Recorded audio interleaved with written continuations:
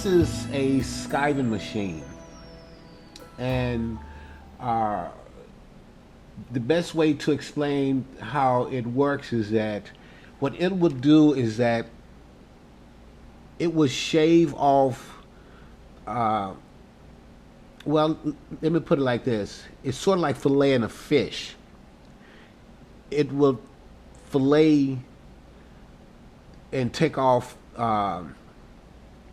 the amount of leather that you want to take off. If it's too thick for something that you're doing and you want to make it thinner, well, this machine here would do that. There are tools that you can use. There are hand tools. There are different types of knives and tools that you can use, and you can skive. But for years, that's what we used. But you know, we could never be consistent, and we never really learned to master those different types of tools or knives. And so it took us about 2 years to save up the money to get one of these, and it was really worth it. And this machine cost about $1,400. Uh, and it works sort of like the regular sewing machine. Is that it have this lever here is what uh, brings the foot down. It brings the foot down over the leather, so it's sort of like the foot, and but it doesn't have a needle, but it have a knife that cuts. And this screw here, well, this knob, what this knob will do, it puts the amount of pressure on the leather. If it's too much pressure, it won't pull it through. If it's not enough pressure, well, then you have to just tighten it and tweak it until it just pull it through. And this have a 2-inch foot on it. I'm not sure if it goes any wider than that, but it have a 2-inch foot, so you can skive up to 2-inch wide. And this is just a guide, to where if you say I only want to skive a half inch or 1 inch or 2 inch. This is just a guide that will hold the leather in place while you're skiving. Now, this knob right here, I know you're not going to be able to see it on camera, but this knob right here, what it does, this is a wheel, and it pulls the leather. So this wheel turns. It looks like a stone, like it's made out of a stone. What it does is that it pulls the leather through, and then this right here is a knife, and this knife is turning, and it's cutting the leather as you pull it through. It's shaving the leather off. So this knob here would allow the wheel to go up or down. So when you turn it and it goes down, it's going to shave off more leather. When you turn it and it go up, it's going to shave off less leather. This wheel here, what it would do is that it sort of balance the wheel. So you can take off more on this side, more on this side, or you can put it at zero, and it's just going to be even all the way across. But I will do a video to show you how this worked completely, every knob. But I just want to just kind of give you that basic so you can see and understand what's happening here when I skive this off. So I'm going to run a test. You always want to run a test. I'm going to run a test before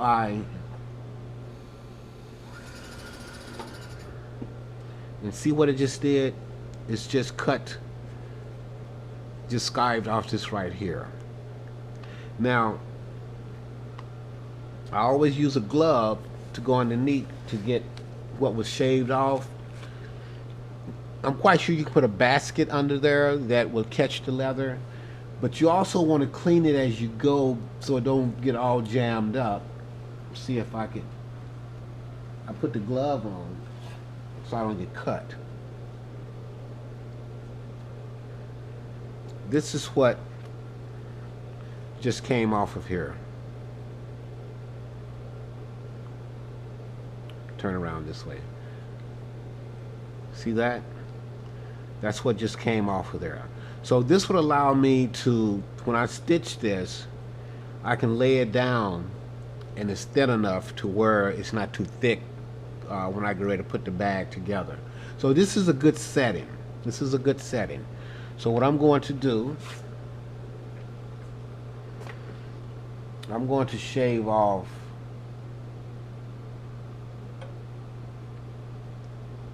I guess about a ½ inch. Really, I think that's more than a ½ inch.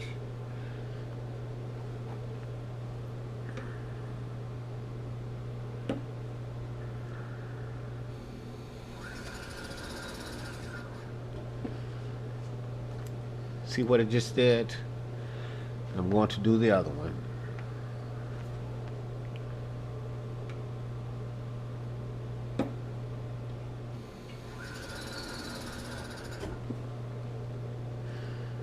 Now I'll just clean this out.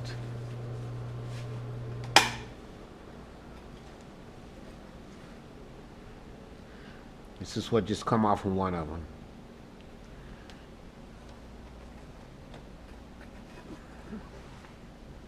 That's something else that was under there. So you always want to keep it cleaned out because it can get jammed up and it can cause you some problems to where you have to go in and unjam it. So the best thing to do is just to clean it out as you go. So we're done with that.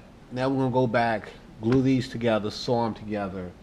And like I said, I'll do a video to kind of show you the, you know, for every little, I mean, there's nothing difficult about this. When we first got it, we had to just kind of figure it out. We did see some videos on YouTube, but it didn't really explain it as well as I think it could have been explained. So I will do a video to show you exactly what every little knob will do, from as of what I know. You know, some things, you know, I don't even know what this is. But anyway, let's get back to putting this together. Okay, now that we have these here skived, we're going to glue them together and then we're going to sew them.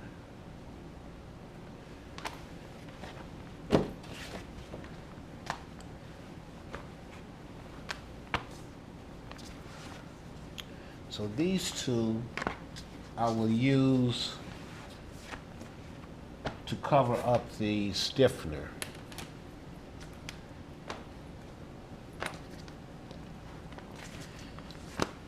So basically what I'm going to do, I'm just going to take just a little glue, not a lot,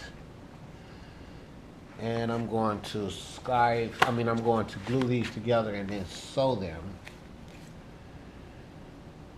I'm just using some contact cement glue to do this.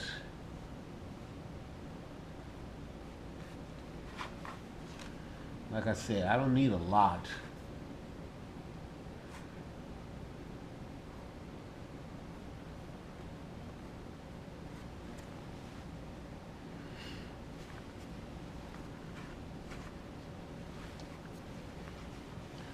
Let these set for a couple of seconds.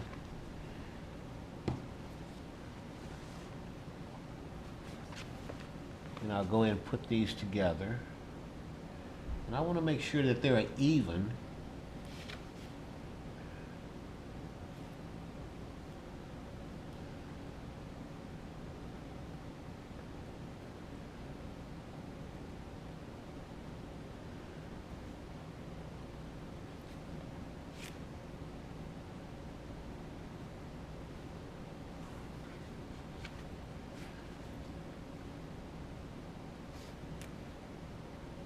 So we'll let this dry for a couple of minutes and then we'll take them over to the sewing machine and we will sew these. Okay, now what we're going to do, we're going to sew the seams together. And what I did, I put a piece of tape here. This is a ½ inch mark. So I'm going to sew a ½ inch seam. Then once I sew that, I'm going to fold it outward and lay it down and then do a top stitch. So basically what I'm doing, I'm just lining up the side of this leather with the side of this tape here. That will give me my 1/2 inch seam.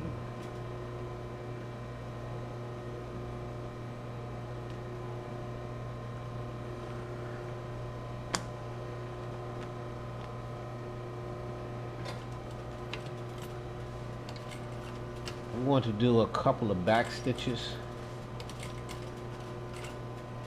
just to kind of stitch, lock it in.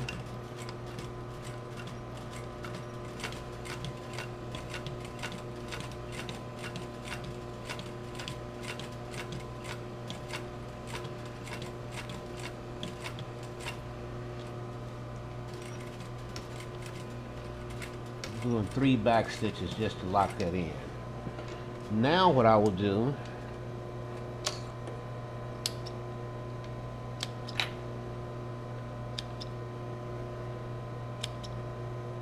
I will open this up. Let me burn this so I can lock that in. Now what I will do, I will open this up.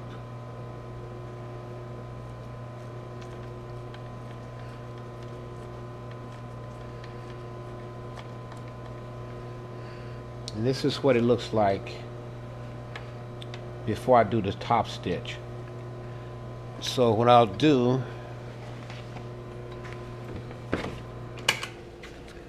I'm going to glue it down and then I'm going to stitch it. Again, I'm using the contact cement glue.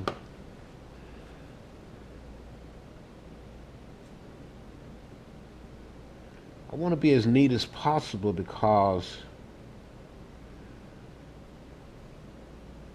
I'm not going to have a lining, so I don't want the glue to, well, I guess it really wouldn't matter in this area because it's going to have a piece of leather that's going to cover the stiffener. But I still want to be as neat as possible, simply because it does not have a lining.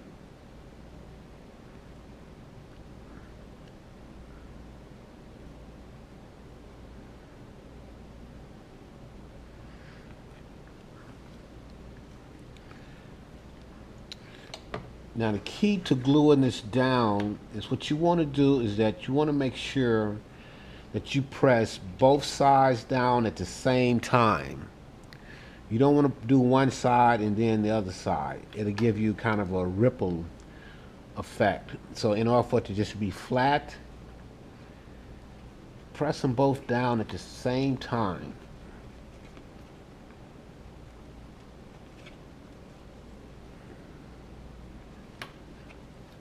And that would allow it to be flat.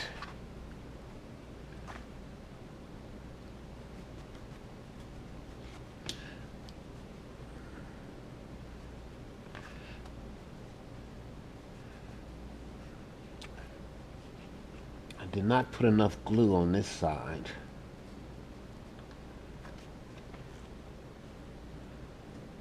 For it to have something to stick to, so I'm gonna go back and re-glue this.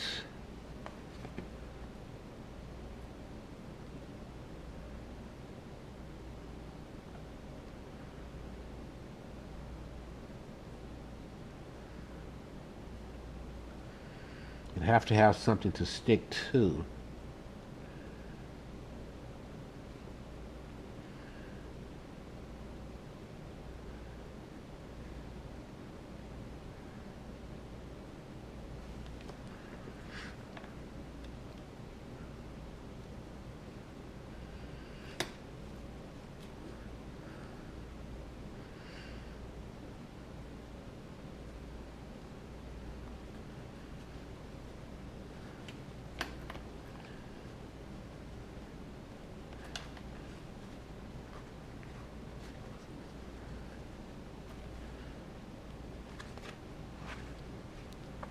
Now that's what it looks like once it's been glued. But now what I'm going to do, I'm going to do a top stitch just to give it a finished look. You don't have to do that. I like doing it just to give it a finished look.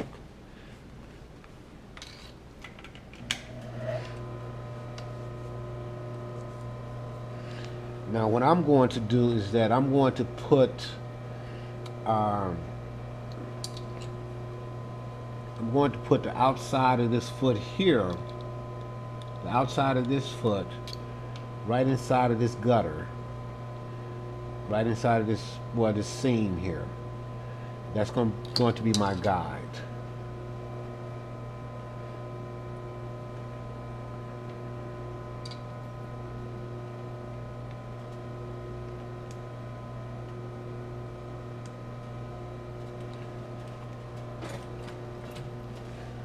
Give me a back stitch.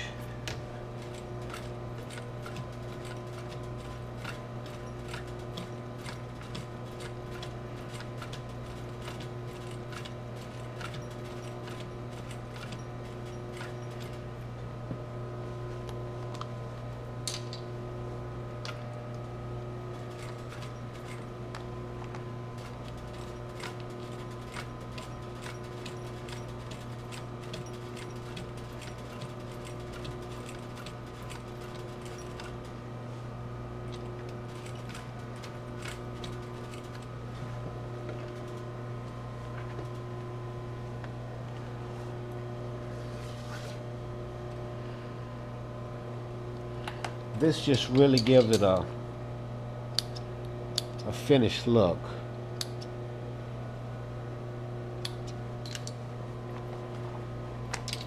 Do the other side.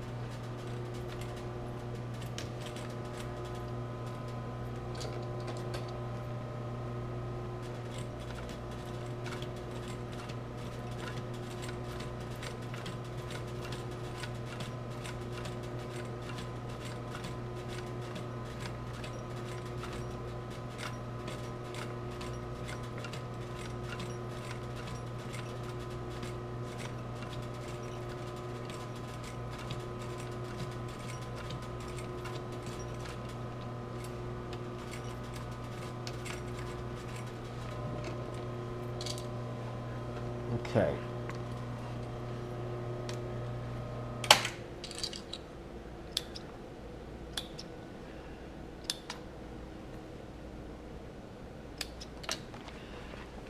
Now that's what that looks like. It just gives it a nice finished look.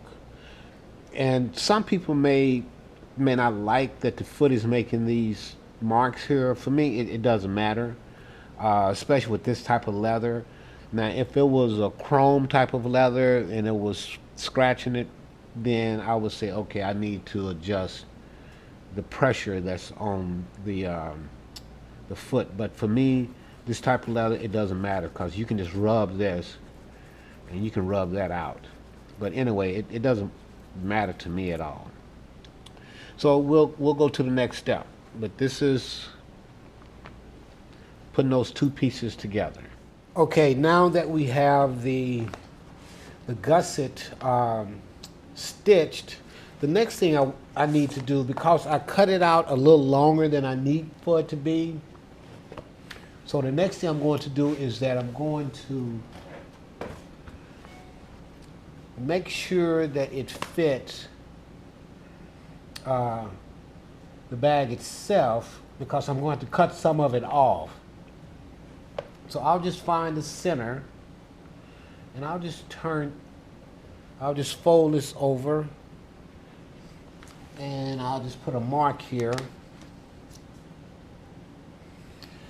just to have the center. And the way I'm going to do this, and the reason why I'm doing this now is because I need to be able to put a bag stiffener in here and then cover the bag stiffener. And so in that way we can start putting the bag together. So basically what I'll do, I'll take I'll take this seam line here, and I'll take this mark that I just did, and I'll line those two up, and I will just clamp it all the way around. So I make sure that it fits. So this is sort of like pre-putting the bag together before I sew it, well, before I glue it and sew it.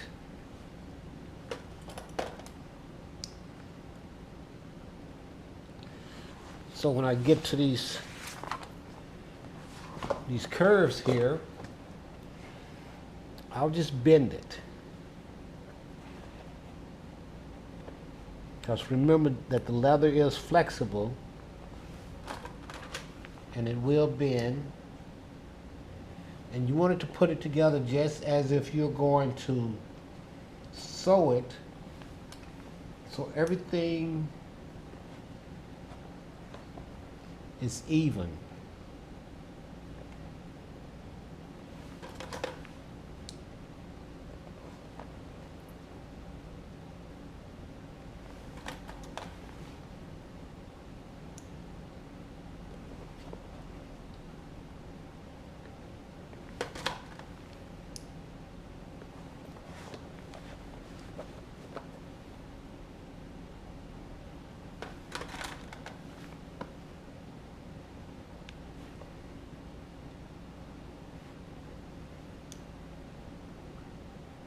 Some people will try to cut the gusset out to where it is the exact size. I never try to do that because I've really never been good with getting it right. So it's better for me to lose about an inch on each side, or an inch and a half on each side, than to have to recut the whole gusset out again. See how I'll just have to cut this off, and I'll do the other side.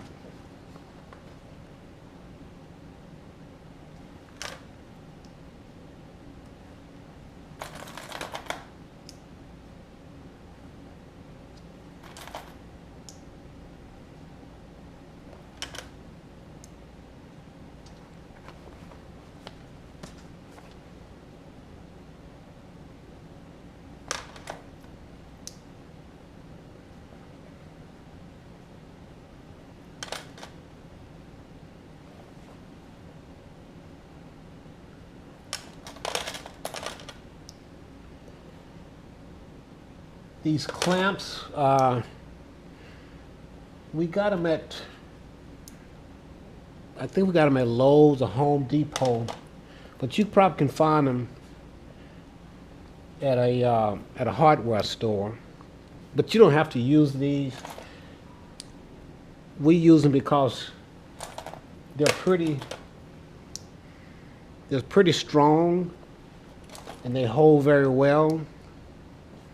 You can use those paper clamps. So now what we'll do is that we will mark this and cut this off. We'll make sure that everything is lined up.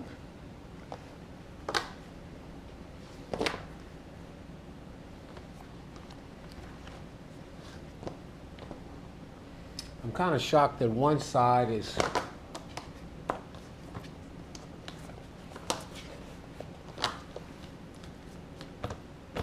a little longer than the other side, but I guess that's what it came out to be. I don't know how that happened, but it did. So what I'm going to do, I'm going to mark this.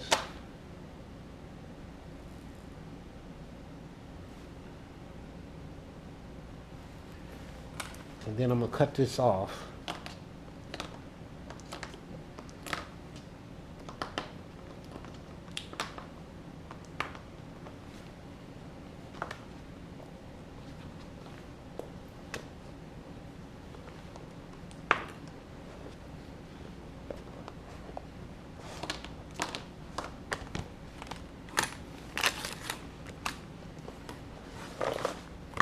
Now I'll just take the rotary cutter.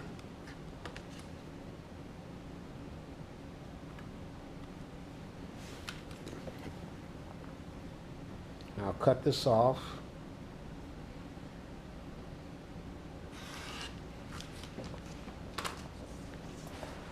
And we'll cut this one off.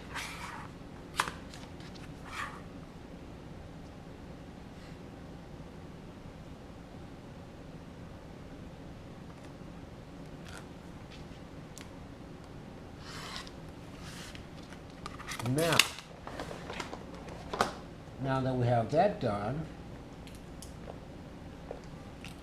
the next thing I want to do is take a measurement of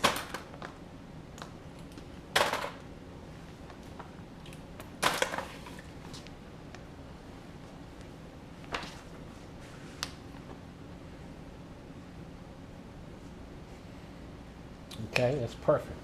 Now, the next thing I'm going to do is I'm going to put a bag stiffener in here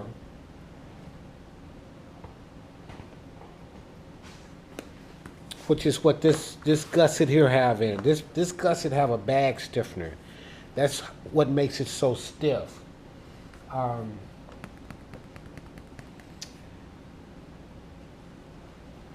going to put a bag stiffener, and then I'm going to cover that bag stiffener with another piece of the same leather. So in that way it's covered, but that's the part that's going to make this bag stand up. If I made this bag and without the bag stiffener and without a lining, it would just flop down. So to keep it from flopping down, that's why we're going to put the bag stiffener in here. So what I need to do, I need to take a measurement. This gusset is 6 inches wide.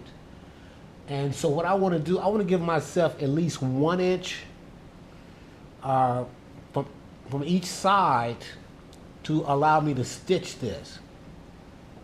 So which means that my bag stiffener needs to be 4 inches wide, and I'm going to give myself 1 inch from the top.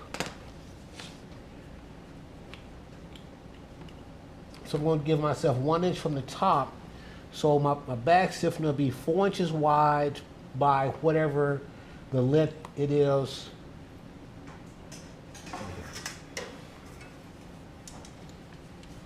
Okay, this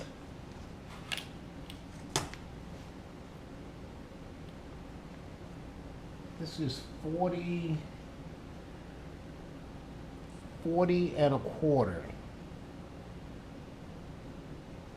This is 40 inch and a quarter. So what I'm going to do, I'm going to cut it out.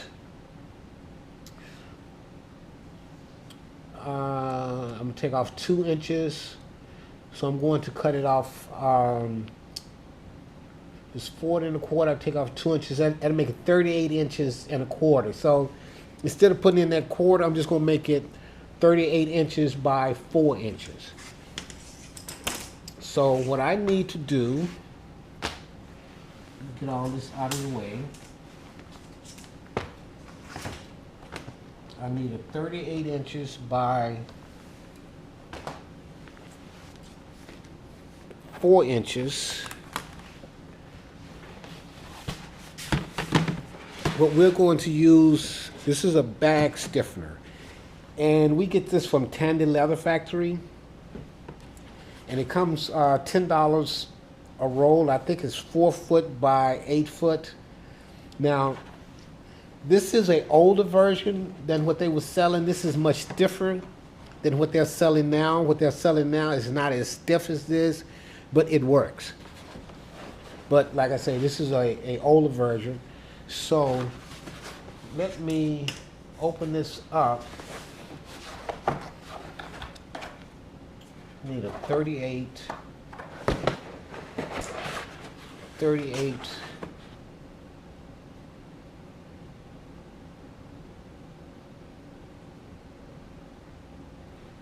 This is just about the length of this here.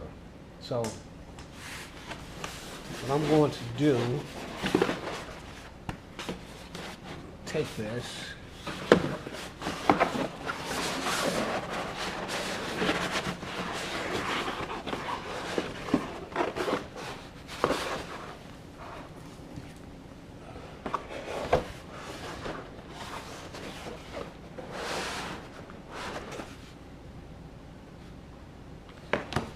put me some weight on here.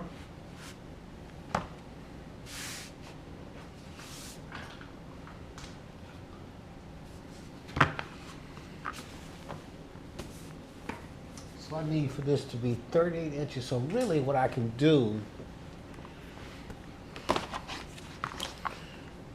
I can actually take this,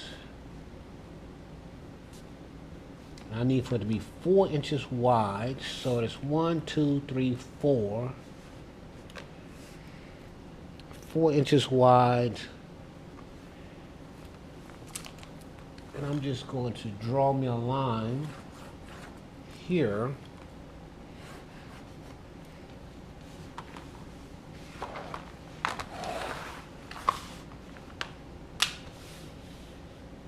Four inches.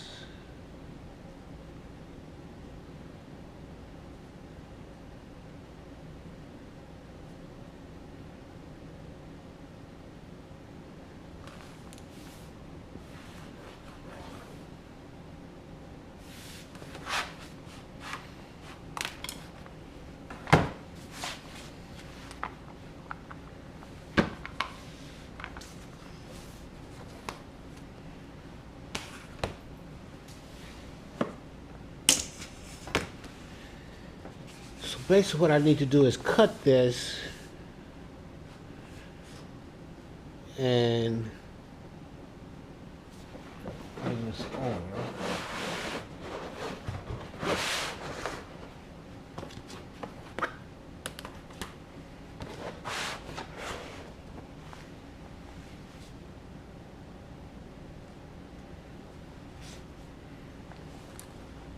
See if I can cut this with this rotary cutter without it slipping on me.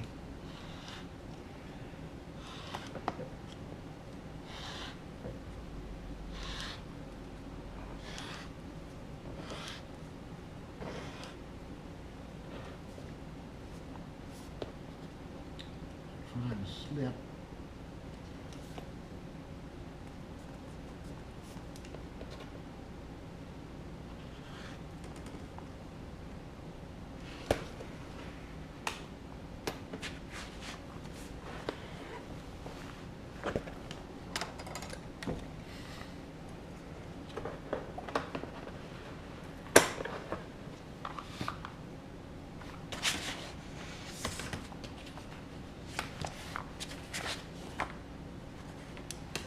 Okay, so I need to cut this down to 38 inches and then glue it .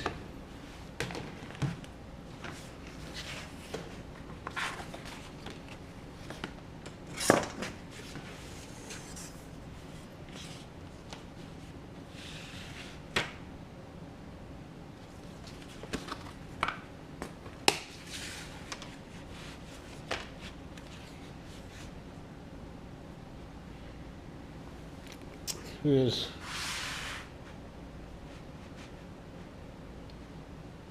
my 38 inches.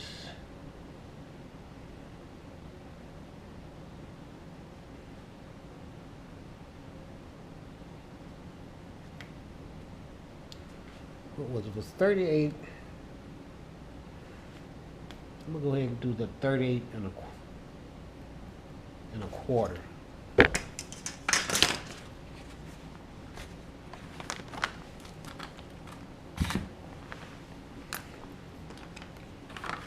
Cut this off.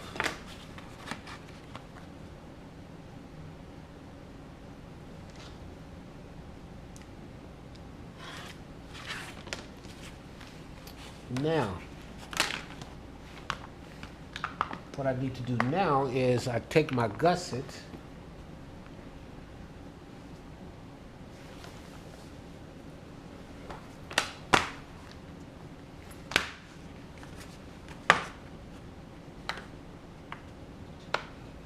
take my gusset and I want to mark off 1 inch from the top.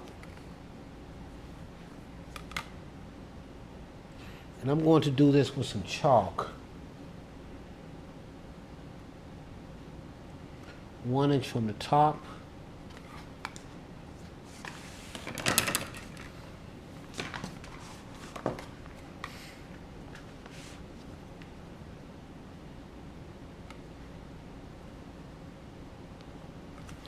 And then I'll do 1 inch from the side.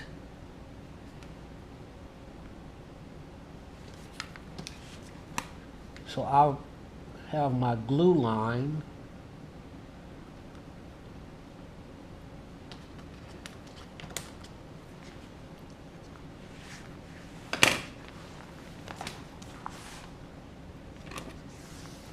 And you can find your own technique of doing this. This is just how I'm doing it, just to make it simple for me. I'm gonna do 1 inch on each side.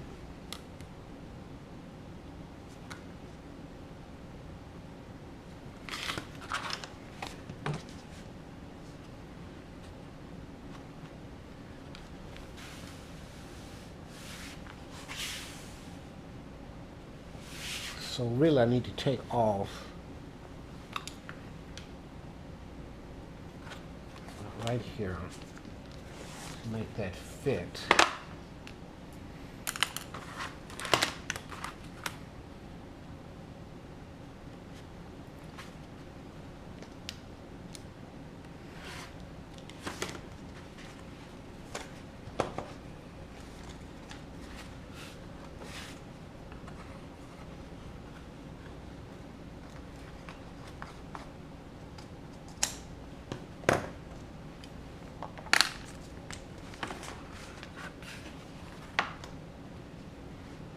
Okay, that's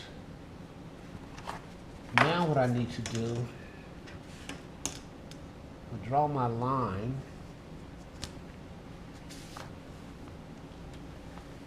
here.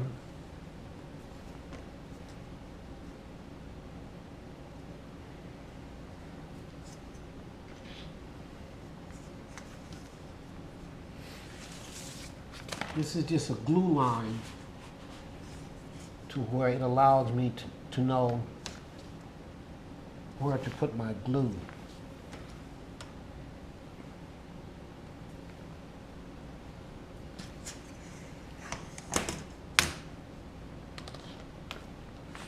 So that's my glue line.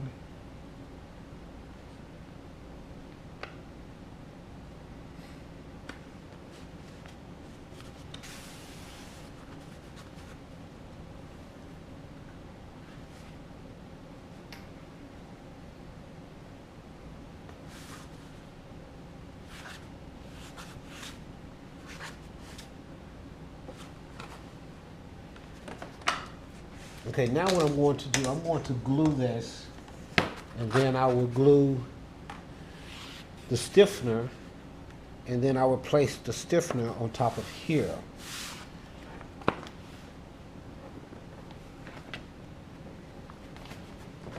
And I'm going to use a contact cement glue. It will stick better than the water base.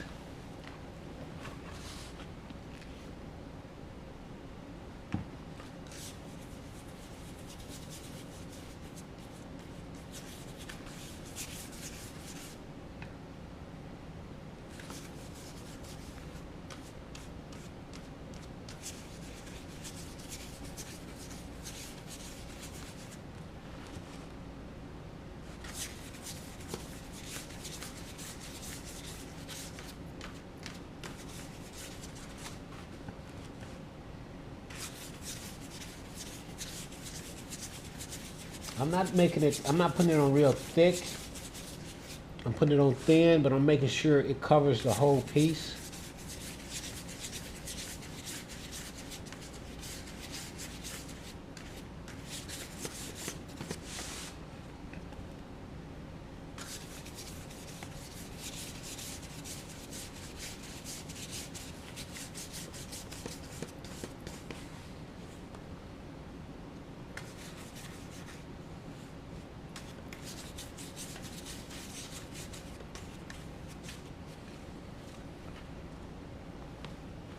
Now I'm going to glue the leather, and some people will probably ask why glue the leather. Well, if you don't, it's not going to, the glue won't hold. Let's turn this over so I don't get it on the leather itself. And I want to be as neat as possible and keep it inside the line.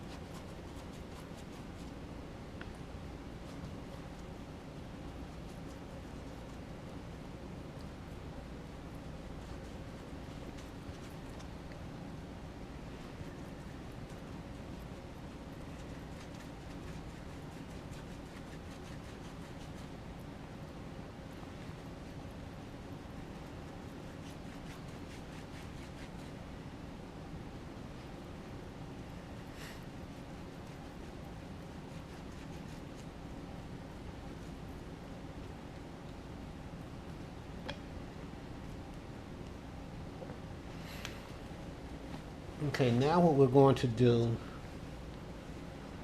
we're going to line up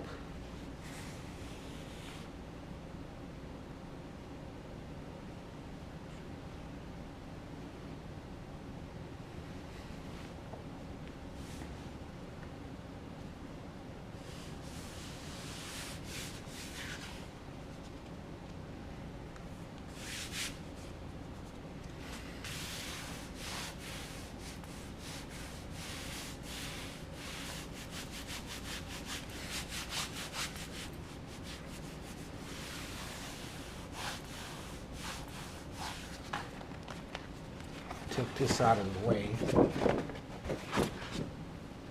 so we can put it on something flat.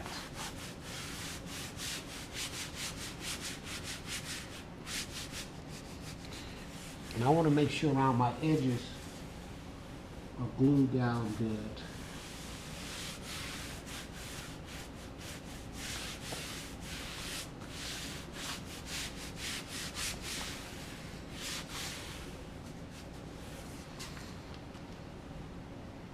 See how it gives that stiffness?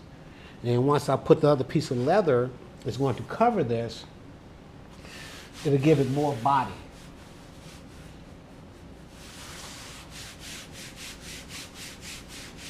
But it also leaves me room to sew around with the gusset.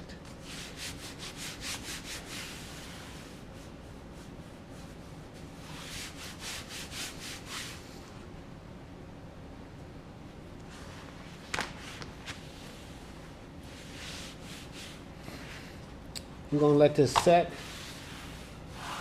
about 5 or 10 minutes, and then we will add the other piece of leather that's going to cover this. Okay, now that we have let the bag stiffener dry, the next thing I want to do, I want to cut a piece of leather that's going to cover this. So in that way, it'll still, the bag will not be lined, but by covering this, you won't see this inside the bag, so the bag will not be lined. So what I need to do is take a measurement of how long I need for this to be. So I need for it to be, I'm going to do 38 inches and a quarter by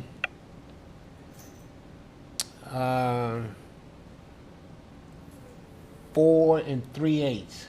So in that way I can cover this, but not go too wide, because I don't want the side of this to be too thick. So when I start to put the gusset in, I don't have any problem sewing this. So it's going to be 38 and a quarter by 3 3/8. So let me get that cut out. And then oh,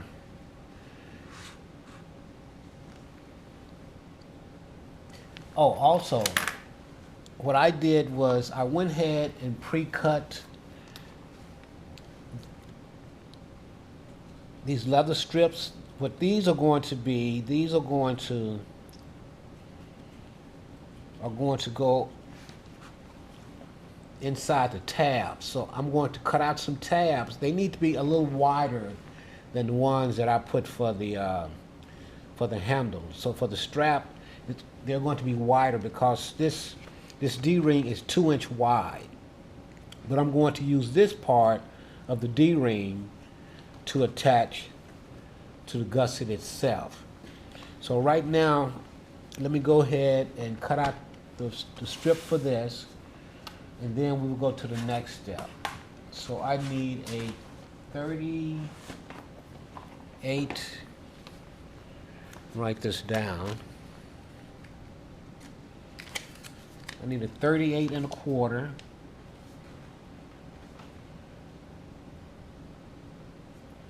by 4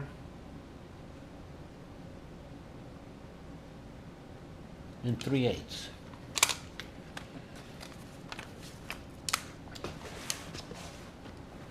So remember, I have to, while I'm cutting on this hide, I have to make sure that I keep a strip long enough to do the shoulder strap.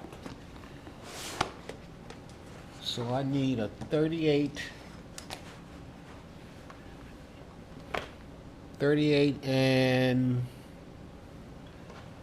a quarter.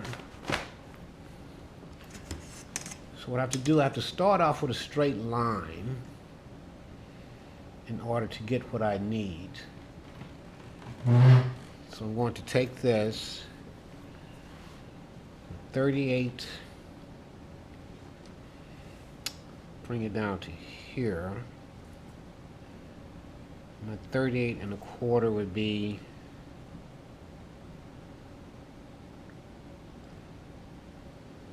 right here. So this is one side of my straight line.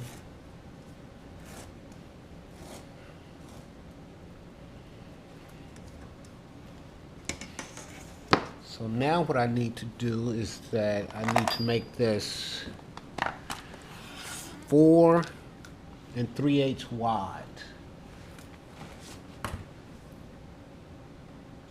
Let's see, 1 2 3 4, 1 2 3 4 and 3/8, 4 1/4, 4 3/8.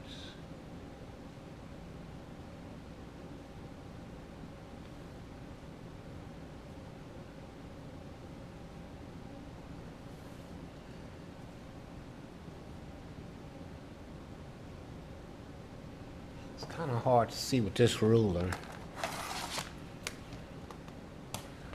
Let me use this one here to kind of get us started. 4 3/8.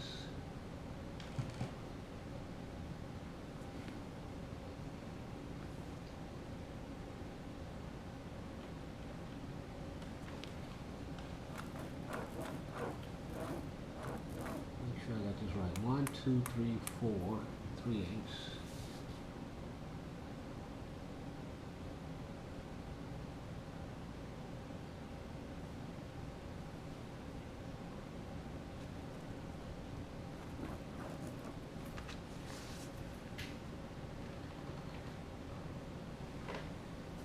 One 3/8.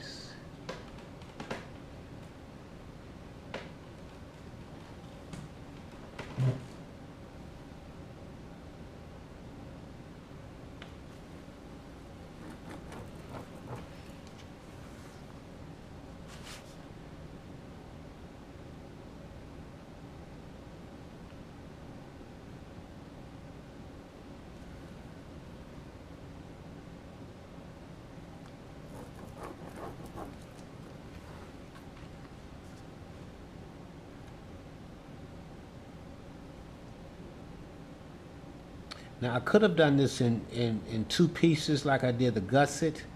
The only thing about that is that right in that seam where I did the two pieces, it would just make this more thicker. So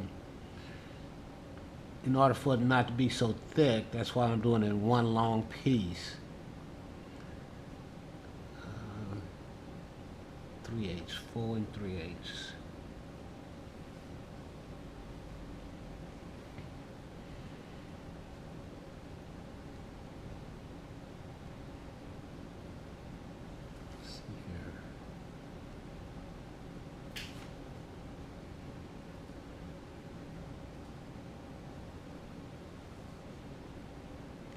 Some kind of way I have gotten up to 4 3/4.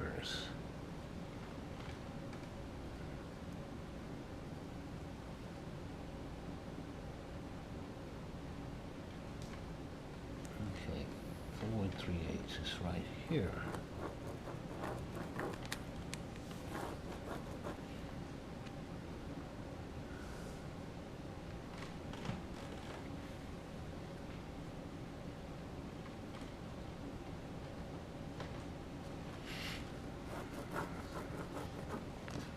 See, what did I do wrong here?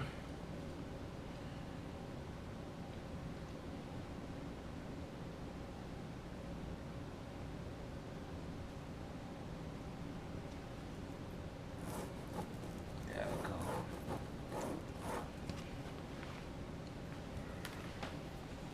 Double check this. For some reason, 4 3/8.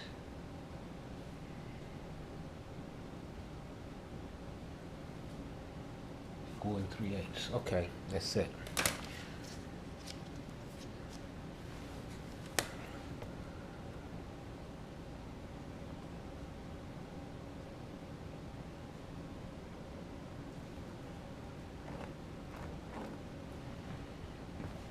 Okay, now I'm going to cut this out.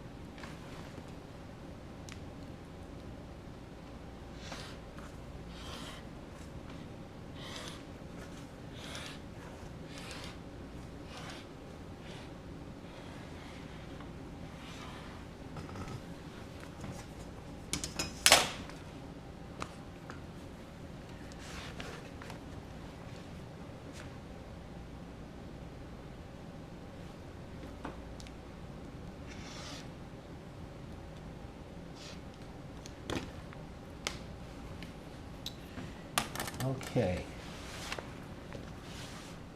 Cut this.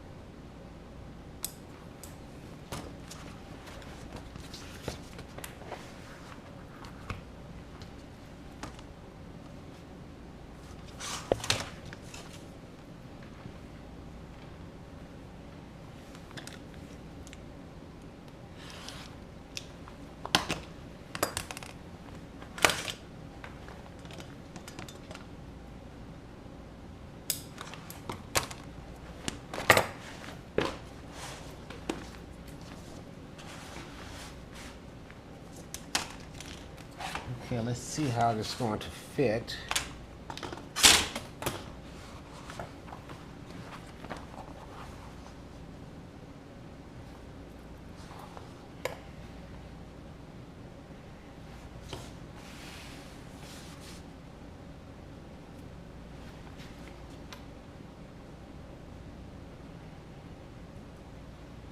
I cut it a little long, so I'm going to take off about a 1/2 inch.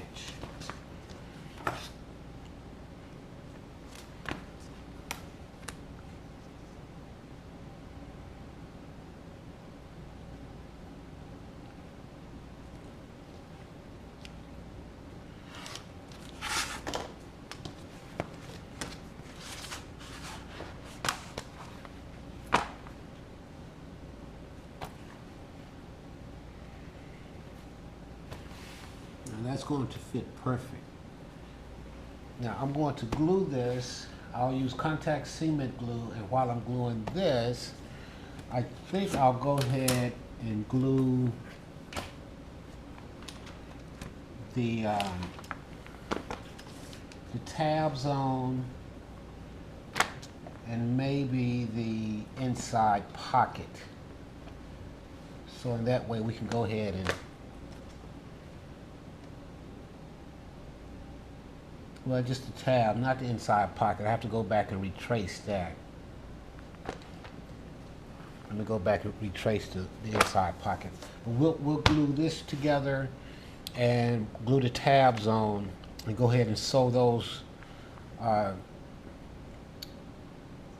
to the front and to the bag, and sew this to the gusset, and then we'll go with the next step. Okay, what I want to do now is go ahead and glue this leather over the stiffener. Now I'm going to glue this part here, which is going to cover the stiffener and the stiffener itself. But what I need to do is that I need to put a chalk line so I'll know where to glue. So I don't just glue the whole thing, because by this bag not being lined, I don't want that glue to be seen. So I'll just do me a chalk line, just to give me an idea where I need to stay inside as far as gluing.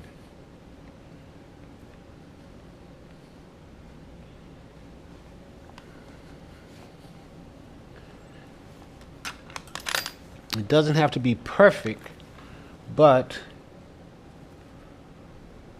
I do need for it to give me some type of guide of where I'm gluing.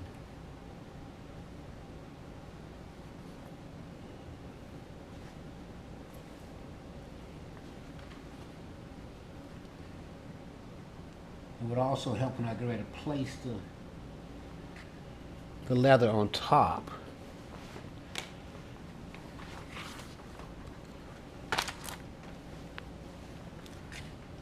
I'm going to use the contact cement glue instead of the water base, and that's because of the stiffener. I think the contact cement glue will hold better with this stiffener than if I just use the water-based glue.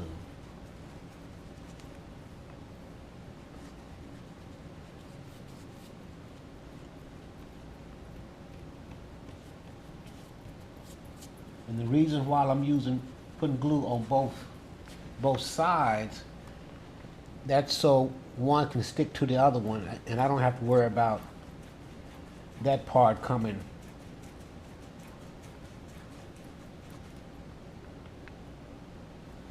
apart from the other one.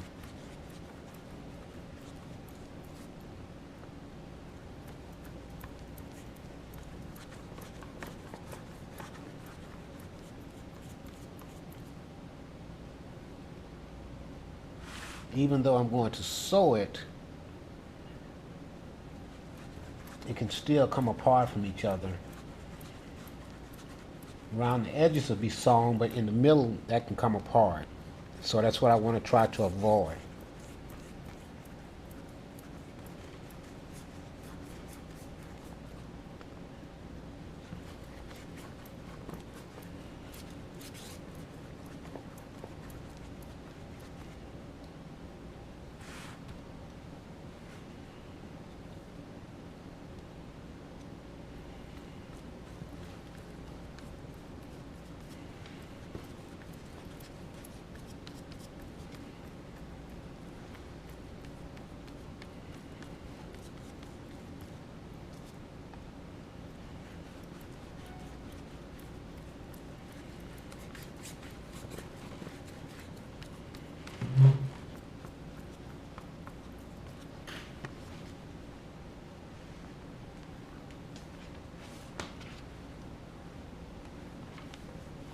Now I'll go ahead and glue this part here.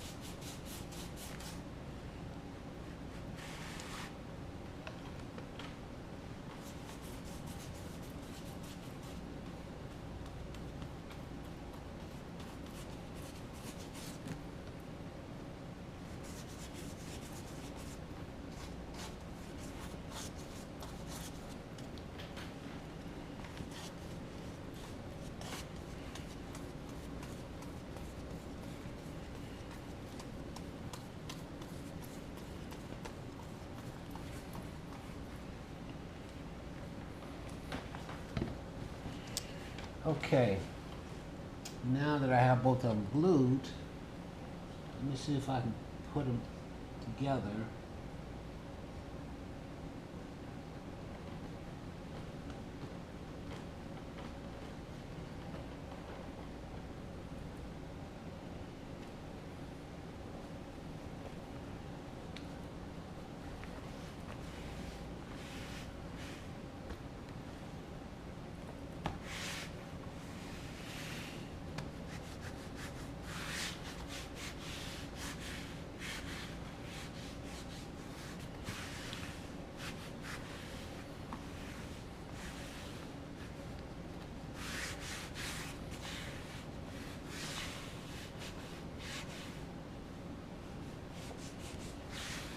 We'll let this dry for about 10 minutes, and while this is drying, I'm going to go ahead and glue the tabs on.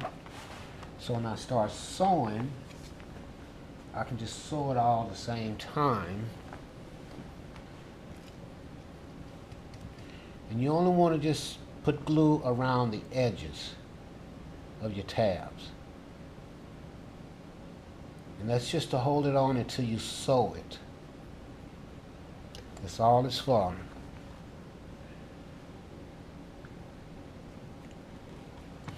And remember, we pre-marked this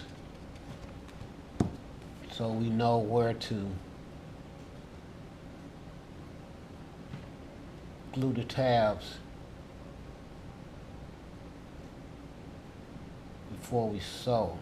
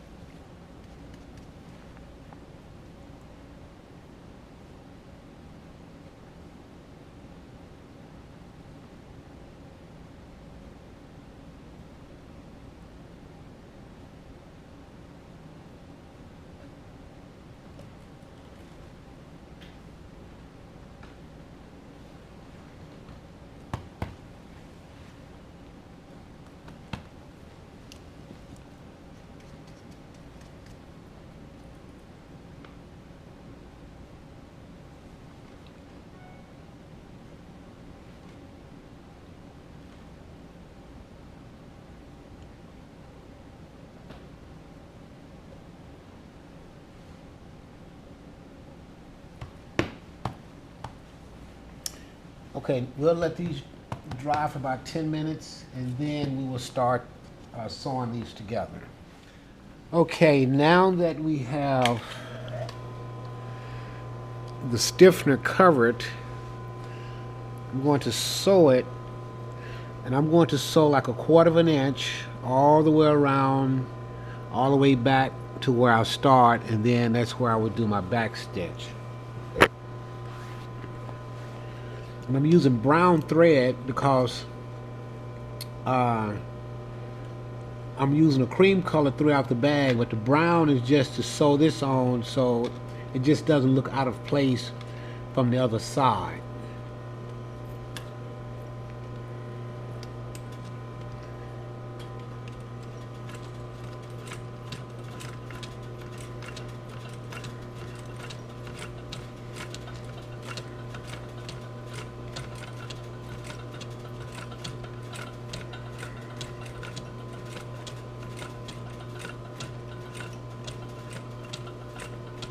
And I want to make sure that I have a good stitch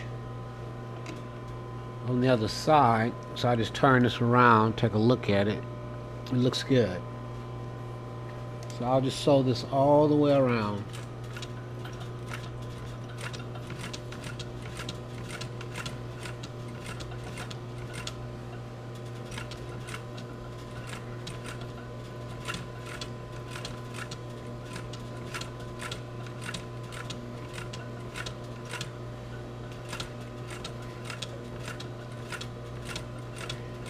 And also keep in mind that the stiffener is soft enough you can sew through it. So if I have to sew through it, it's no problem. But I think I'm right on the edge of it.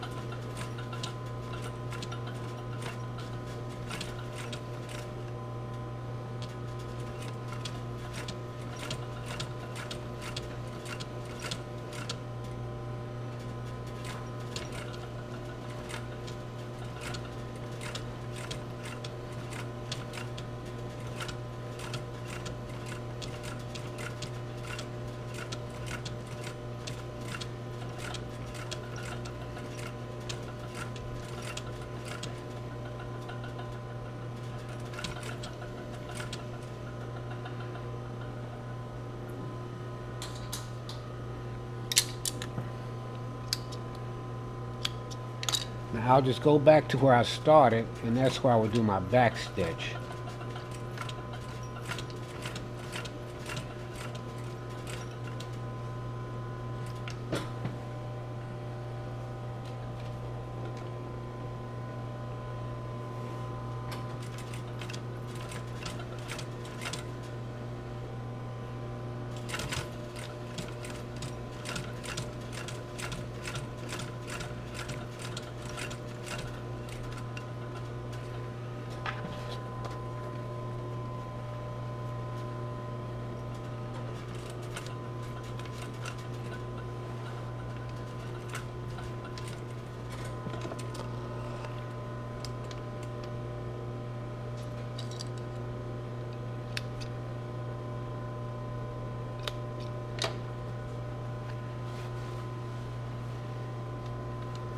So this is why I did the brown. So you really don't see that as well if I did it in a cream color.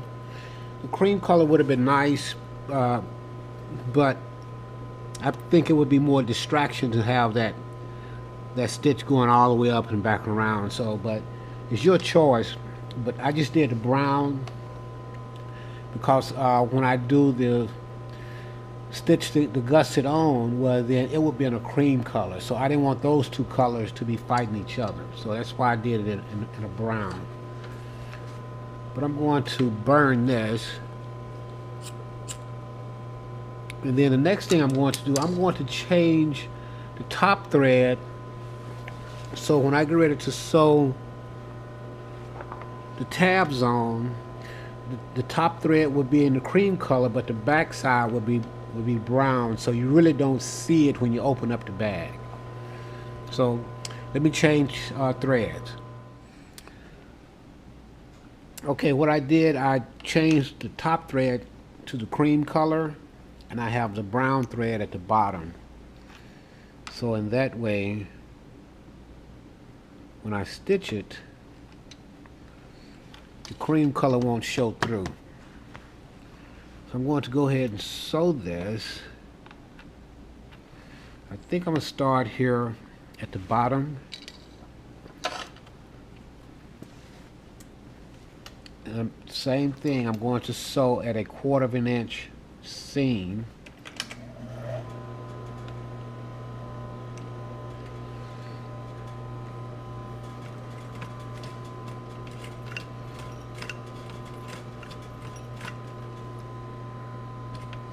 And I'll do my top stitch, my back stitch when I come back around.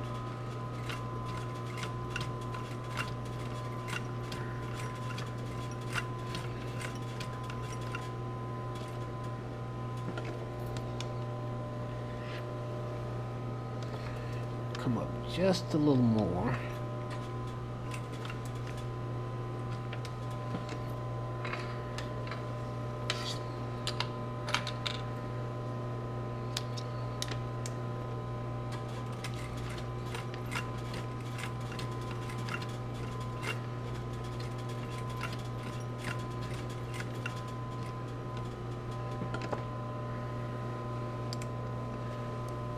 Not far enough.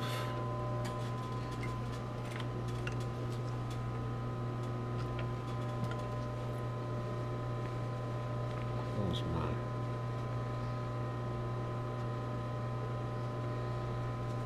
Okay.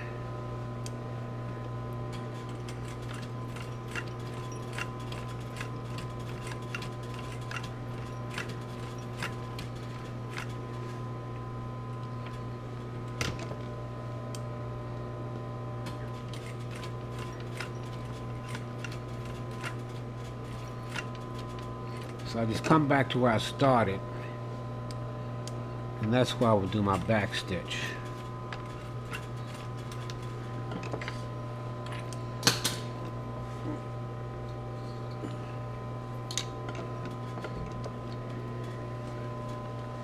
So what I'll do the other 3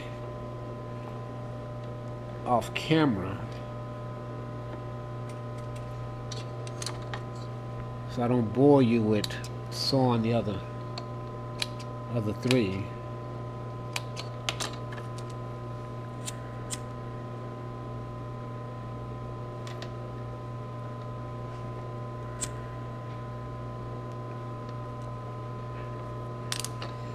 So you do see just a little of the white, but not much. But it's most of it is brown. But that's what the top stitch is going to look like. So I'll just go off camera and do the other three, and then we'll get started with the rest of the bag. Okay, now we're going to sew the last tab on, and then after that we will glue the inside pocket on and then sew it.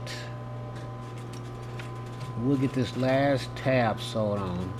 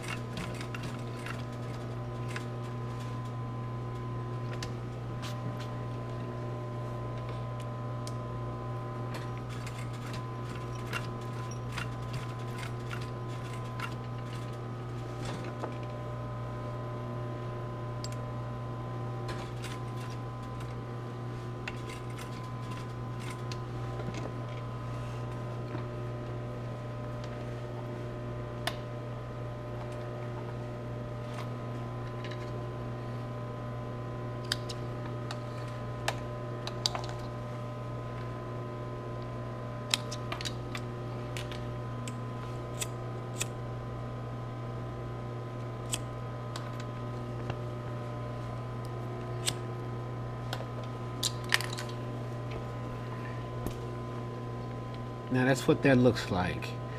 So now what we'll do, we will glue the inside pocket on and sew it, and then we will glue on the outside pocket and sew it on. So I'll get the glue and glue those on. Okay, now that we have the inside pocket glued on, now I'm going to go and stitch it. But I'm going to start off with, we'll do at least 5 back stitches to make sure I hold it in place, because by having a pocket on the inside, if it come loose, you would almost have to take the bag completely apart in order to fix it.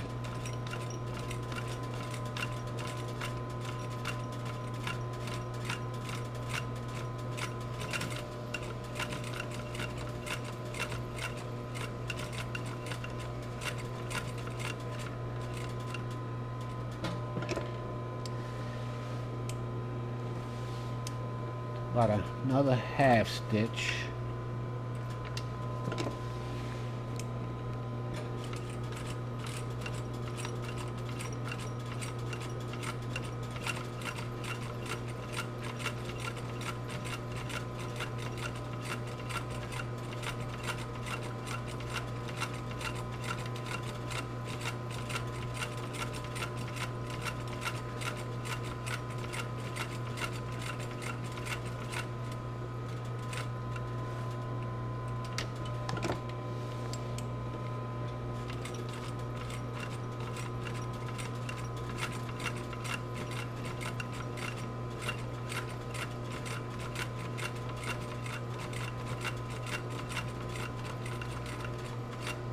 When I finish here, I'll do again 5 back stitches.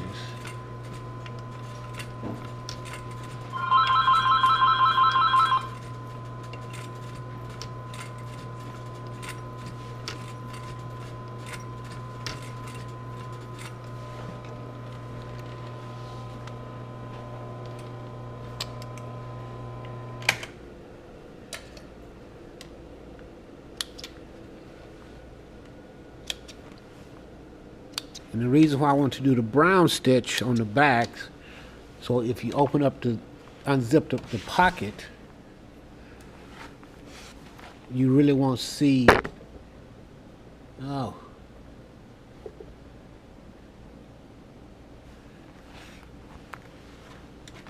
The reason why I want to do the brown stitch on the back is because if you open up the pocket, you won't see a light color stitch on the inside.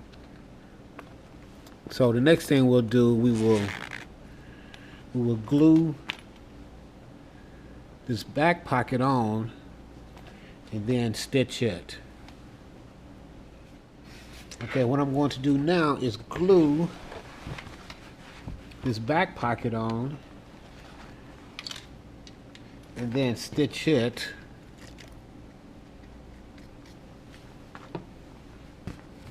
So I'll just glue this one, I'll glue it all the way around.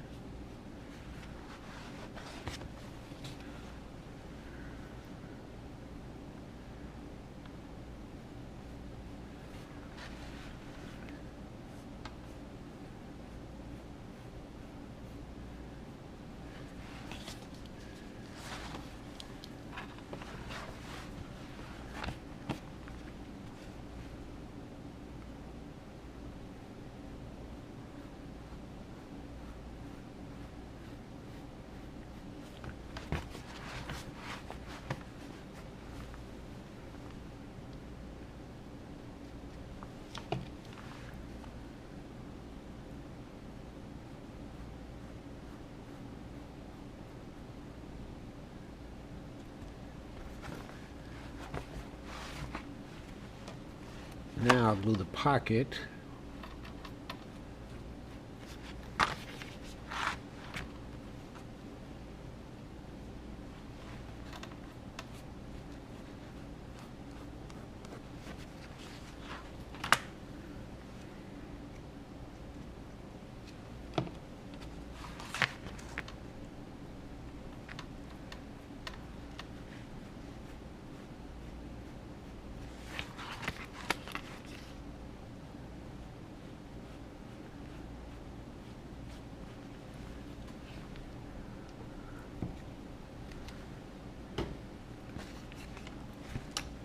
Take this,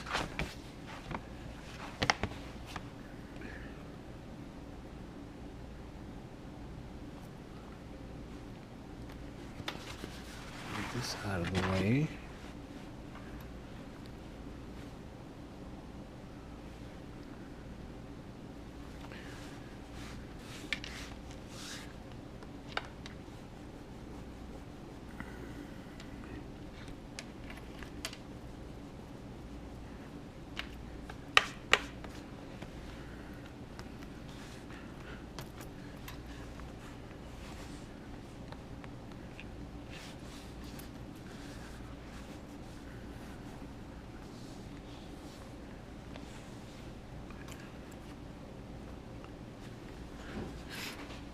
Now I'm going to stitch this all the way around.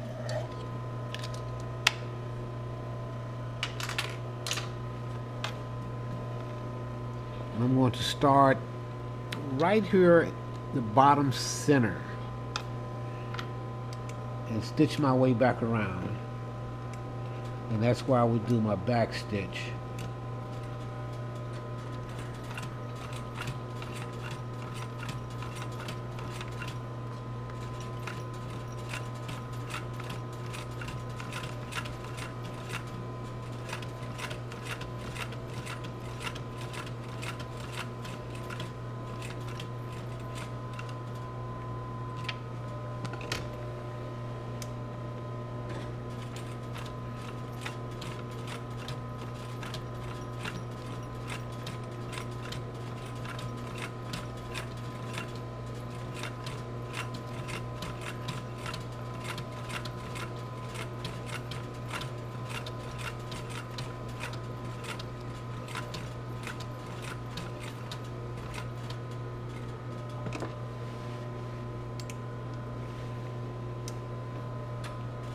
Another half stitch.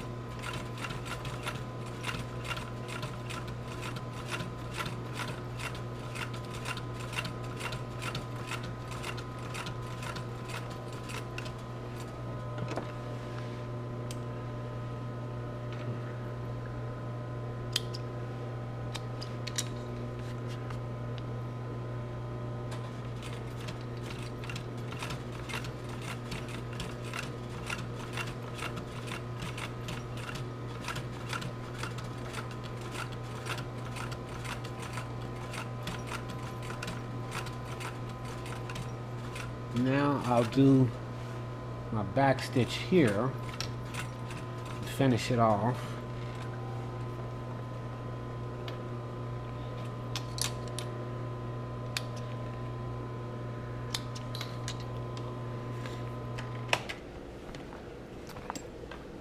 And that's what it looks like. This is my back pocket,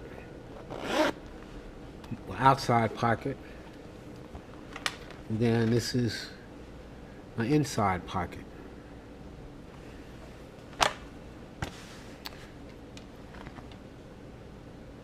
Now the next thing we'll do is that I need to put a strap that goes across here, a little 1-inch, I think it's a 1-inch by 12-inch strap. So when you set the bag on top of your luggage, that strap will go around your handle. And then I think we can start really putting the gusset together and really start putting the bag together. So that's what we'll do next. Okay, now that we have the pockets sewed onto the outside of the bag and on the inside of the bag, you know, one of the things that I forgot to do, because I'm kind of rushing trying to get this video completed, is that I forgot to put my tag on. And I should have either put it here, which is on the back, I normally don't do, or I should have put it, well, I guess I could still put it on the inside. But that stitch was shown on the outside, and which I'd rather for that not to happen. But I could have put it on here, or I could have put it on here, or I could have put it here. I don't really want to put it on the outside of the bag, but I still need to put my mark on it. So I think what I'm going to do, we do have a branding iron, so I think I'm going to brand our logo onto the bag. I'll brand it onto the front of the bag. And so it's a good thing that we do have this, because we can decide on, do we want to brand it, or do we want to actually put a label on there. So since I was rushing, I'm going to do a brand. And this was picked up from LW Leatherworks. If you Google them, and you would get their Etsy store, and they do have a website.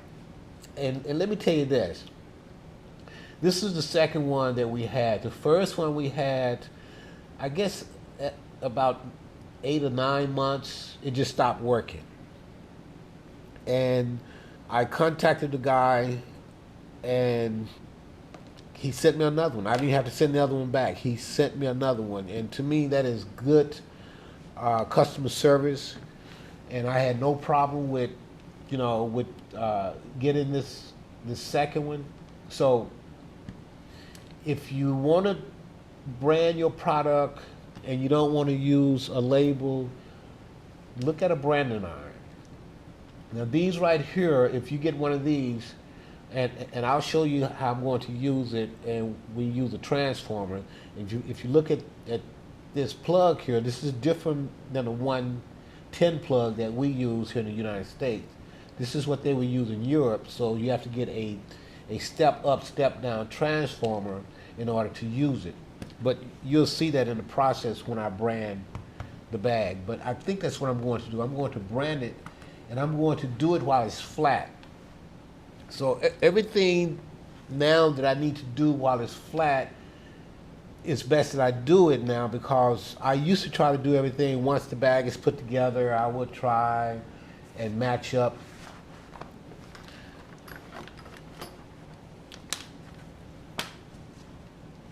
What I used to do is that I used to put the bag together and then try to get the right measurement from one side to the other, well, from one end to the other end, in order to get this zipper straight, you know, so when I put it in, everything is lined up.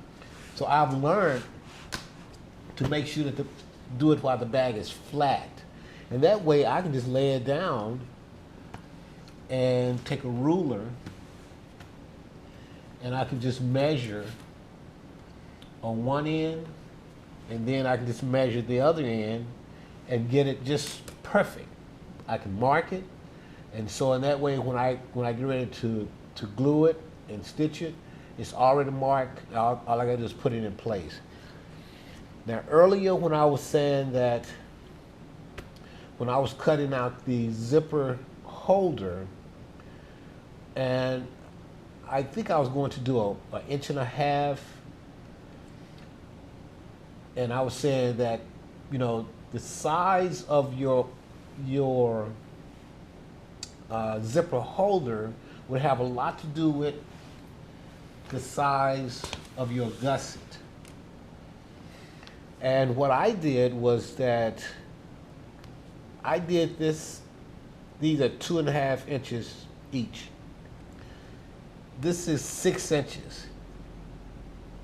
Well, I should have did it at 3 inch, because when I put the bag, I pre-put the bag together with clamps, and it just didn't fit right. And once I start putting it together, I'll show you exactly what I'm talking about. So I went off camera and I remade this to where it is, this is 3 inches, and this one is 3 inches, which gives us 6 inches. But once you put it together, and the seam is going to bring it down to where it's going to match up with the size of the gusset. So keep that in mind, is that when you're making your zipper holder, calculate it to be the same size as your gusset. If your gusset is like this one here is 5 inches, 6 inches, do 3 inches, 3 and 3. It'll all work out, but I'll show you what I'm talking about. Now, this is where I have to kind of get down to some detail, and one of them is that I need to make that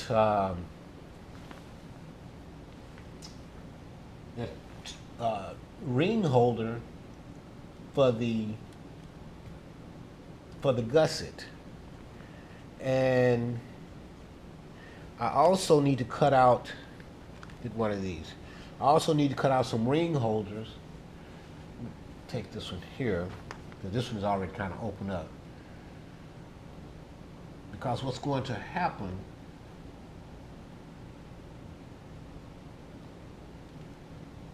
that's why these tabs are here. We're going to put ring holders here, and these ring holders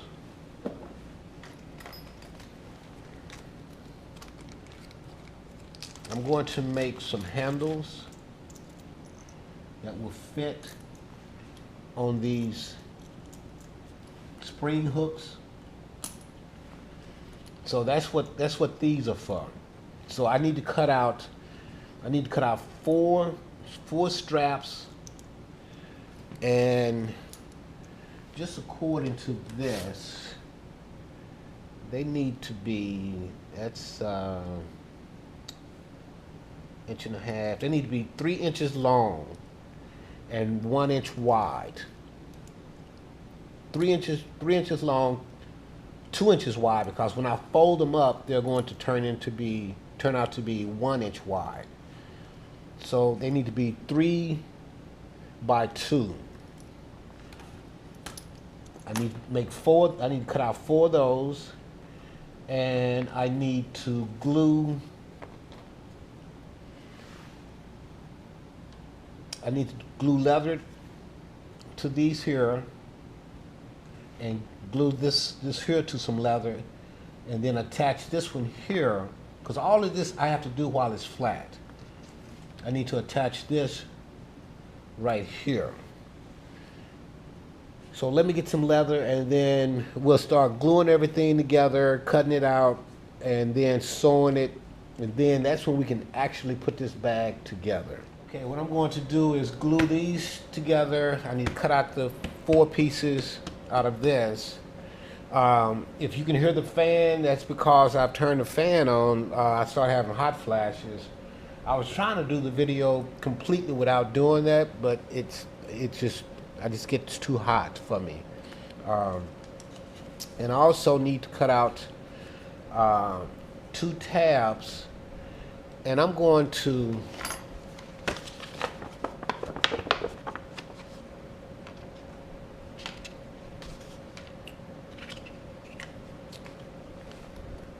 these are the rings. Now I could do this in 2 ways. I can make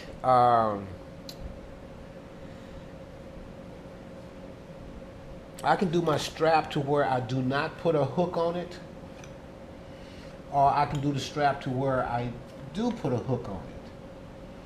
But I think I'm gonna do it without a hook, because I've done straps with the hook, so you can see how I do it without a hook and with the slider. So let me cut out. I need to cut out 4.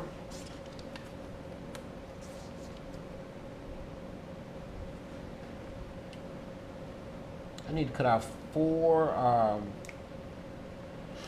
3 inches by 2 inches.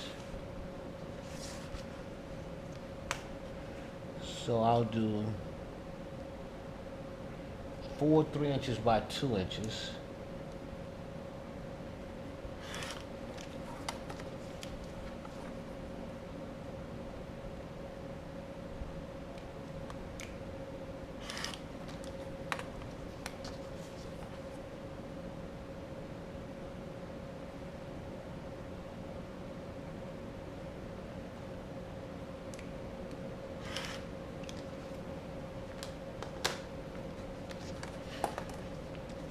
And I'll get my other one out of this one here.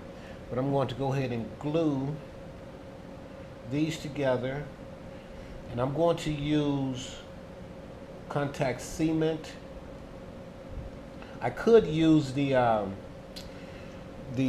water-based glue, but the contact cement is just quicker for me because I don't have to put it in a cup, and I can just for the sake of time, I'm going to use contact cement. I don't have to use it, but I am.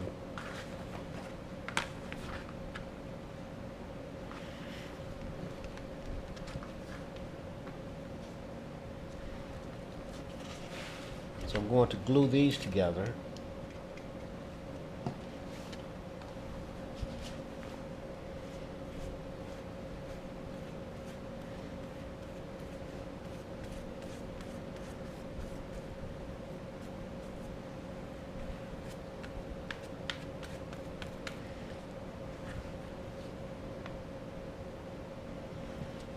Now, just for the sake of time, I'm gonna glue this one here on camera. These I will glue on off camera, and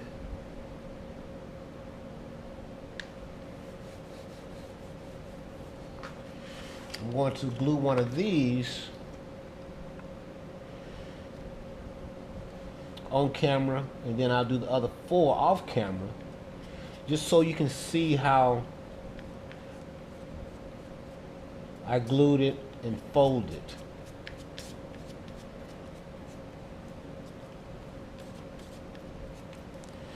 I'll let this dry for a minute, and while that's drying, I'm gonna go ahead and just glue these, because this is gonna take about a minute to dry so I can fold it. You wanna let it dry, so in that way when you fold it, it'll stick.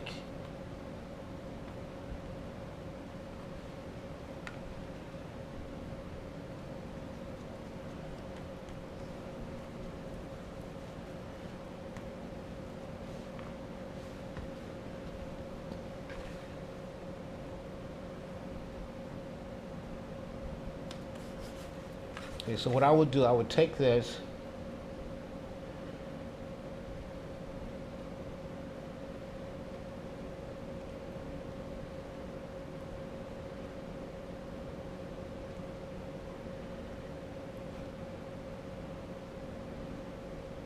See, it still don't want to stick because I didn't let it dry long enough.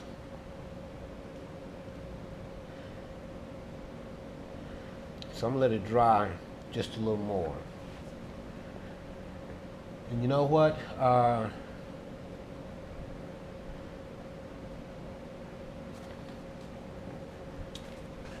When I fold this is so thick. I don't really even think I need to. I don't even think I need to line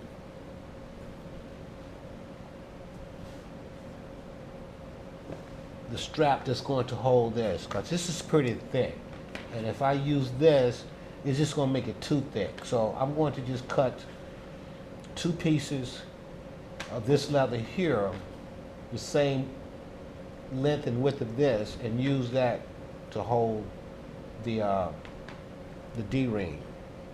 Let's see if I could.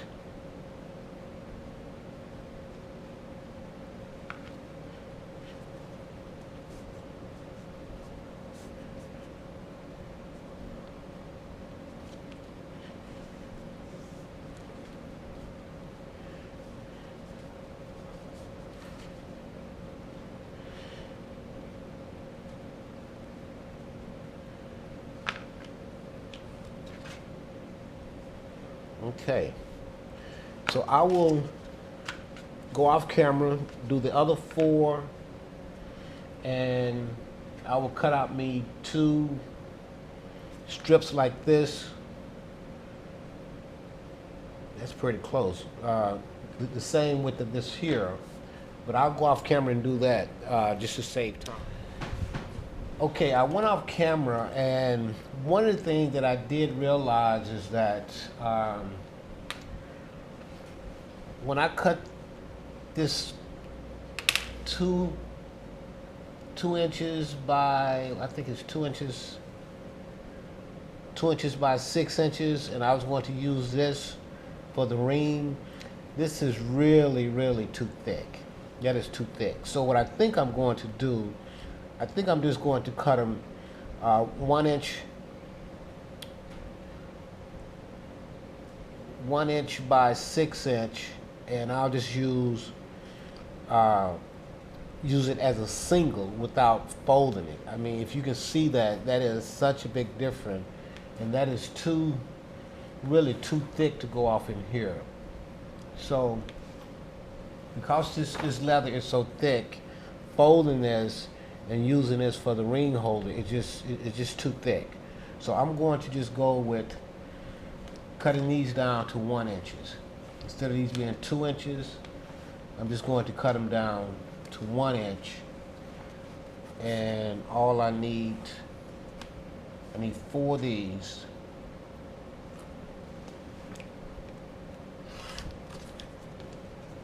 So that's 2.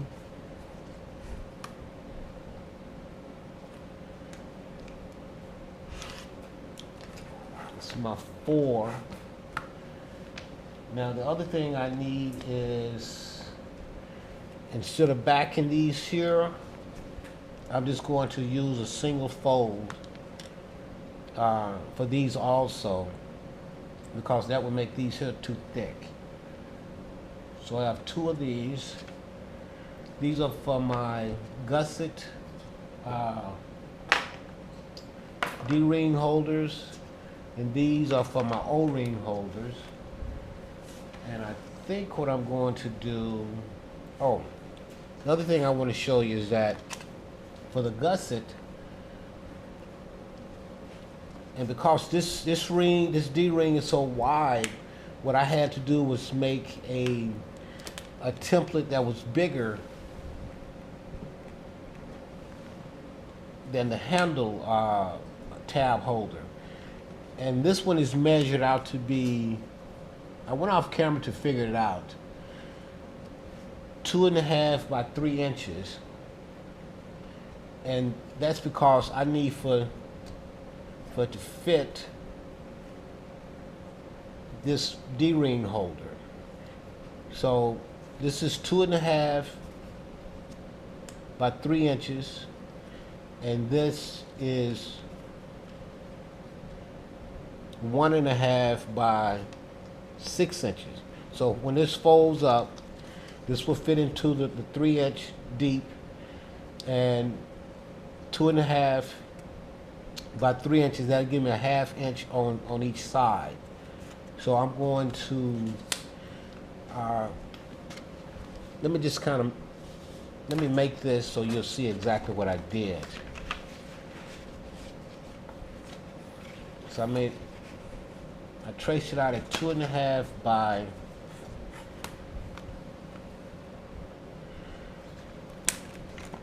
2.5 by 3 inches. So I'm gonna do my 2.5, then my 3 inches. I'll just square that off.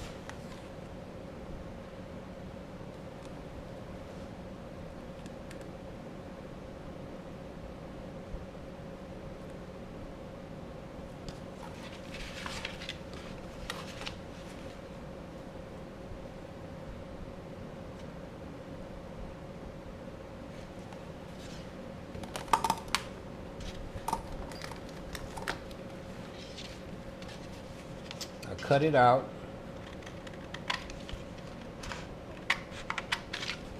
And you can kind of come up with your own shape.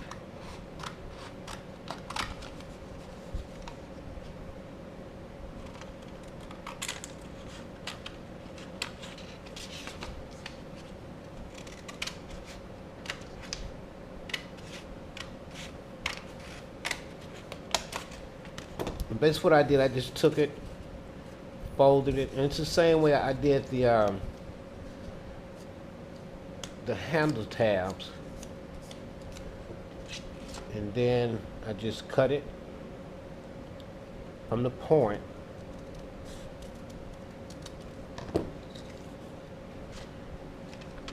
and that's how I come up with that. So the next thing I'm going to do is I'm going to stitch the 6 of these. I'm going to cut out my tab. I'm going to trim this out, cut the tip, stitch it,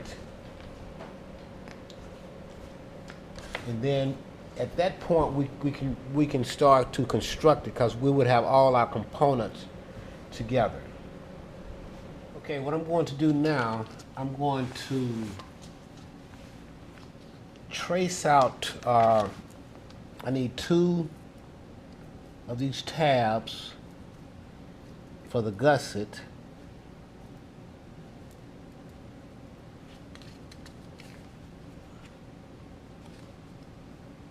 Trace these 2 out, cut them out, and then I need to cut out this strap and cut the tips, and then we'll go and sew it. This is sort of like doing all the detail work.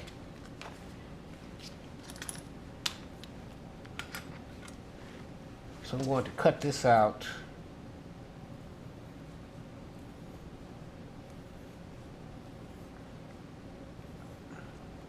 I like using scissors to cut something like this out. And when I'm cutting, I want to make sure that I cannot see the primary over the secondary. It's not sticking up. So I just put the scissor real close up against the secondary leather.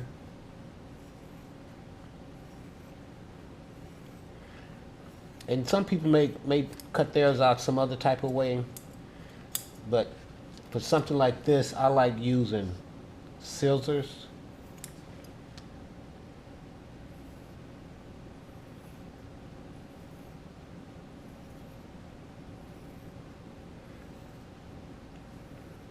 We're going to dye the back of it.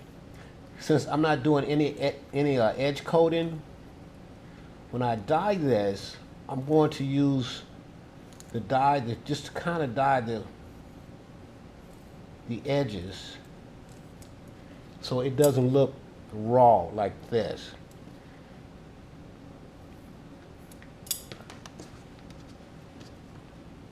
So I'm going to cut these out.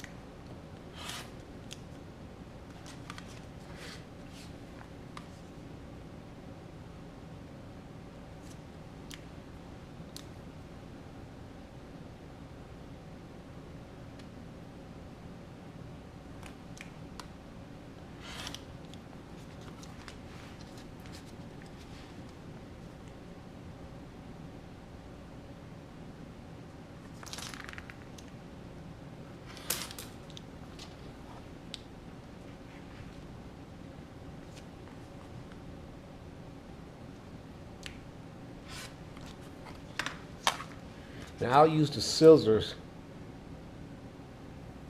to cut this part here out. Some people can use the rotary cutter. I just don't feel that confidence to use the rotary cutter. Only just for straight lines. Some people can do curves. I've seen people do it and they're very good with it. I'm just not there yet. Okay, the next thing I'm going to do, I'm going to mark off a 1/2 inch from the top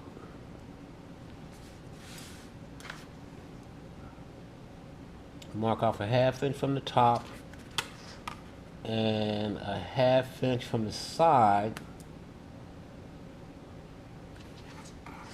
and this is where I'm going to cut my line and punch my hole.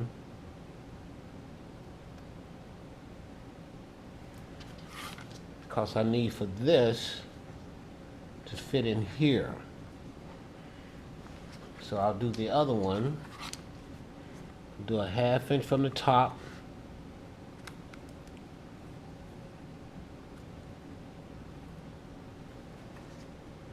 And then a 1/2 inch from the side.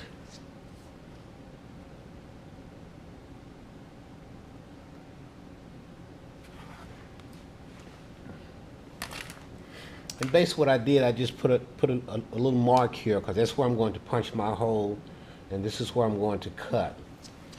So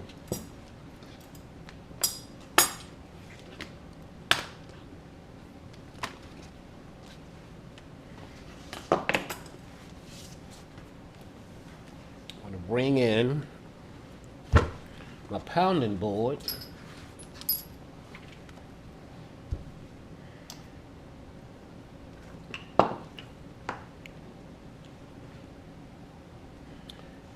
So I'm going to punch my hole right here where I did my made my marks. Now you can use any size punch that you want. The reason for using the punch is because when you cut this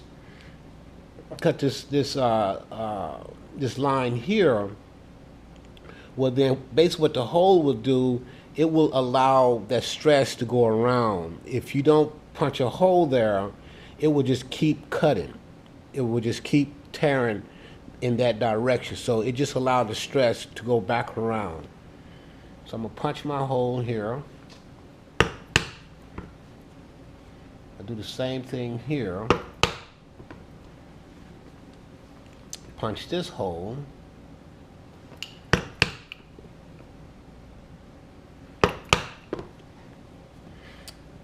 But now what I'm also going to do for my strap, I'm going to use this strap tip cutter. And I'm just going to cut my tip to give it a shape. I could leave it just squared across, but that gives me a shape compared to that. I could put it on like this, but I'd rather have a shape to it.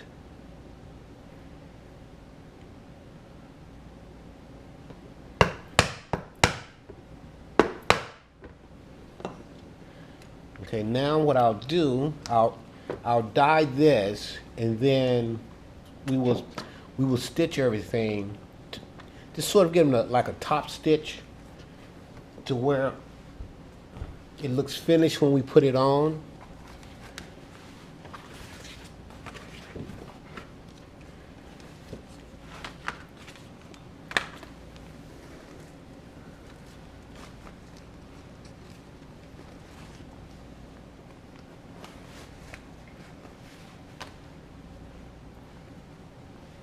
I always wear gloves because the thing about the dye, when you're working with the dye, if it gets on your hand, some people may be able to wash it off. I've never been able to wash off dye. You have to wear it off. And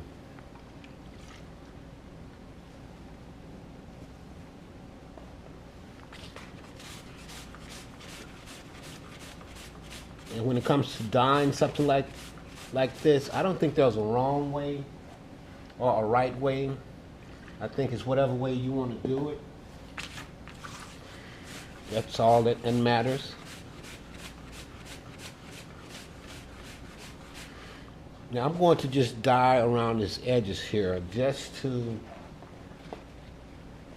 like I say, just to give it a look that it doesn't look raw, instead of me edge coating, because I didn't edge coat anything else.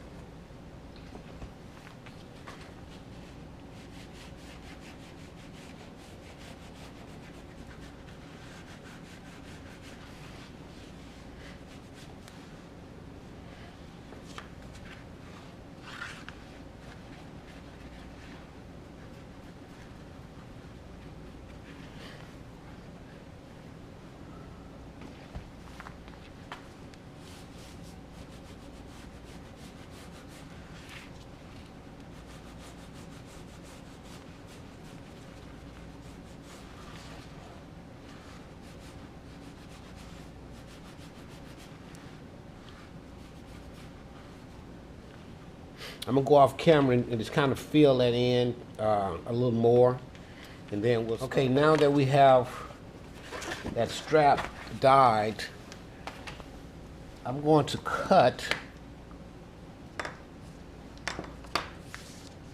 I'm gonna cut this line right here, and I'm just going to use my X-Acto knife. You can use anything that works for you to cut your line.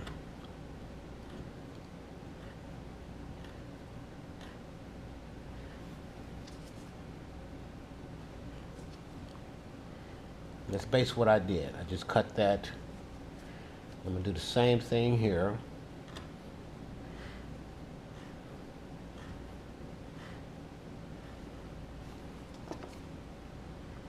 Got that cut. Now the next thing we're going to do, we're going to stitch. These are going to be for the rings, for the 4 1-inch rings. So basically I'm going to do is just sew around, just to kind of give it a finished look. And the same thing for this one here. Where's my other one at? I had 2 of them. Anyway, I've got 2 of these here, so I'm going to do the same thing with this. Also, I forgot to stitch across here on the gusset to give it a finished look, so I'm going to do that also. But I think I'm also going to stitch, go ahead and stitch the tab on the side here to make sure while I'm doing the stitching, I have that in place. So I need to measure this off.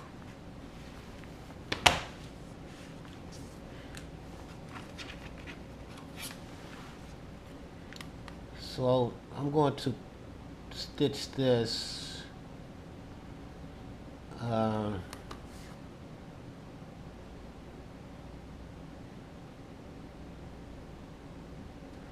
3/4 of an inch from the top.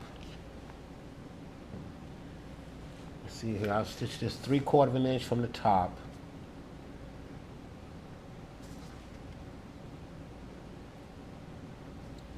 Then I need to measure it off from the side to make sure it's the same distance on each side. So this one here is 1 3/8.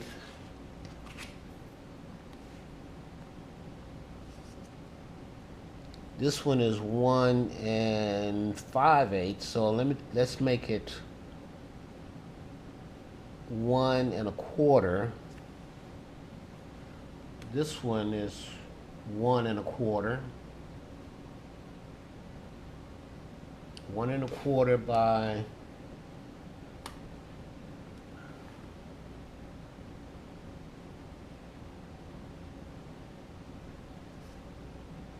1/2 inch. So I'm just going to take this, use this awl to mark this with, so I don't lose my position. Then I'll do the same thing on the other side. So it needs to be 1/2 inch.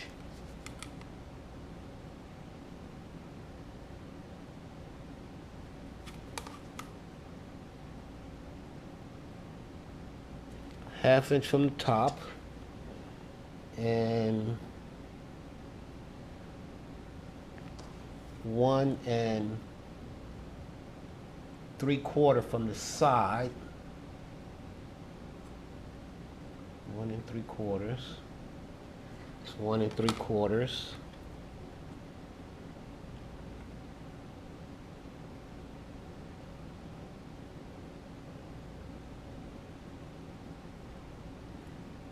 One 3/4 by 1/2 inch.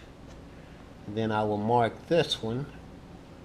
That's where I will glue these and then sew.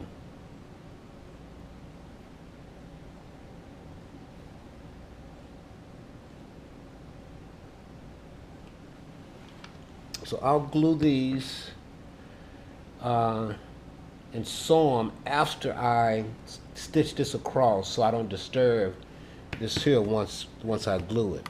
But we're going to go over to the sewing machine and start sewing. Okay, what I'm going to do now, I'm going to just stitch all the way around. I don't really have to. I can just stitch up one side, then the other side, because this part will not be seen. So, but this will give it a finished look.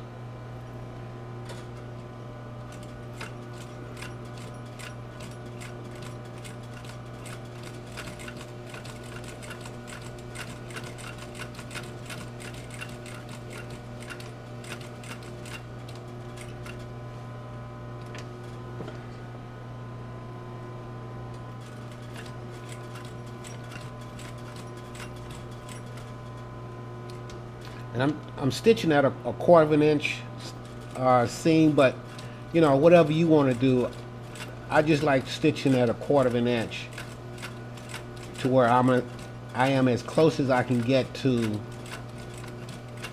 the side of my leather.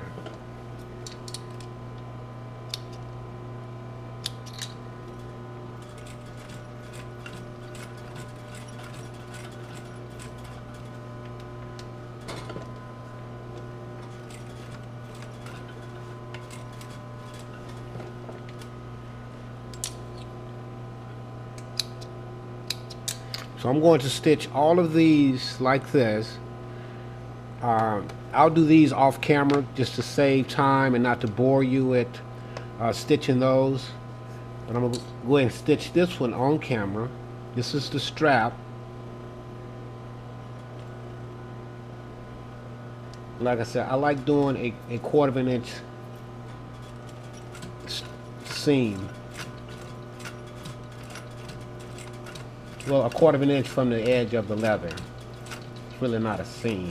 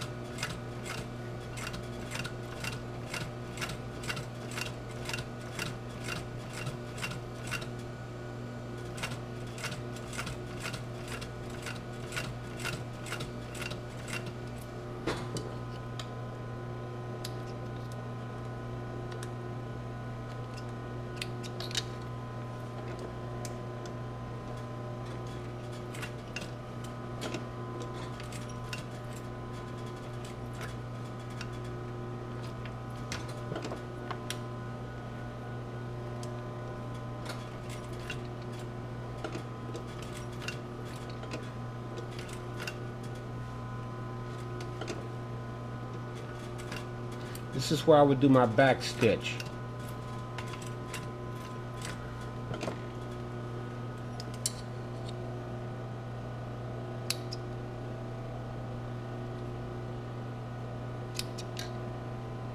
Now making this strap here is the same process if I was going to make a belt.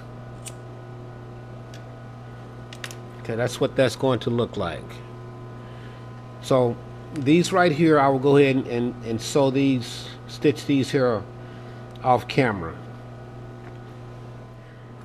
Okay, now I'm on the last one. We'll get this one stitched, and then we'll sew the top of the gusset, well, across the top of the gusset, which is what I forgot to do earlier. And then we will sew the tabs onto the gusset. Now, as I was sewing these, it made me think I may have cut these a little too long, so I may have to cut them off when I get ready to insert them into the tabs, but that's okay, as long as I did not cut them too short. If you cut them too long, you can always cut them back, and I'll show you what I'm talking about when I get ready to insert them into the tabs. Stuck myself.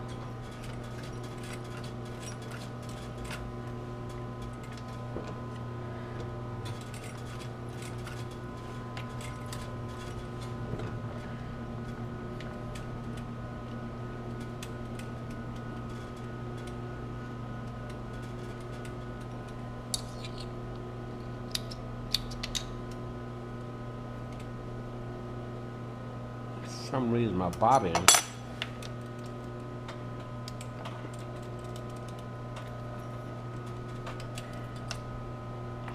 that's what happened. My bobbin got jammed. Well, the thread started to come out and it started to get tight. So always keep that in mind. Anytime something feels tight, stop, because it can cause you more problem. That's what can cause your machine to get thrown out of time when we try to force it to do something. Okay, so now what I'm going to do,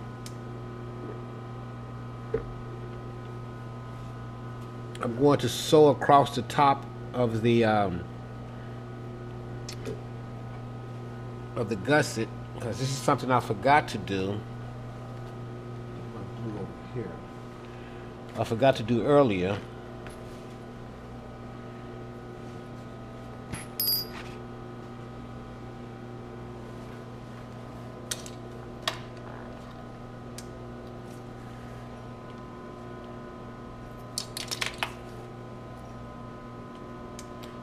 You don't have to do this, but it will give the top of your gusset a finished look.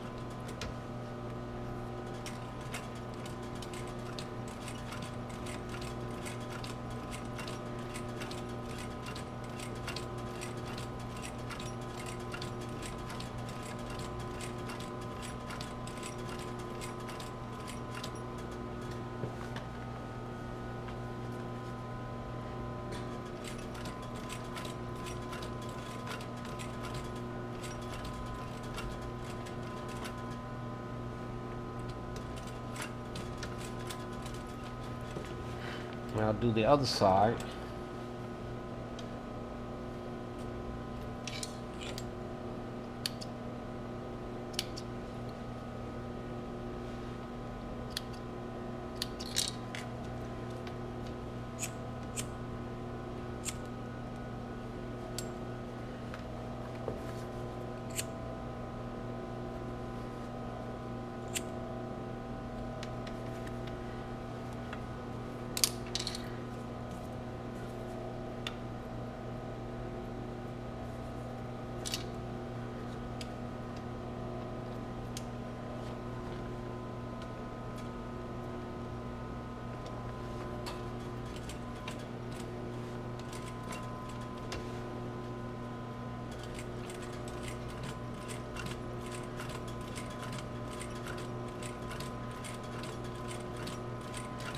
And I don't think I mentioned any time in the video the weight of this leather. I think this leather is about I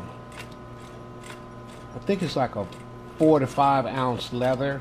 So it's pretty thick, but you know, you can line this if you do it without a lining, and you don't put the stiffener in the gusset. The bag will just flop down. It's not real stiff, but it is thick. So if you line it, you want to line it with a very thin lining, unless you have a very heavy-duty machine like a Cobra or a Cowboy, something like that to sew it with. This one right here, you would have more problems trying to sew it with a thick lining. Okay, so now that we have that done, the next thing I want to do, I want to sew these tabs on. And so I want to sew the tabs on, and I also want to glue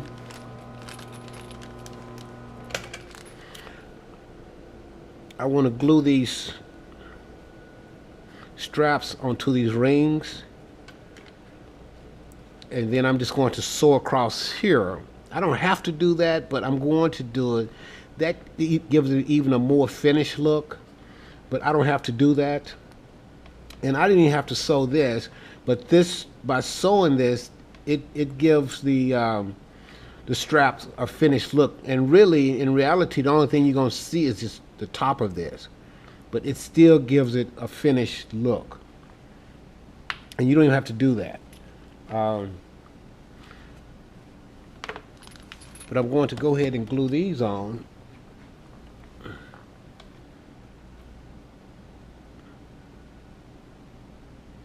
I'm going to glue these tabs on and then sew them. And I'm only putting glue just around the edges. I'm not putting any glue in here, because if I do, I would glue it in to where I wouldn't be able to put my D-ring holder in.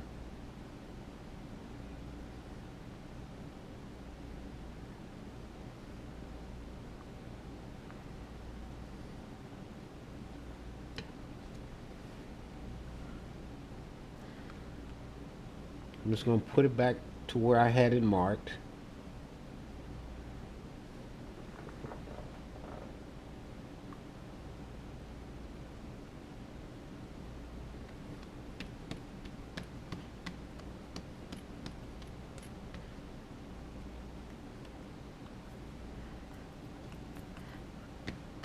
We'll let that dry for a minute, and while that's drying,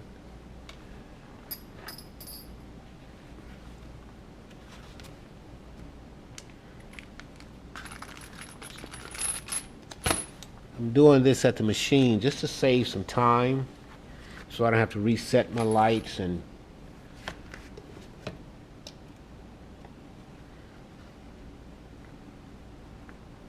so what I'll do, I'll glue this.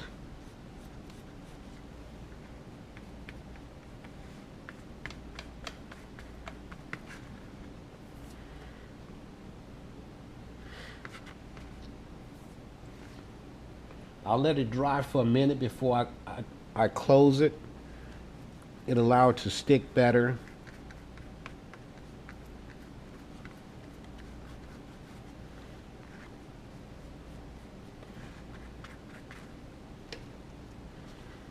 And just to show you what I'm talking about, I'll just take this, glue this. I want to make sure that this right here is even. And I just kind of pull it tight. I just pull that tight. And that's what I get.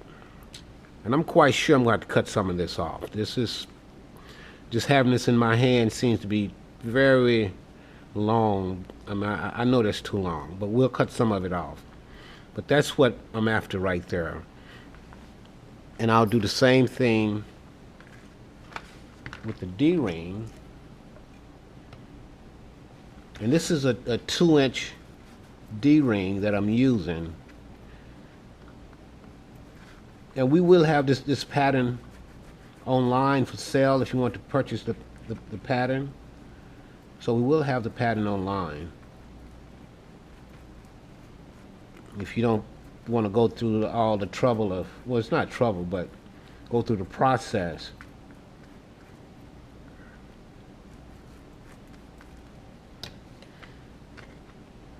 I'll let this dry for a minute.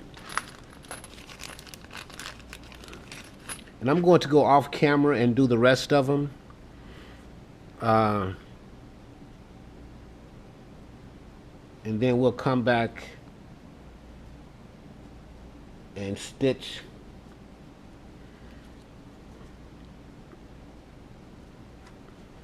Come back and do our stitching. Oh, the other thing is that these are solid D-rings, and but it have a little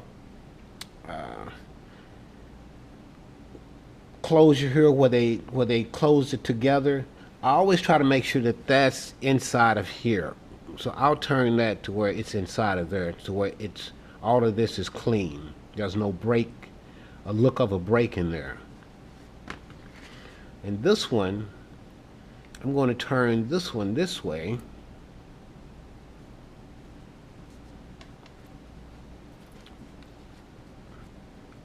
Because this is the part the strap is going to go on.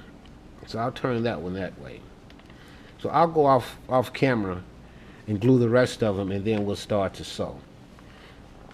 Okay, now we're doing the last one, which is the 2-inch D-ring.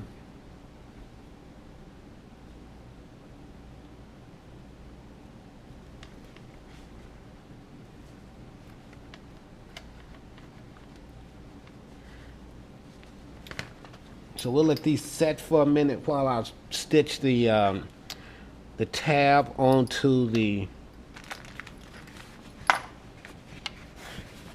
gusset. Get all these out of the way.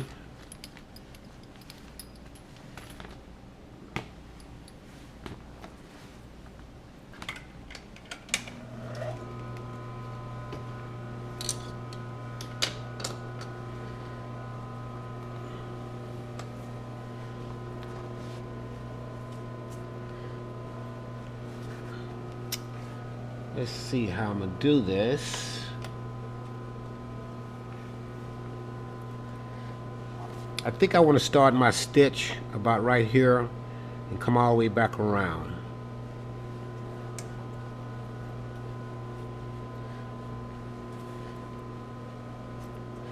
And I have not I have not glued the second tab on because I didn't want to disturb it while I was sewing. So I'll glue it on once I finish sewing this one.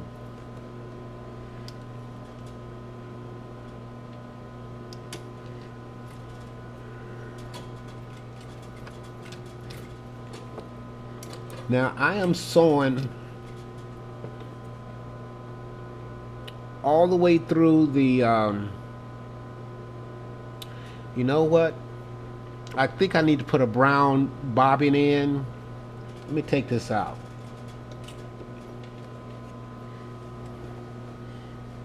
And I'll show you why.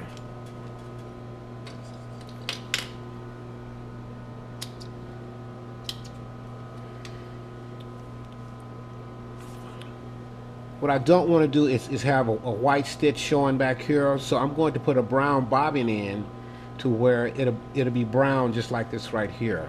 So I'm going to change bobbin right quick. I just thought about that.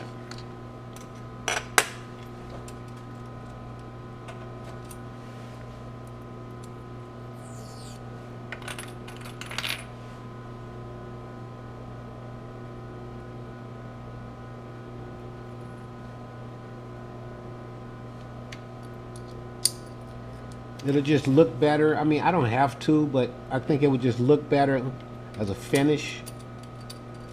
You'll see a little white, a cream color from the top stitch. But it just won't be so much to where it's distracting. It's a distraction.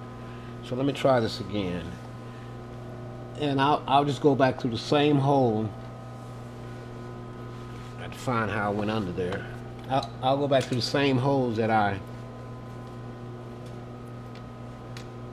started in.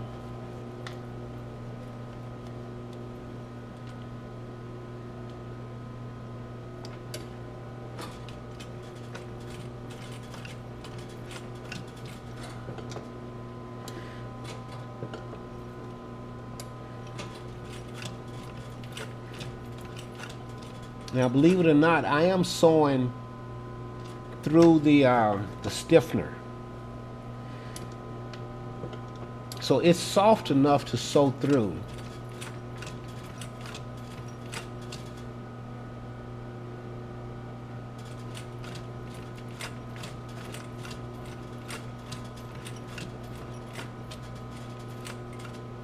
And this is one of the reasons why having a walking foot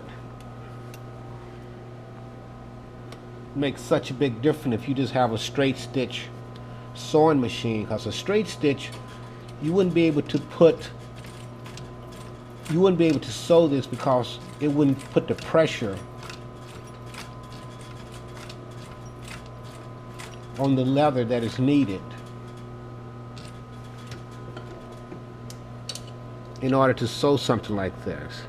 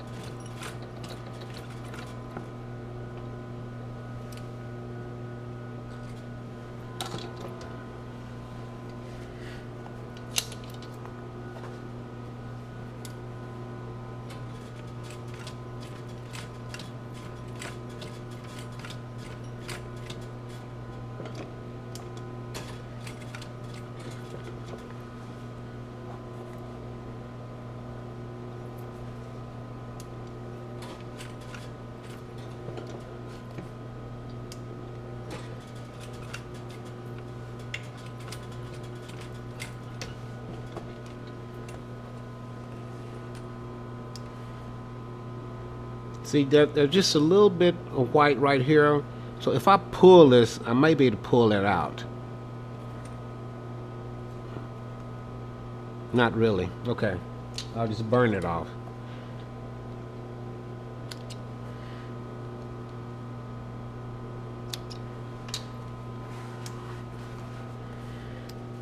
So that looks much better than if it was cream color. I'll just take this and I'll just burn that off. Looks good. That looks good. So I'm going to glue the second one and then stitch it on. So I'm going to just go off camera and glue it and then let it dry, and then we'll stitch that on. Okay, now that we have the second one glued on, go ahead and stitch it. We'll start here.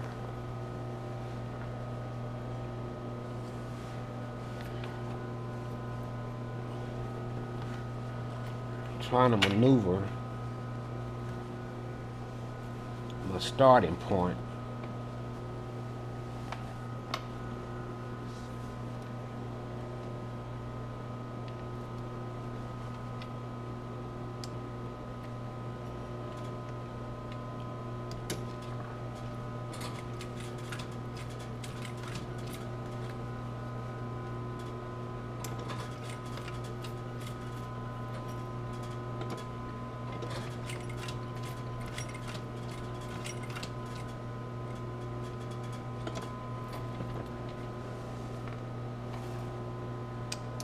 About a half stitch here.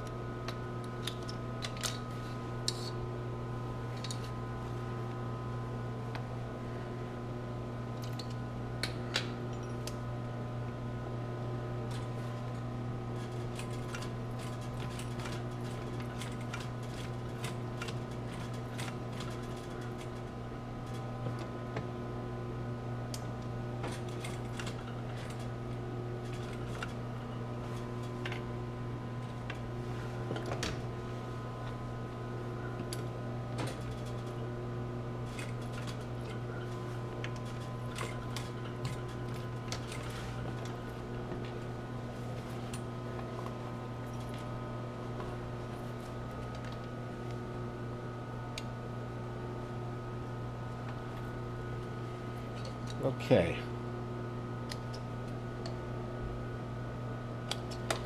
Same thing here. I just got just a little white there, not much. We'll just burn that off.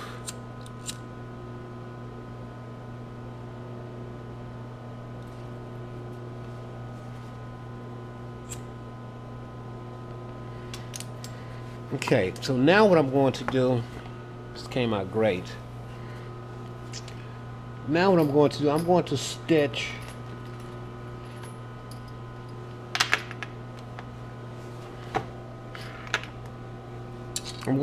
around here, but I'm going to change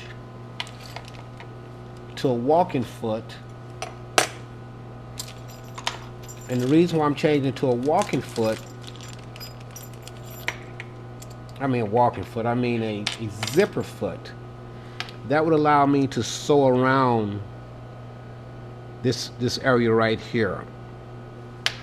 So I'm going to change out the foot and change my bobbin back to a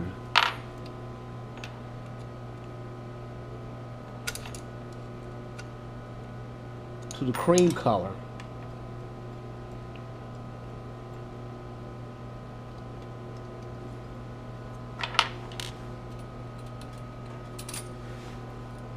Change my bobbin.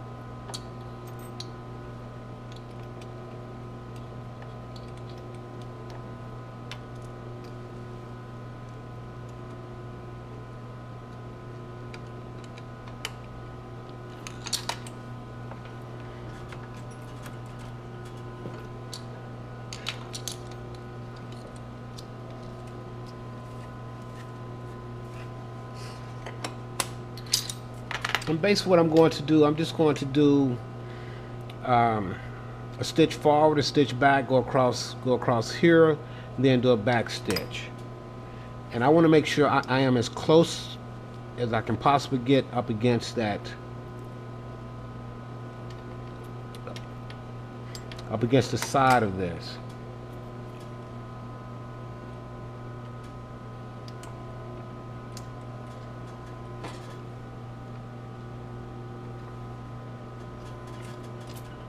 So I'll do a back stitch.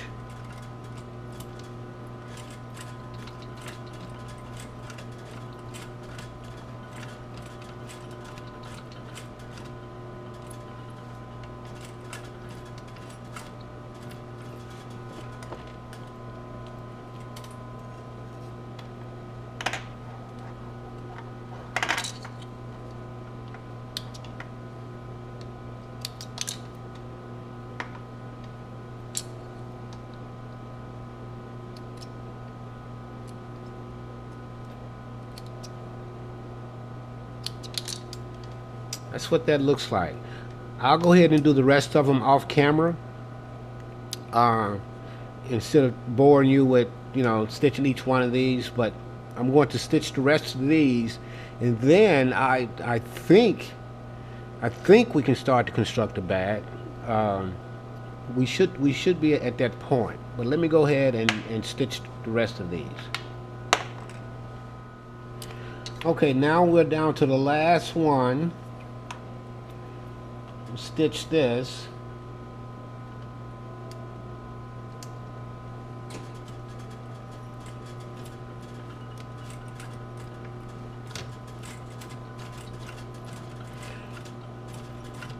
You know, as I was stitching these, an idea came to me, and that was these can make some great key rings. And what I'm seeing in my head is if I took and punched a hole here, put an eyelet here, and then put my key ring there, and then this is where the finger can kind of hold the key ring, and your keys fits on the ring down here. I think these will make great little key rings. So just an idea. But now that we have all of these finished, we'll go back over and look at our next step. Okay, now that we have all of the ring holders stitched, we have the strap which this strap here will go on the back here. We're going to rivet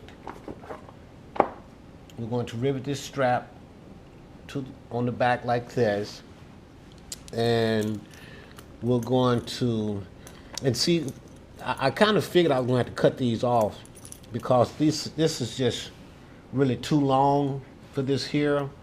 So I'm going to have to cut off maybe, ooh, let's see here. Now this is the step up, step down transformer that I talked about earlier that you need if you purchase one of these branding iron from LW Leatherworks, and you would get this on Amazon for about 58 bucks, I think. And I think the branding iron was, I think they started like $235 or $239, and so it just depends on what size your head will be, and the head can come off. It's detachable, so you can you have several heads with several different brands.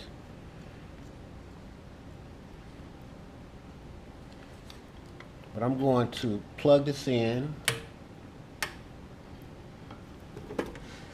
and see it have 220 and it also have 110. So this is a 220. So this is a 220 output. So it's taking a 110 in, but it's stepping up to where it's bringing a 220 volt out. So I'm gonna turn this on, and I'm going to, you can do from 200 all the way up to 500, and I'm going to take it up to about 350. I'm gonna let it warm up, and I'll get a piece of leather that we can test. Here's something here. So we'll go off camera, let this heat up, and then I will test it, and then I will brand it. Okay, I've let it warm up. I've kind of did some pre-test, and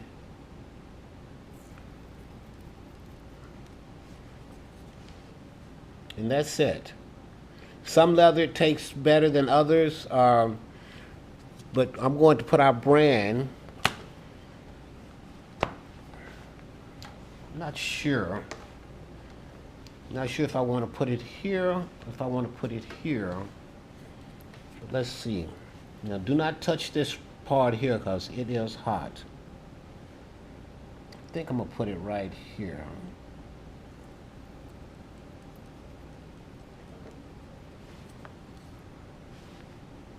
That's it.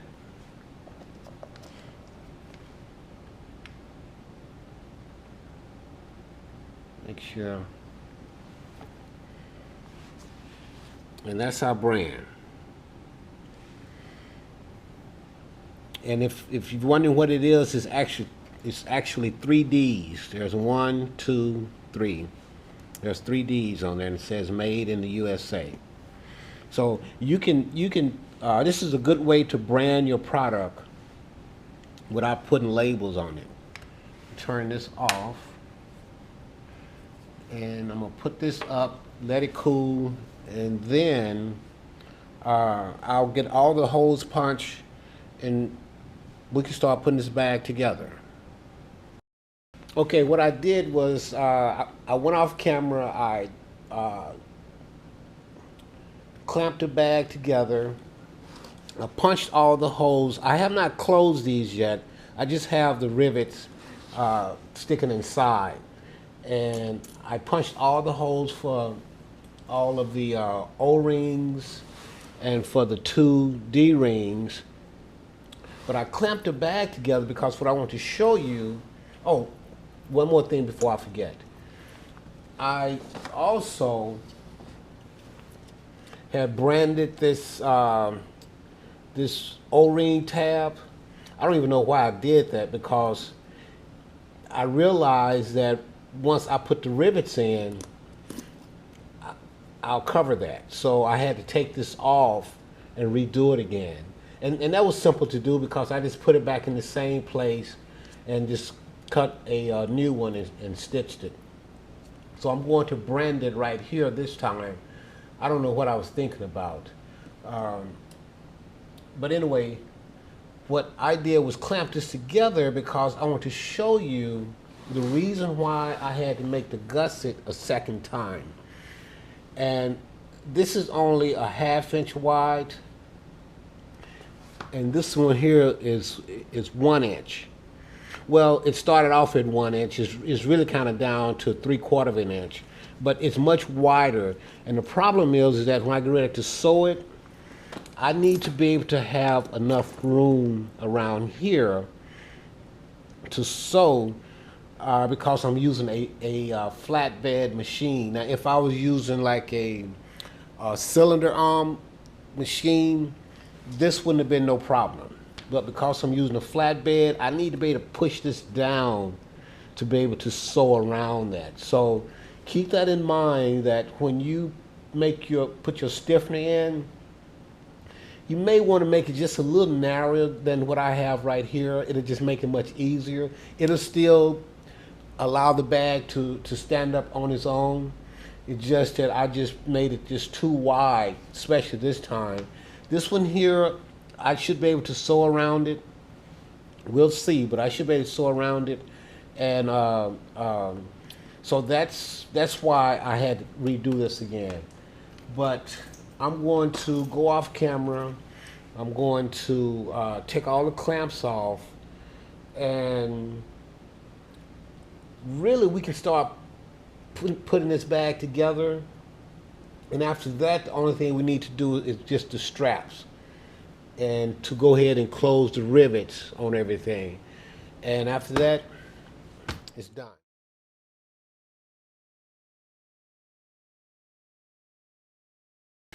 Okay, now that I have the bag disassembled, at this point what I want to do is that I want to measure and get the same distance from one end to the other end. So in that way I can mark this, and this is an inch and 1/8 all the way around.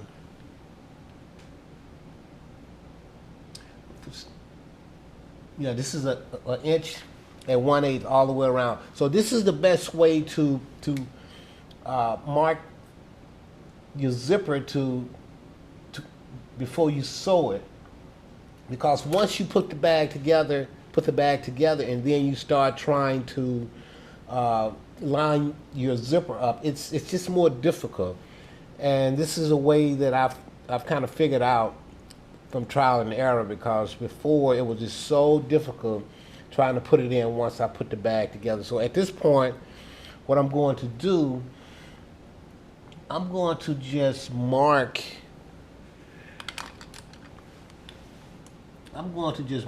this.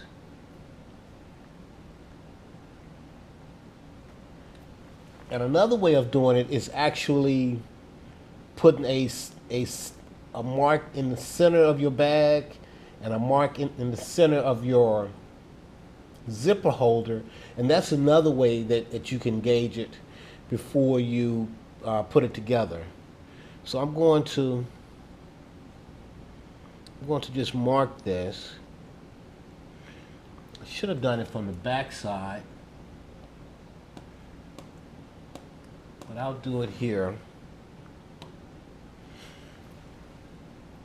And I'm quite sure there's other ways to do this. So other people have their own way of doing it. But this is what I found to be much easier for me.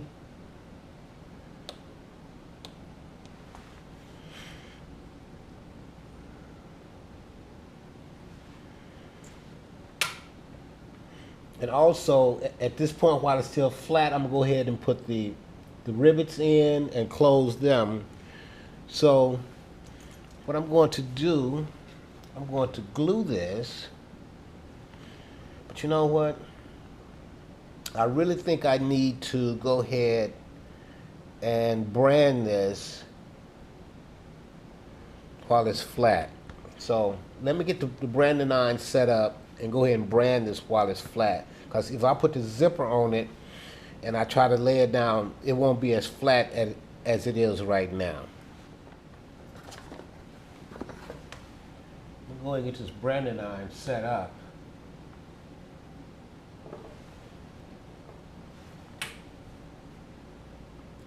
I think last time I had it set at about 350. So I'm going to give it a minute to heat up.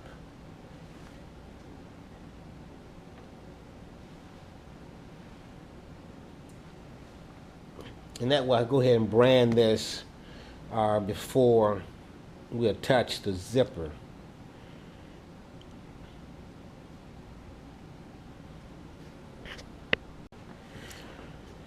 You know, while that's heating up, I think I'll go ahead and glue this zipper to this side over here. Take these off.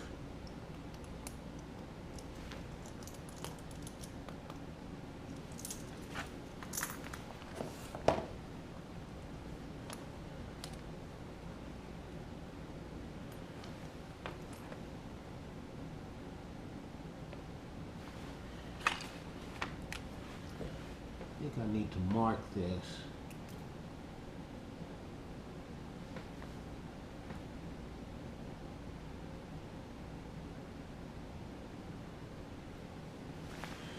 Just so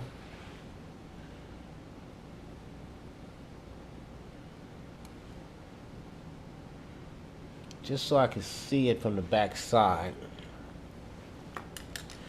So I need to glue this like this.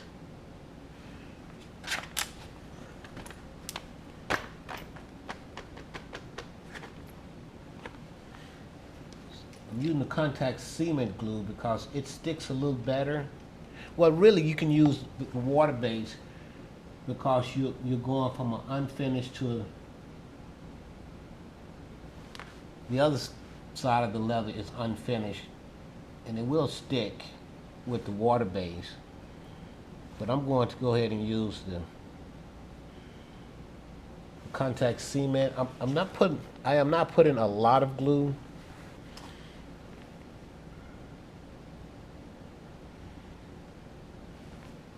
I want to make sure putting this on right.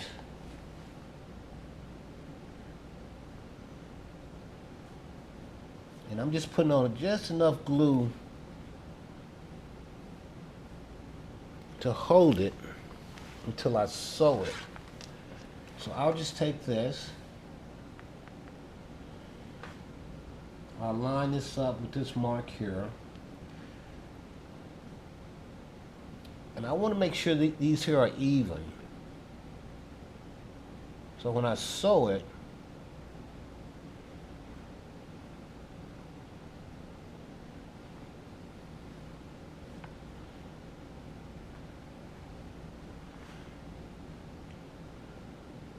I don't have any problems of missing my mark.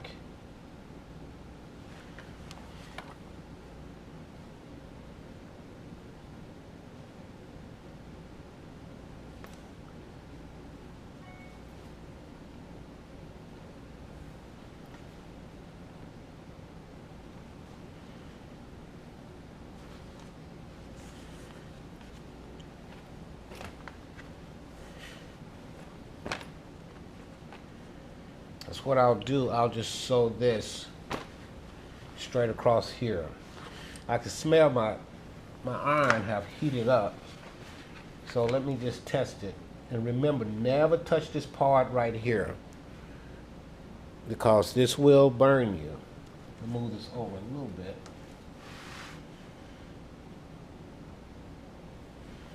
I'm gonna test it. That's perfect. That's perfect. So I want to mark. I want to brand this right here.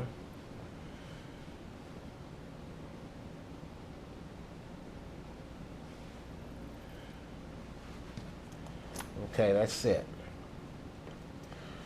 I don't know why I had branded that, but I don't know what I was thinking about.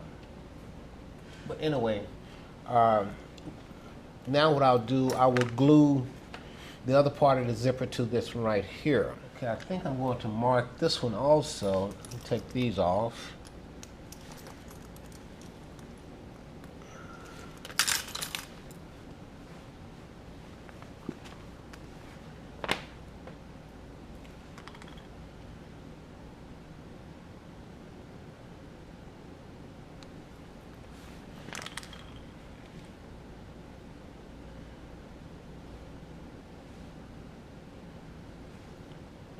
Sure I got that right. Okay, these are my marks. You out of the way.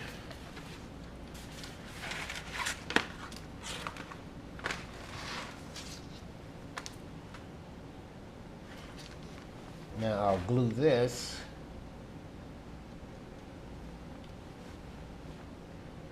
Like I said, I'm not putting a lot of glue.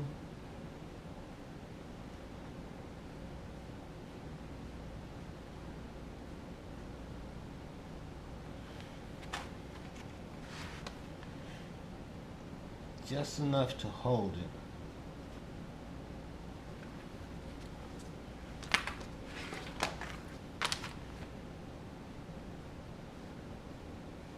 Until I sew it.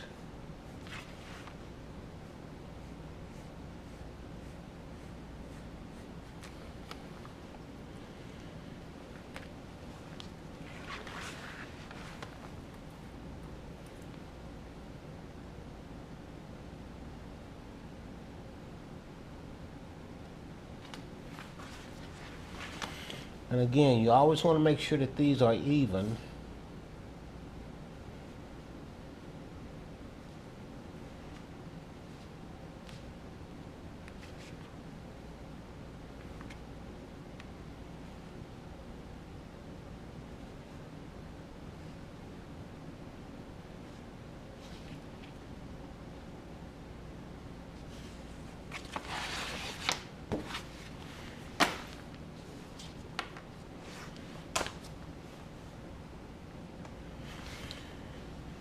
Okay, so we're going to sew this across here to attach the zipper, and I think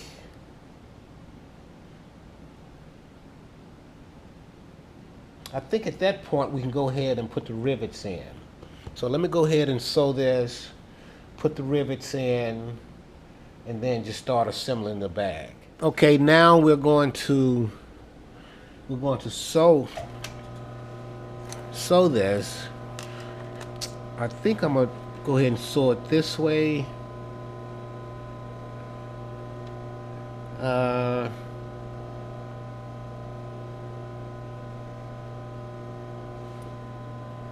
Yeah. Like I said, you want to make sure it's even. Because if not, you can miss your mark. That's not.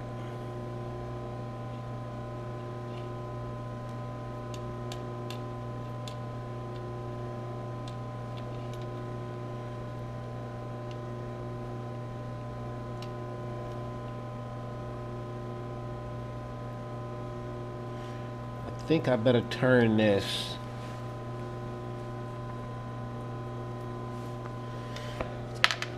I'm gonna turn it this way.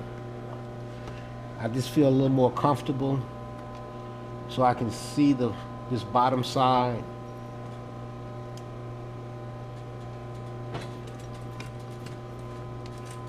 Do my back stitch.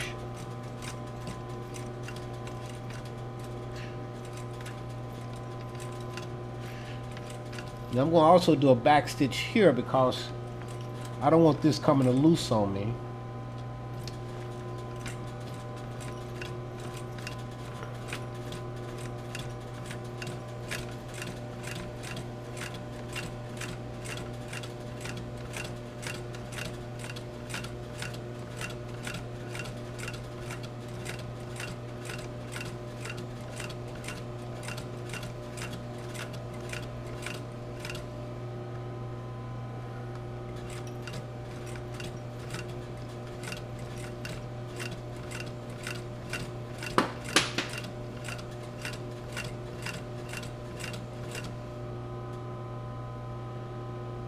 Make sure that's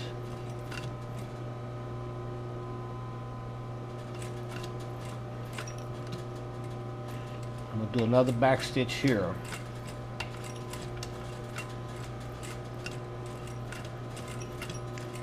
Then when I finish up, I'll do a back stitch.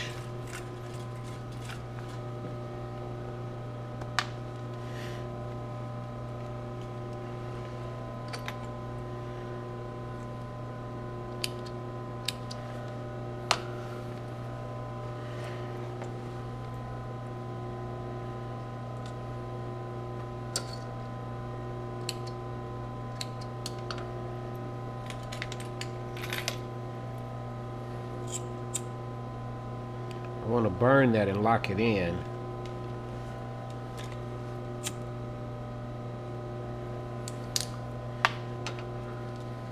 Put this back in so it goes into the right one.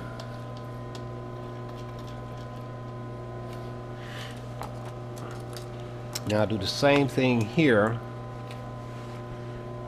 Pull this out.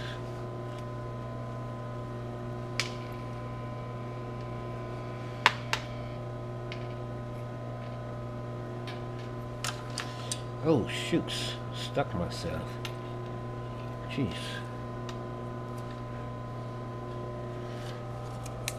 Okay. That's unsafe.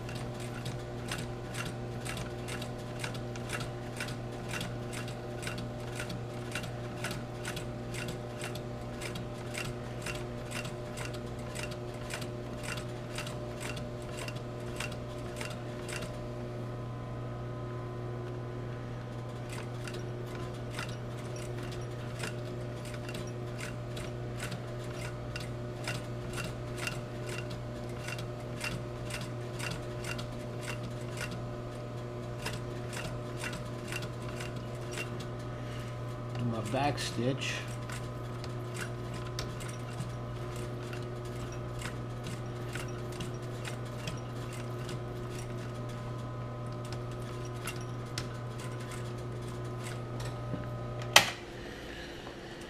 Now we got that done.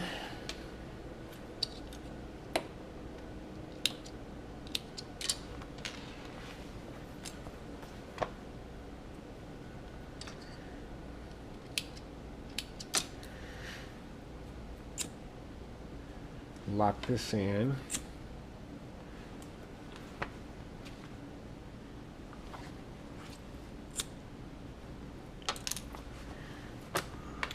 Put this back in here.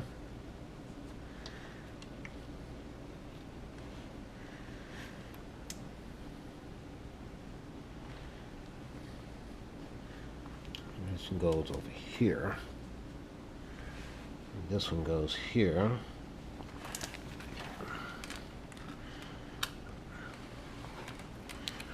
I want to make sure. Yes. Okay, so now we'll go and we'll we'll put the rivets in, and then we can start constructing the bag. So we'll go ahead and get the bag constructed. Okay, now that we have the zipper sewed in, now we can go ahead and rivet everything in.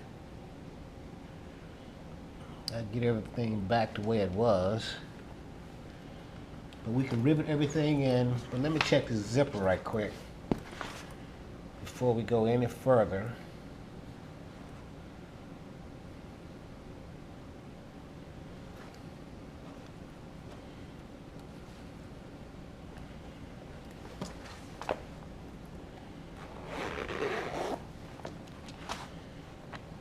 That's perfect. That's just what we want.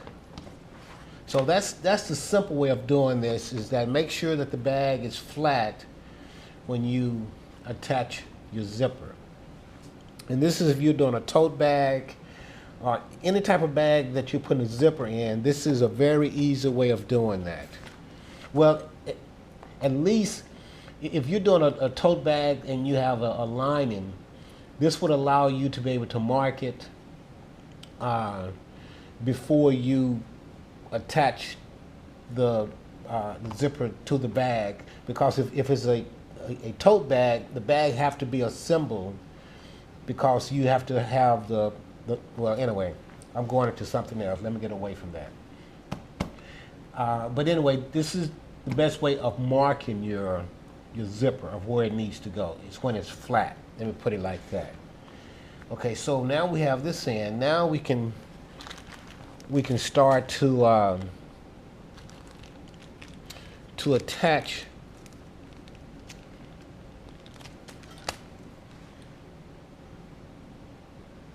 get this back to where it was. Now we can go ahead and put the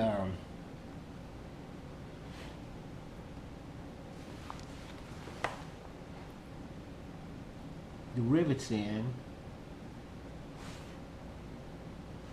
Got that one right.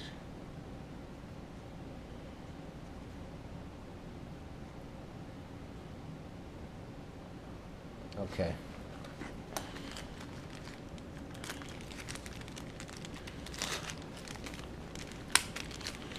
And I'm using, I think I can use medium on here. I think the medium size will go all the way through.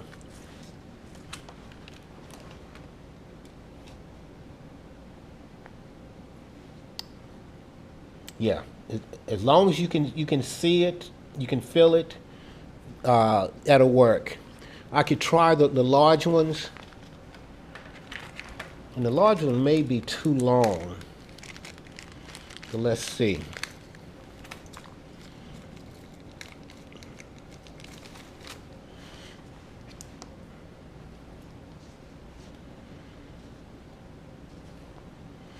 I think I'll go with the large, just to be safe.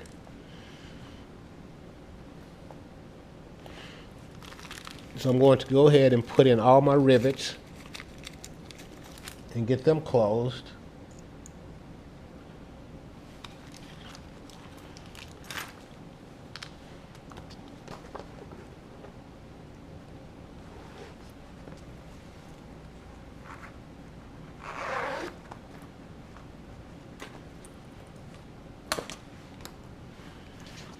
So these are a large double cap. I don't know, that seemed kind of long. Let me look at this medium again. I just don't want it to bend on me if it's too long.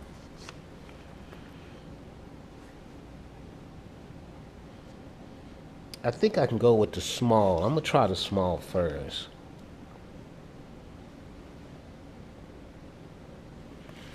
I'll try the small first. If that doesn't work, I would have to pull it out and then go with the large.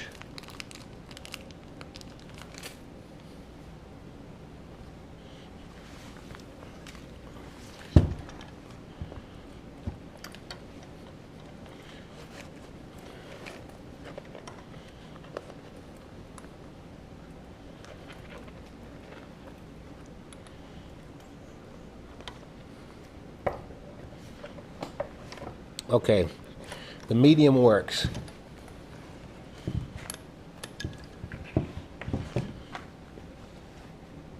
The medium works. So let me at least do one of the medium. I mean, one of the O-rings, and then I'll go off camera and do the rest of them. But I'm gonna go ahead. Let me at least put this in here so I don't lose that hole.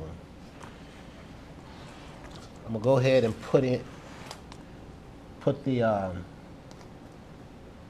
strap on.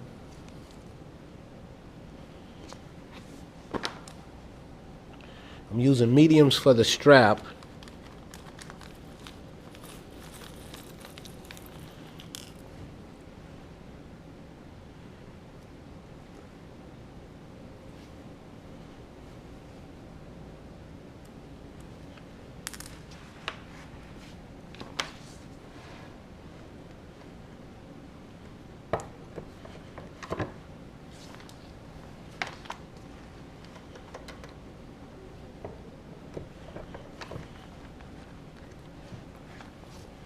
So that's the strap. So we got the strap on. And I'll go ahead and put at least one of the D-rings. I thought I was going to have to use screws to close this, but the large were long enough.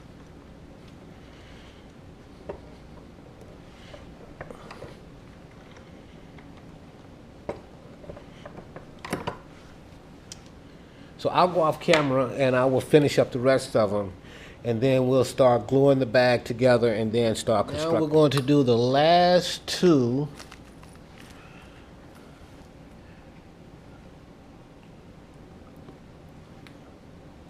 And after this, we can start constructing the bag, and we will see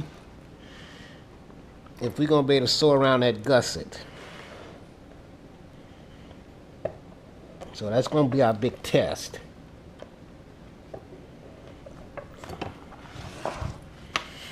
Okay, so now we have all of these, the D-ring set. We have the zipper in.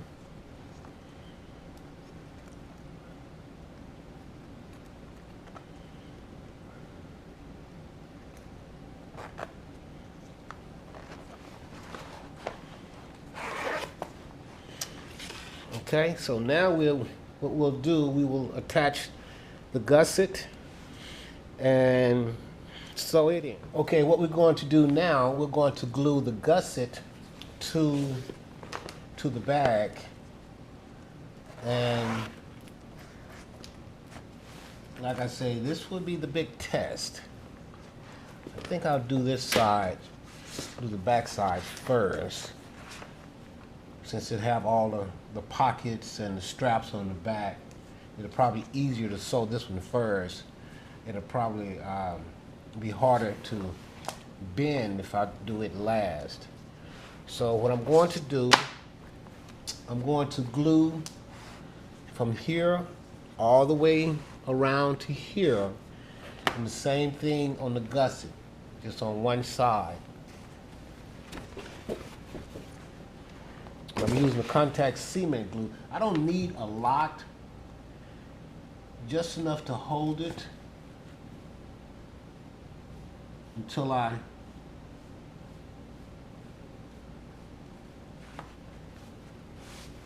sew it.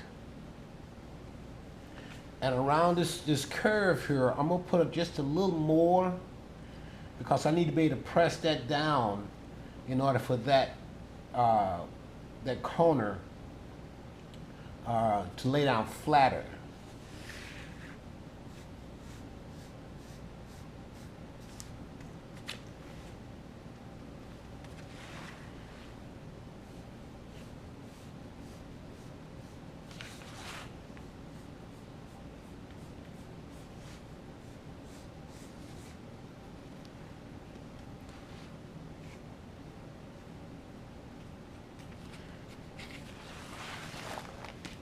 Now I'll glue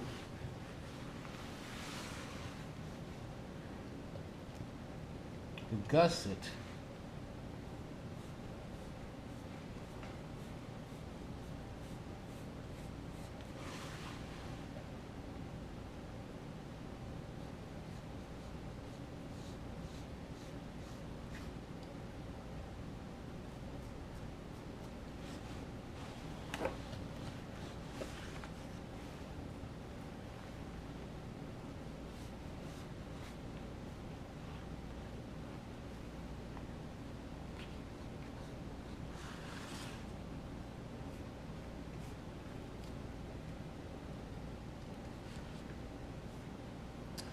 I am burning up. I'm going to turn the fan on because I'm having a hot flash.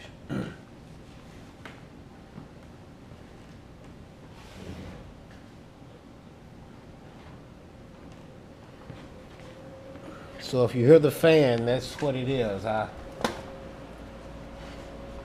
When I start having the hot flashes, I have to cool off, and there's really nothing I can do about that but to turn the fan on. So what I'm going to do now, I've got this marked in the center, and I'm lining up this center seam. I'm lining up the center seam with this center mark that I have here. So I'll just take this,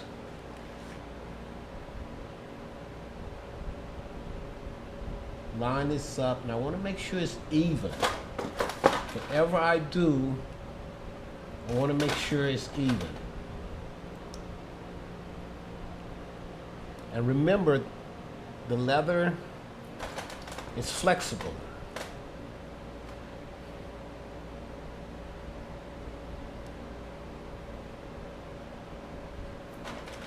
So I'll probably put as many clamps on here as possible to make sure it stays glued together. This glue is fresh, so it does not stick as well after it have aged and it get a little stiffer.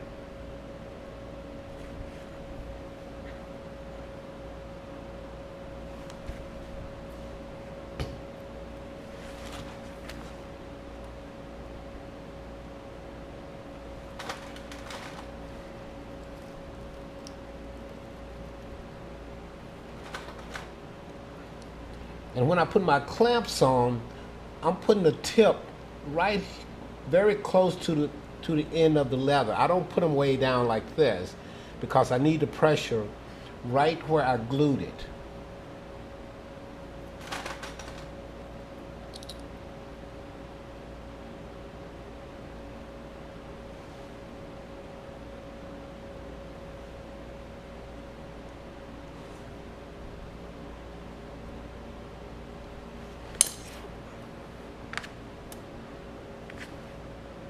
So like I say, remember, the leather is flexible.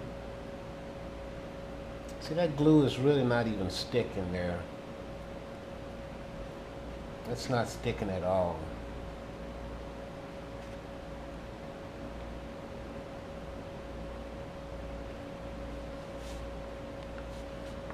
I'm going to get some, well, I'm gonna get some glue that's a little older, that's more, that'll stick much better. Now this is a glue here. I mean, this glue here is much older. I mean, I really shouldn't be using it, but for what I'm doing, it's going to stick much better for me.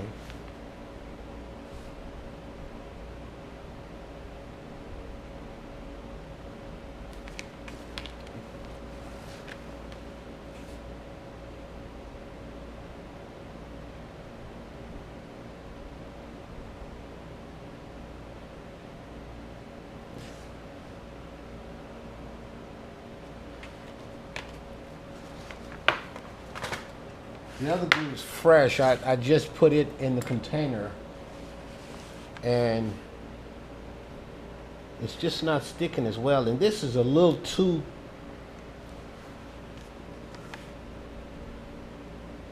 It's a little too old.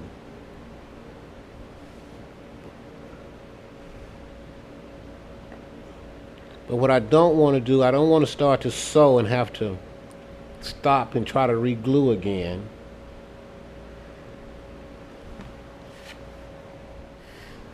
Okay, I've given it a little time to dry out. Now, what I will do,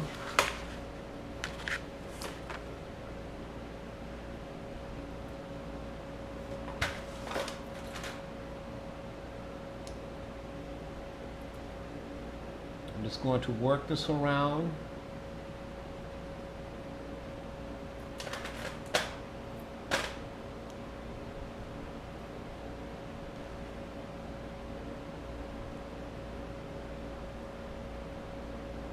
And I'm going to clean up this glue as I go.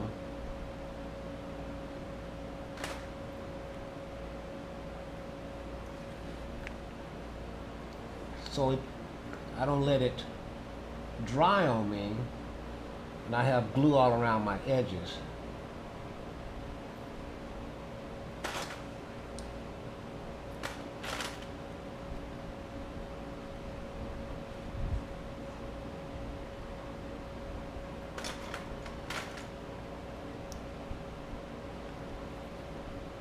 Now at this point, what I want to do, I want to go ahead and get my top lined up, because if I have to do any stretching, I can do that right in here. A lot of times when you cut the leather, even though it fits from the beginning when you cut it, for some reason, after you start working with it, it may start to stretch or something happened to where it may not fit exactly the way it did from the beginning. So sometimes you have to stretch it. Make sure the zipper is not in the way.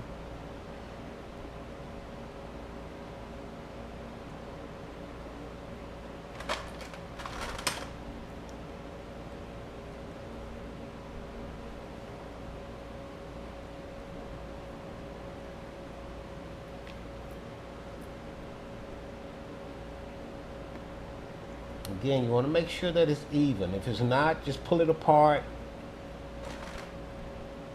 and even it out.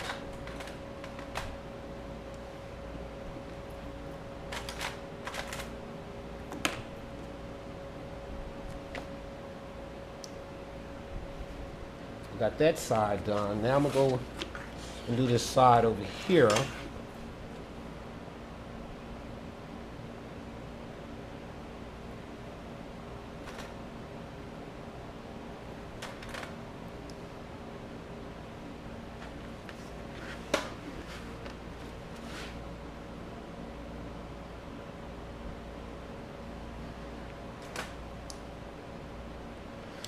Take your time with this process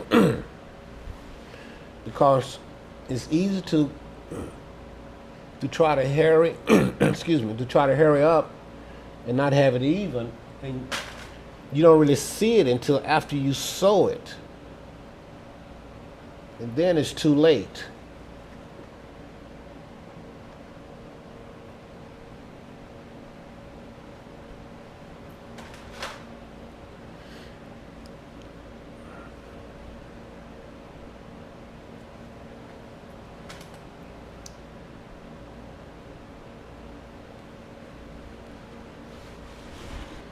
And again, at this point, I'm going to get this top even out.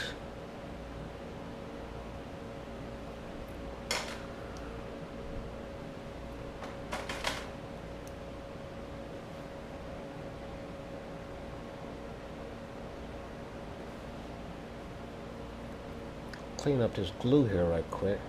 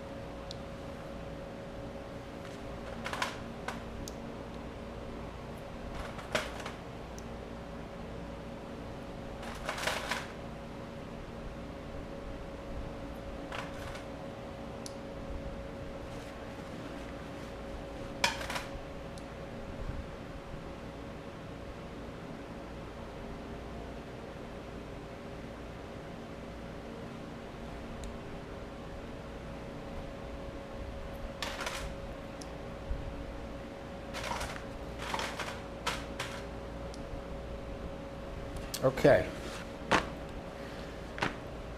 Now that we have this glued and clamped, we're going to let it set for about 5 minutes, and then we're going to go and sew it. Okay, this is the big test. I may have to go back and redo this gusset and make this stiffener narrower. I don't know. We shall see.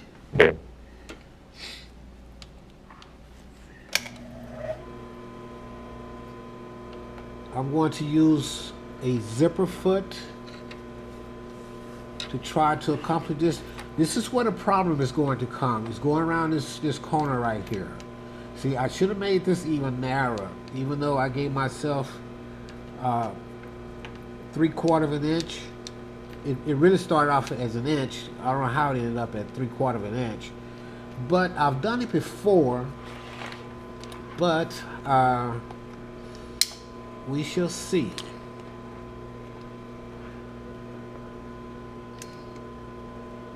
Let's see if I can make this work.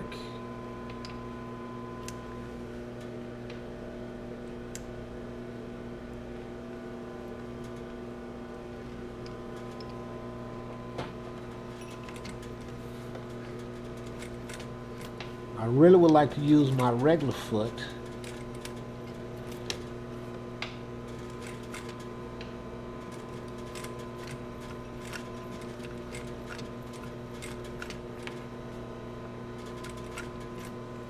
Oh, you know what? That's one of my problems, is that someone used this machine before I did, and they got the stitch was setting at about 5. That is too short. Let me take these out.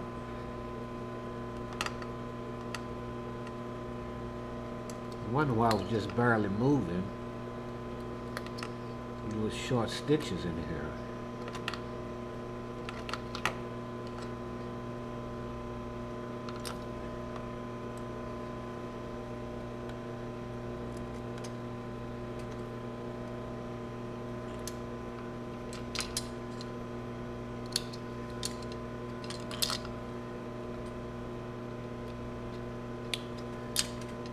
Let me try this again. So I moved it from 5 to about 7.5. Because that was just barely moving.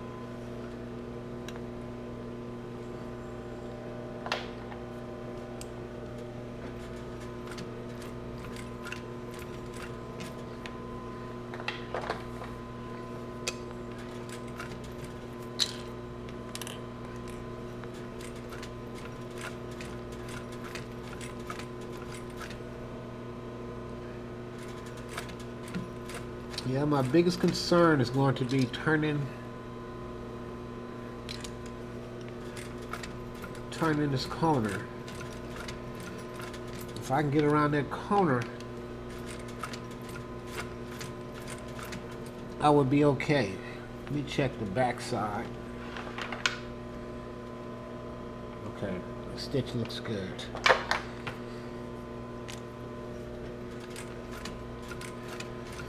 If I had a post bed machine, this would be no problem. But because it's a flat bed,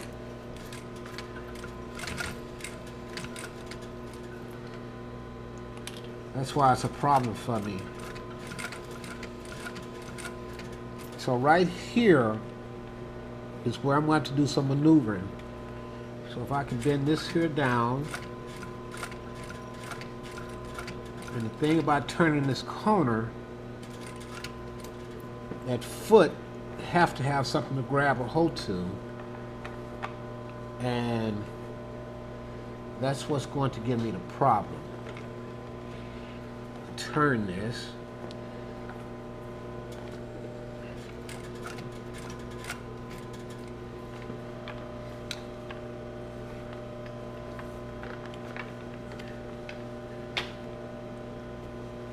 It will take some bending and maneuvering. There we go.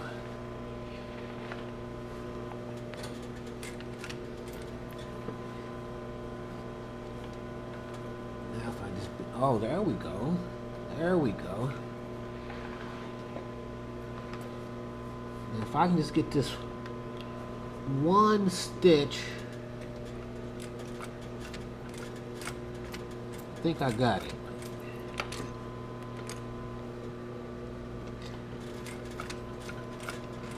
I think I got it. I got it.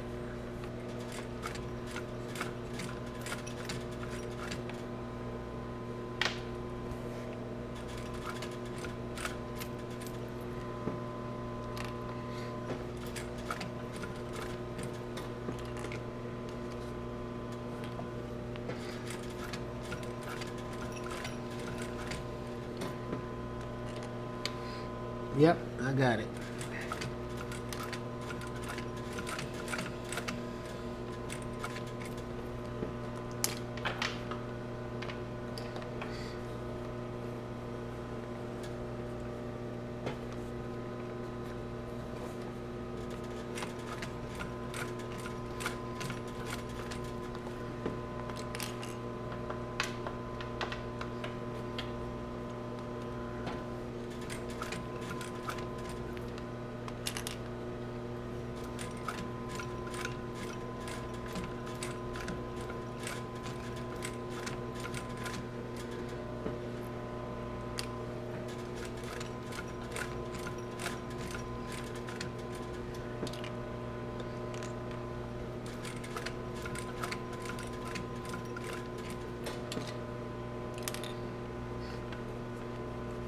See, long as I can keep this here flat, I can sew around this. That's the key to this. As long as I can keep it flat. That's why it's called a flat bed, because as long as everything can stay flat, you're okay. But if you get to a point where you can't flatten it out, that's what's going to cause it to be a problem. That's why having a post bed, a flat bed, and even a post bed machine. If you could afford to have all three of those, you would be in good shape. There would be very few things that you wouldn't be able to do. Okay, so now I have to maneuver this. And when I'm doing this, I have to make sure that the needle is down inside. So let me get a little closer.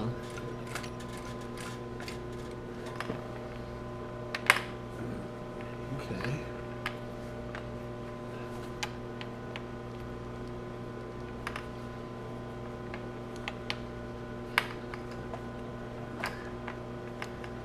This is a struggle.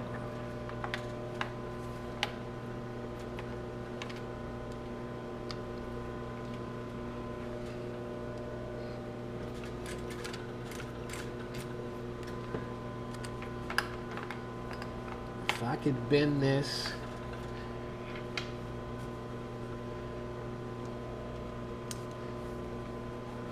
take these here out. I think that's what was in my way, was the clamps.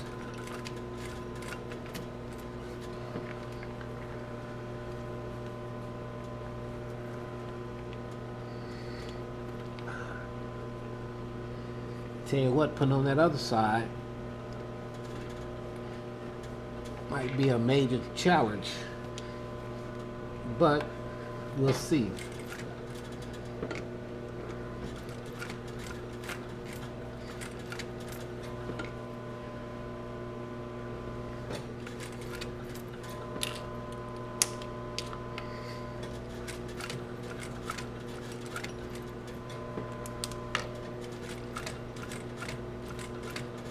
Now I can say we got this side done for sure.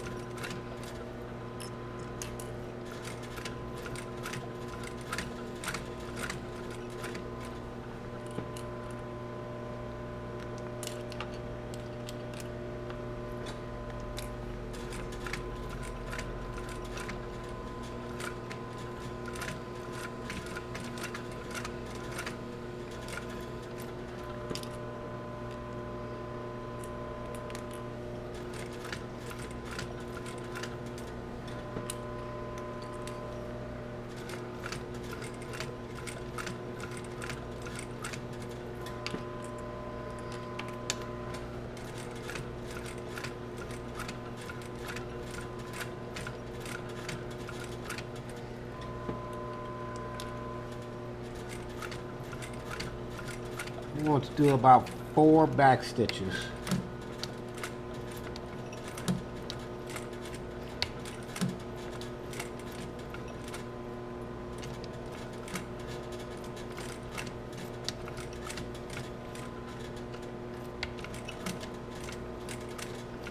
Just to secure that. And I'll go to the other side and do a couple of back stitches, because when I started, I just kind of got it started. I didn't really do the back stitches.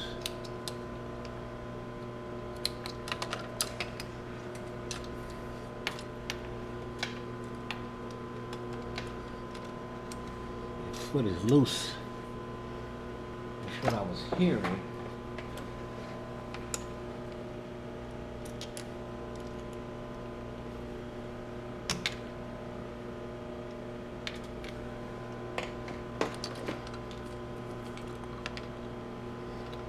Loose also. Not sure what happened there.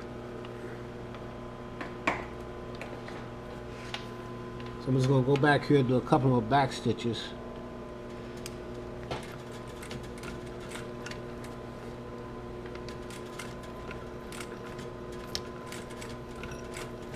That's just to secure it. And I don't have a problem with it coming out.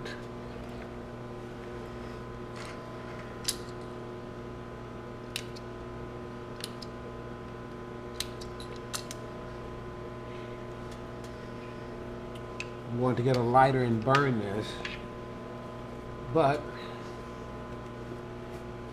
I've got this stitched.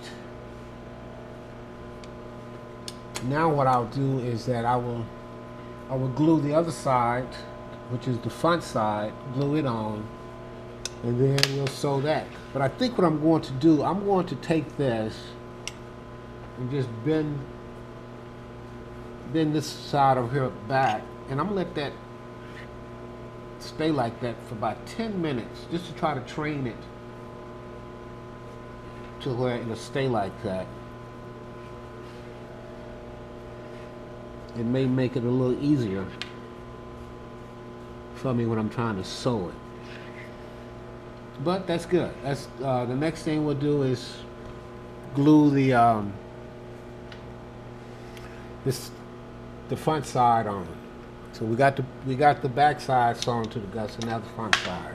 It was a little difficult, but with a zipper foot, we was able to do it. Okay, now that we have the back sewed to the gusset, now we're going to sew the front of the bag to the gusset, and I'm just bending these over, which makes it easier to glue.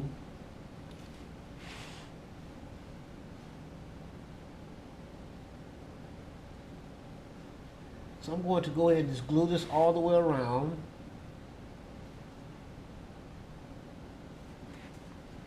And like I said, in this corner here, I want to make sure that I put a little more in this corner, because I need to be able to flatten that out.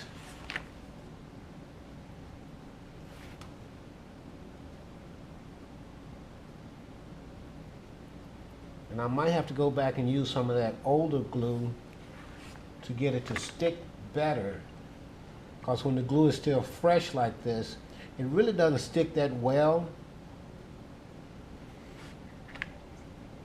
So in this corner here,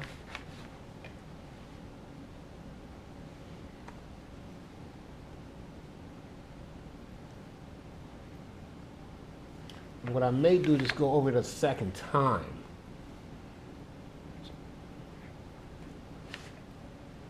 It may stick just a little better.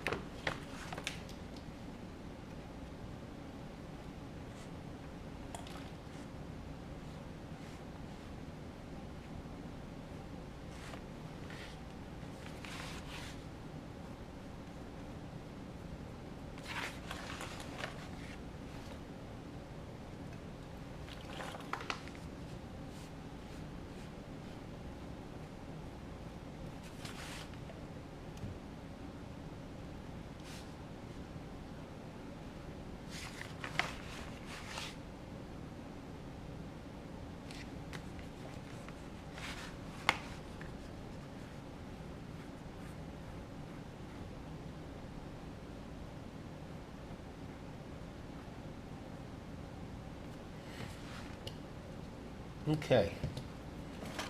Now what I'll do, again, I will line up my center mark with my seam and make sure that I have everything even. And I'll put my clamps on.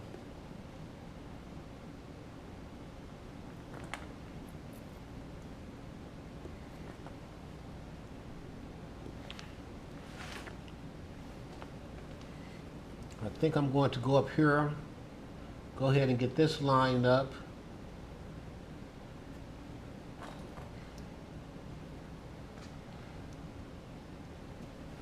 Go to the other side, get it lined up.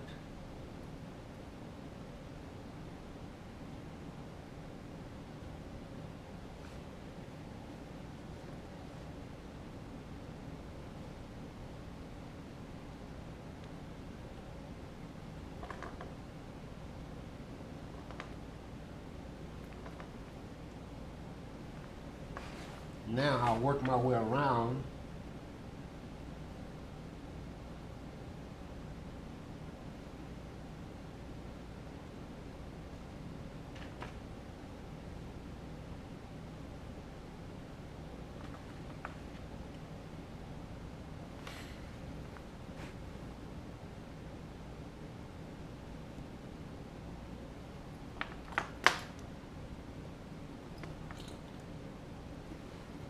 Now I'm going to go into this corner here, get it taken care of.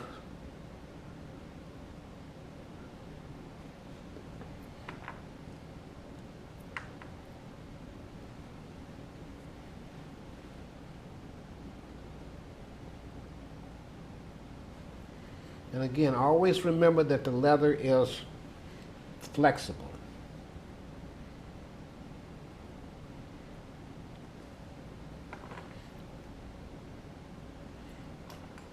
Now in my corners, I'm going to put my clamps down very low.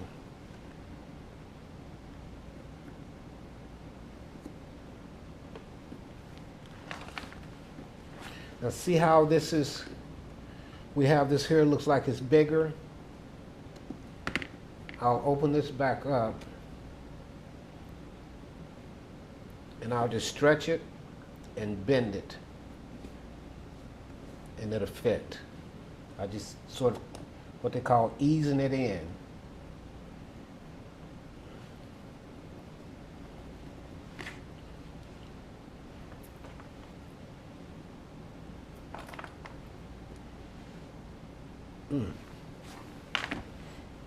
Get this side.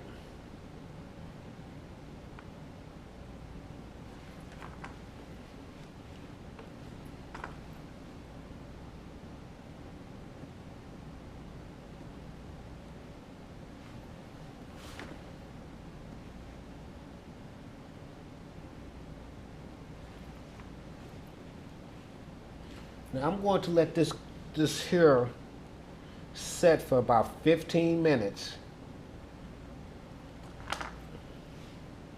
because I'm going to be a little rougher with this one here, so I want to make sure it doesn't come loose on me. So I'm going to let that glue set for about 15 minutes.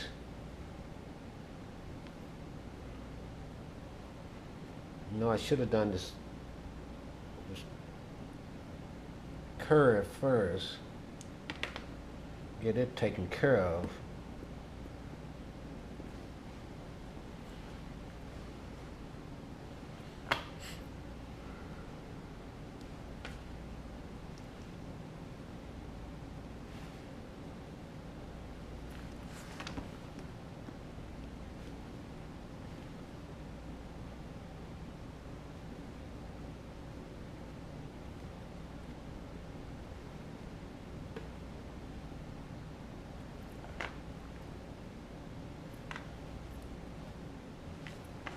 And again, I want to put as many clamps on it as possible to make sure everything is going to hold.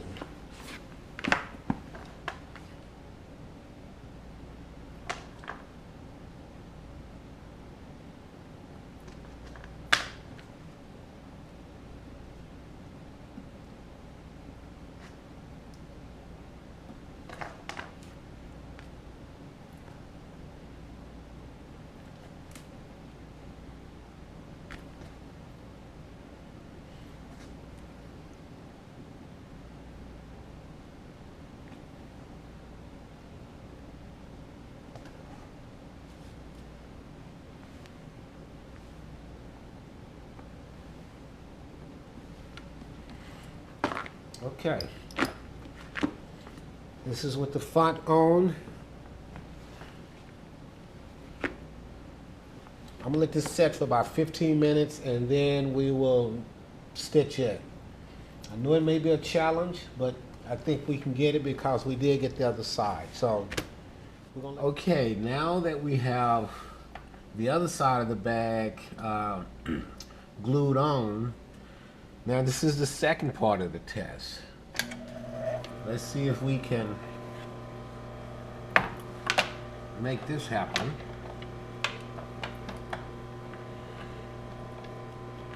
Remember, this is a slow process.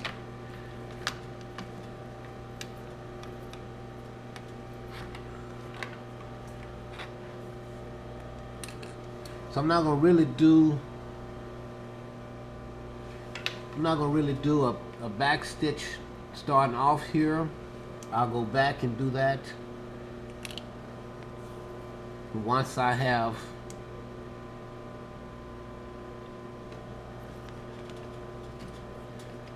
the bag sewn. I can go back and do the back stitch here, but when I get around to the other side, I can go ahead and do my back stitch. I just want to kind of get this started.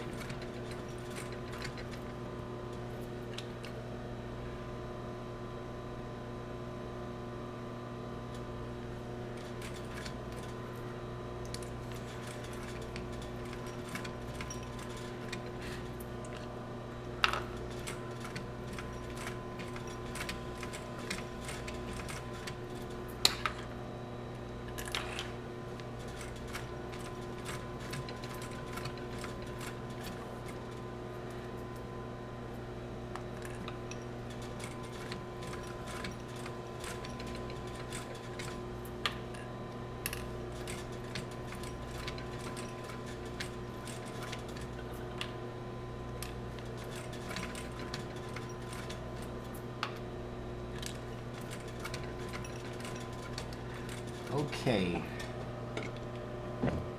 here come the big test. Can we mash this down as we go around it?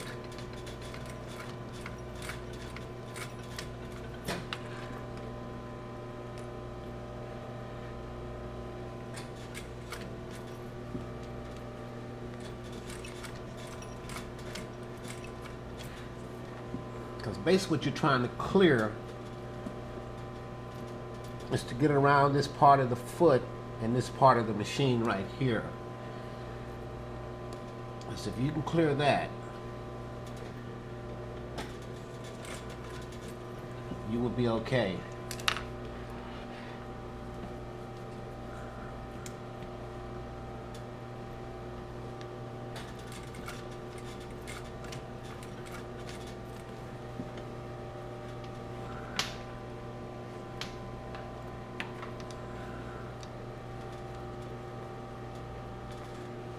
I think we got it.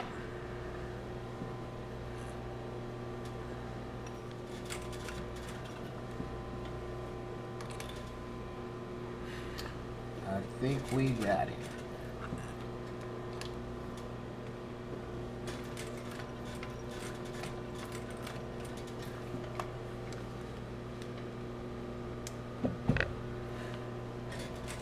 You know, I did make a bag like this about 3 times bigger, but I had to sew it on someone else's sewing machine. Someone had a Cobra class 4, but it was actually a piece of luggage because I put the stiffener throughout the bag. I mean, it was like a piece of luggage. I had never done one like that before. I really have not done one since, but it can be done.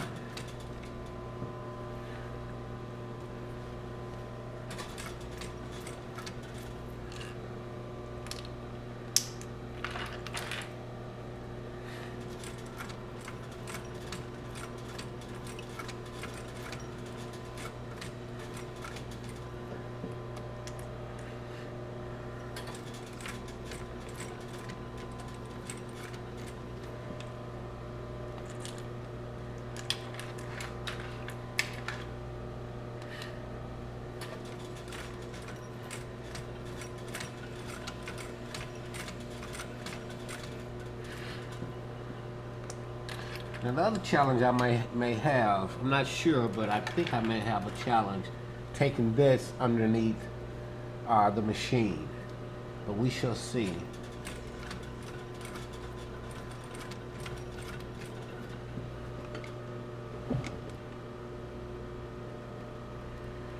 I don't know why, but my the screw keep getting loose.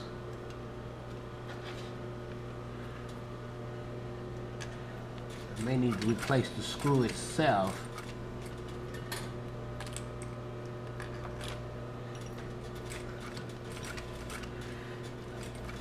Okay, now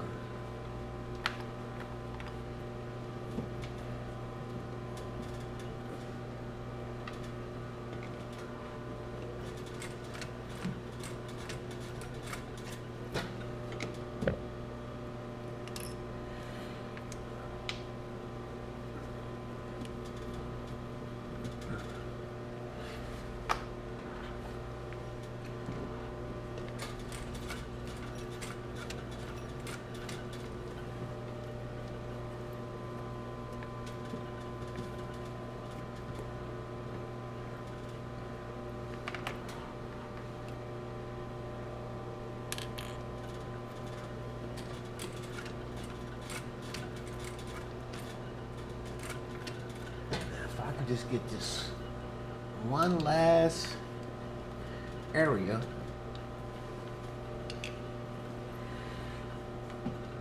I will be home free.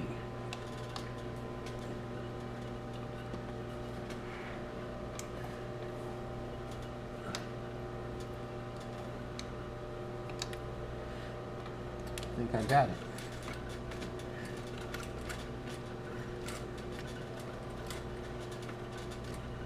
For some reason my thread did something strange there.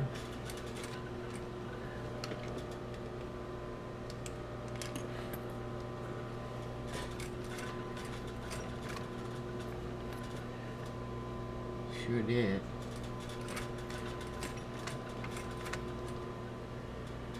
It jumped stitch on me, but I'm not gonna go back.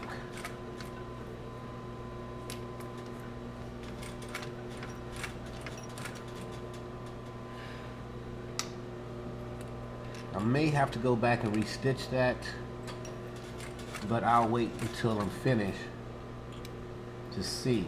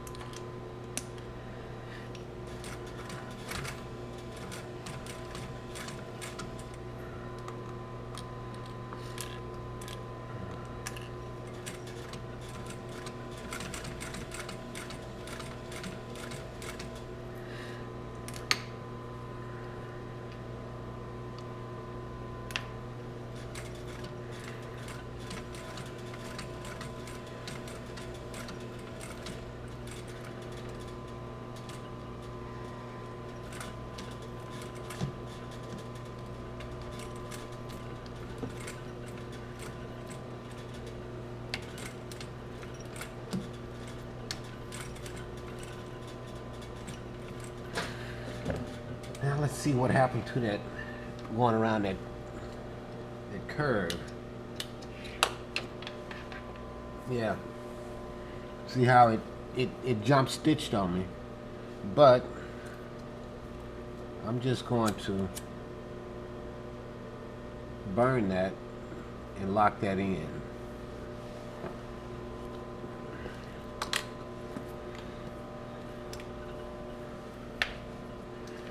We will stuff it.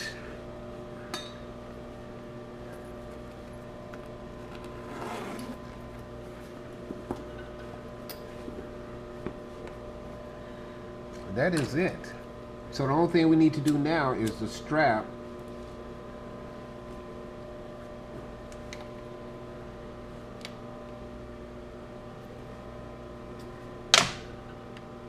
Yeah, that jump stitch on me right there. See if I can.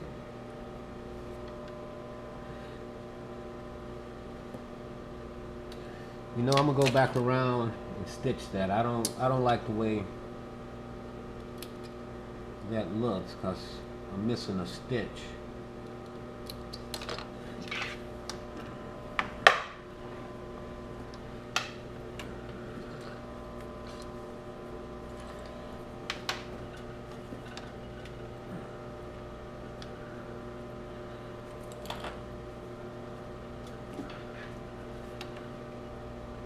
Let's see if I can.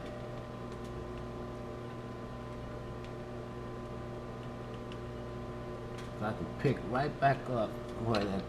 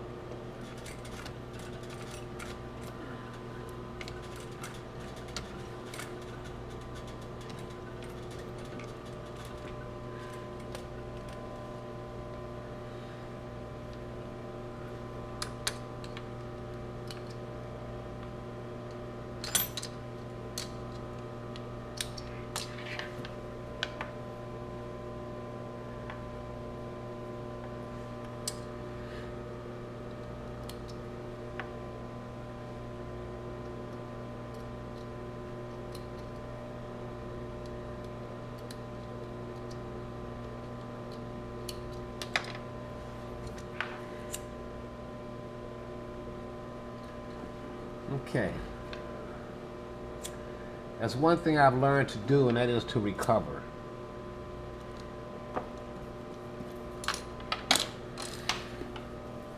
So now what we will do, we will go ahead and get the straps cut out, and this bag is done. Okay, now that we have the bag sewn together, this is the back, this is the front.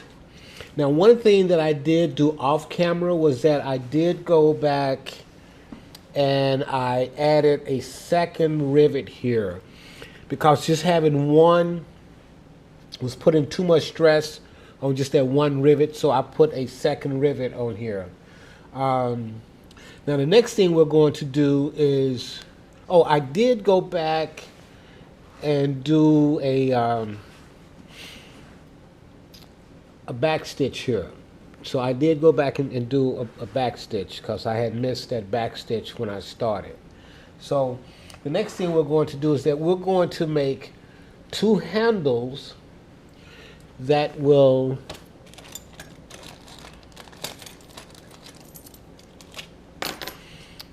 actually attach to these spring hooks.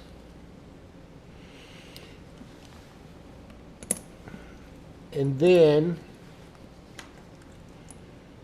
just kind of give you an idea, this is what it's going to look like. So I'm going to do two handles, and then I'm going to do a long strap here.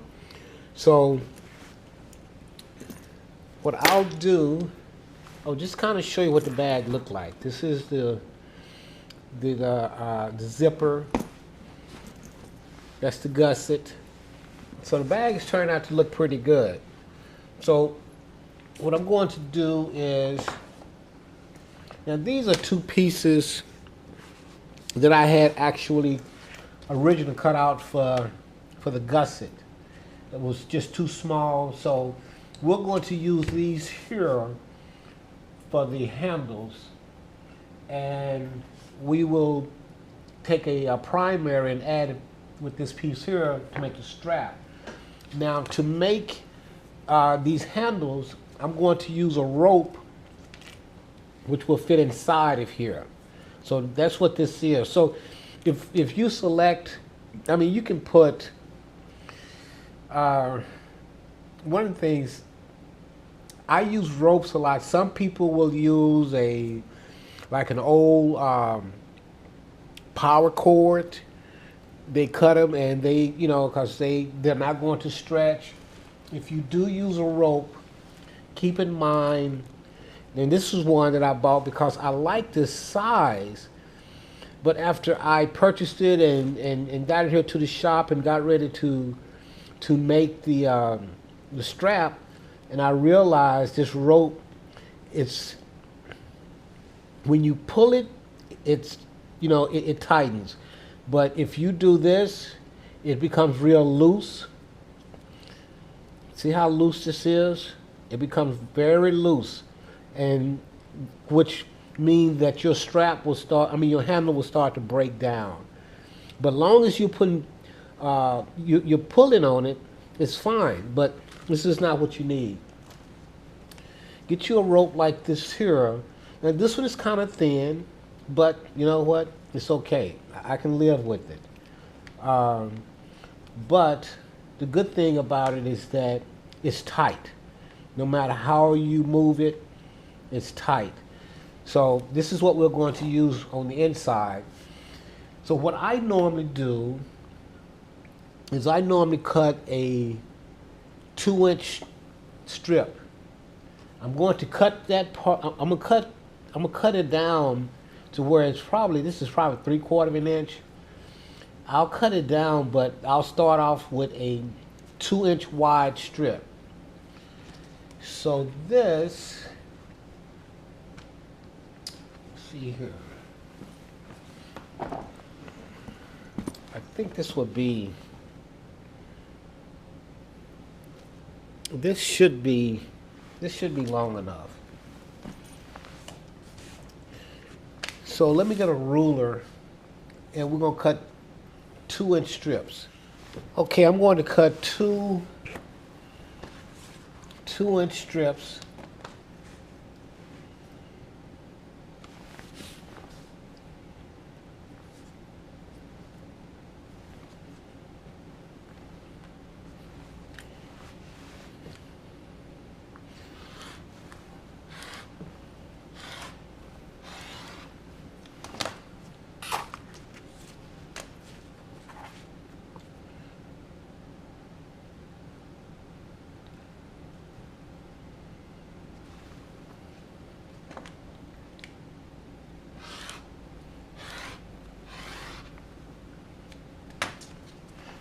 Now what I'm going to do is I need for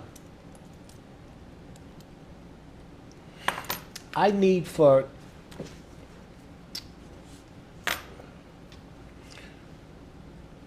to have enough to wrap around this spring hook and rivet. And I think I'm only going to put one rivet, so I need for it to be at least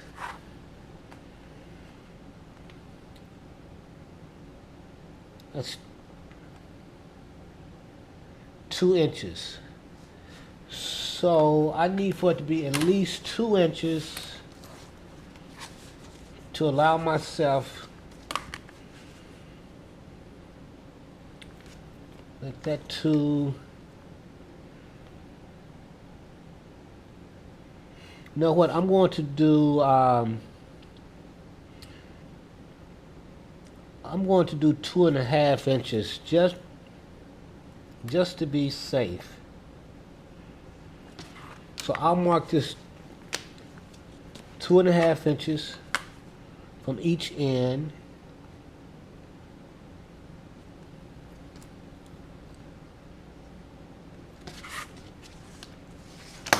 Same thing on this one here. I'll do 2.5 inches.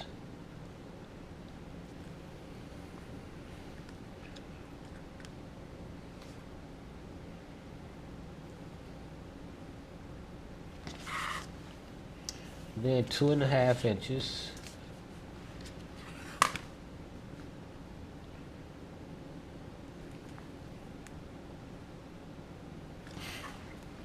Now what I'll do is I'm going to mark off 3/4 of an inch on each side. And what that will do, that will give me a 1/2 inch center. So I'll mark off 3/4 of an inch on this side. And I'll mark off 3/4 of an inch on this side.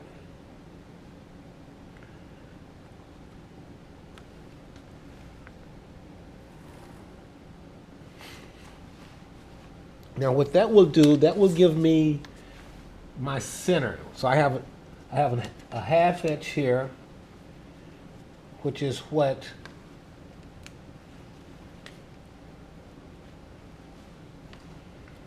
my rope over here. Here it is. Over here.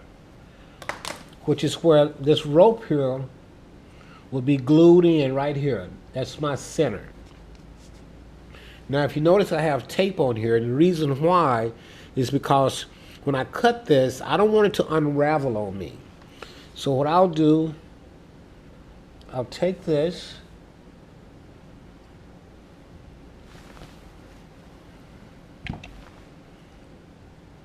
and I need to tape across here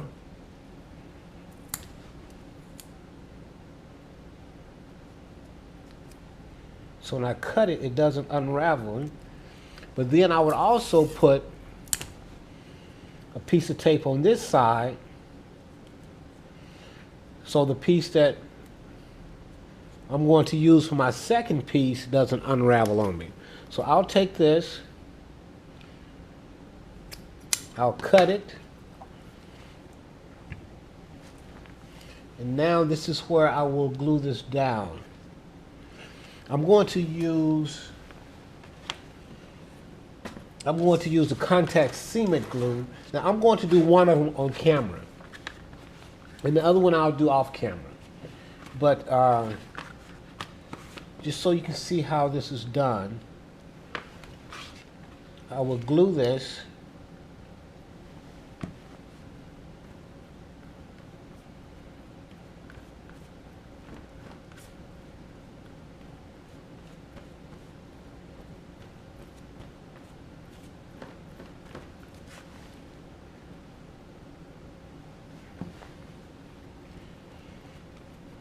And you can use water-based glue to do this.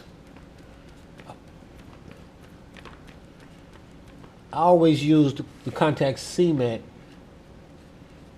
It sticks a little quicker than the water-based, but you can use water-based. And also the other reason why I'm using the contact cement, because this leather here is a little thicker, so it kind of gives you a little more resistant than a chrome finished leather.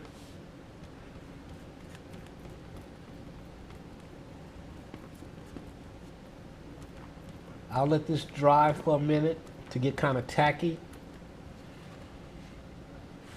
and then I will close it. Okay, now that we let it dry for a minute, I'm going to now take this and I'll just put it right in the center .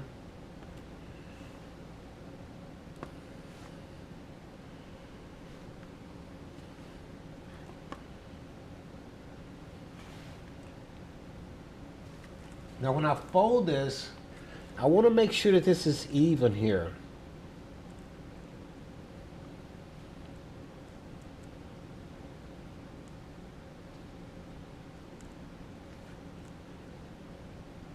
Even though I'm going to cut most of it off,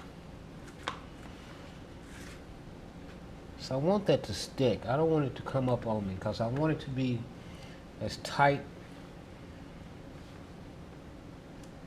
as possible. And using this fresh glue, it just don't stick as well if I was using some glue that I had left open for a while.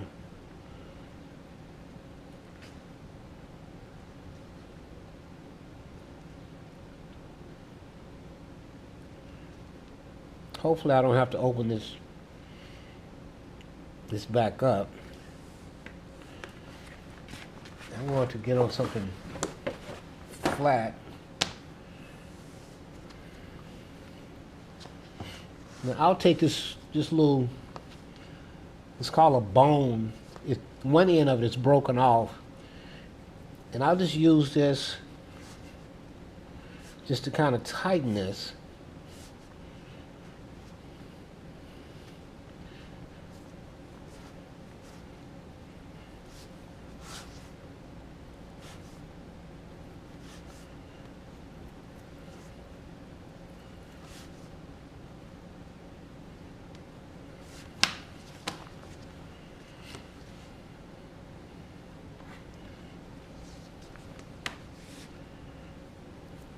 I want it to be tight as possible. And I'm going to turn it over on the other side.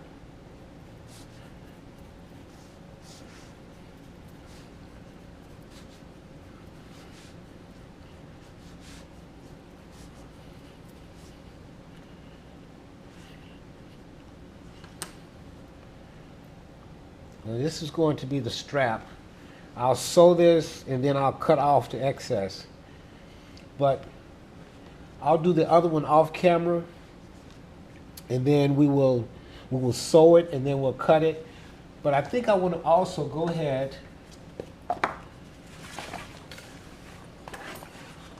and what I'm going to do is do this here. I should have enough. I hope I have enough to do the strap.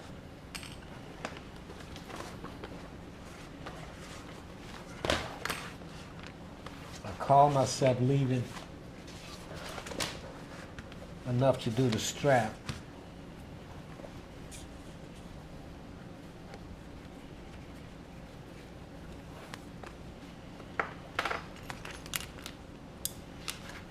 I'll just cut this here off because it's not straight right here on the end.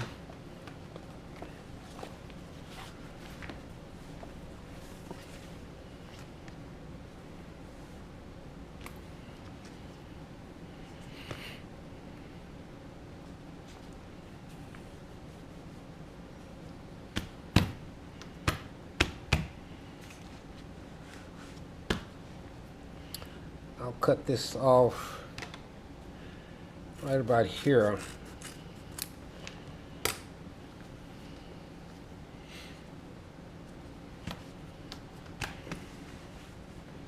Now what I'm going to do now, I'm going to flip this over and I'm going to glue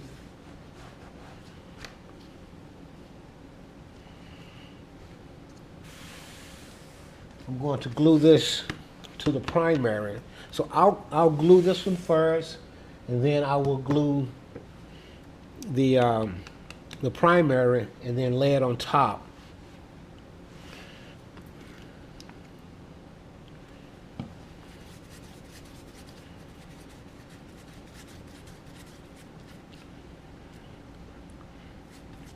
Now, like I said, I could use the water-based glue.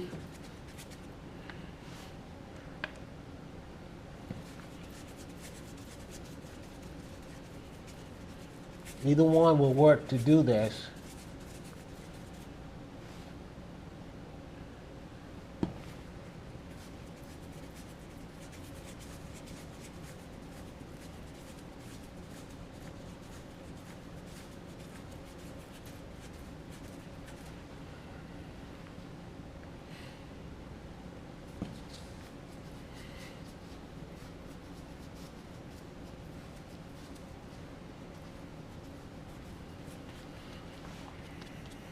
I'm going to go down on the other end and glue that part.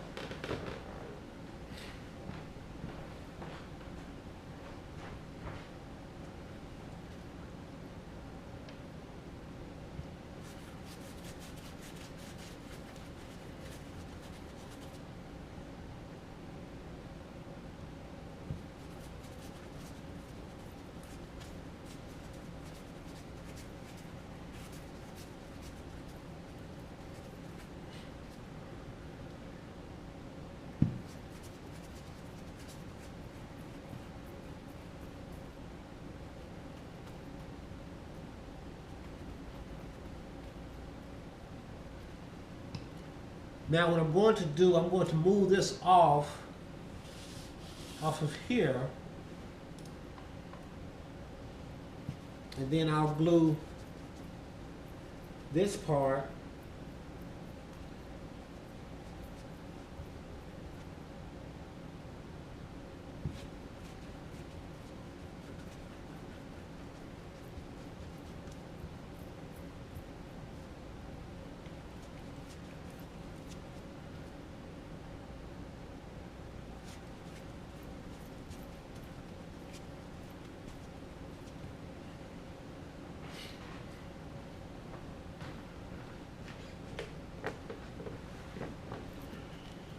I'll glue this end down here.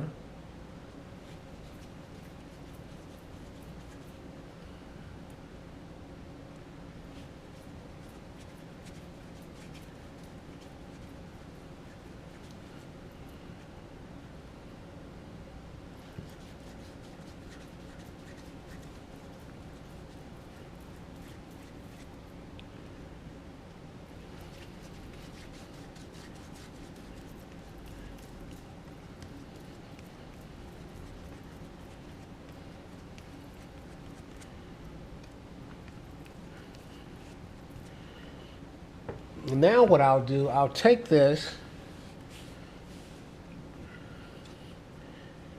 I'll turn this over,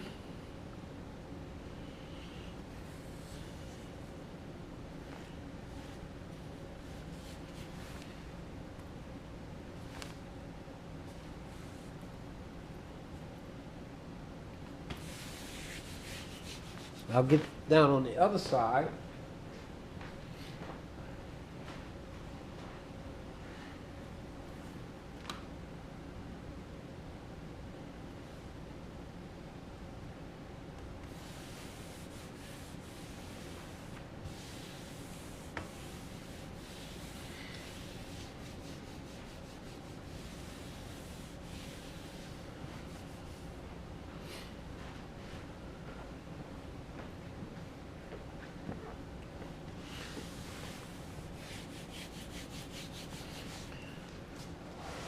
Now what I will do, let me cut some of this off.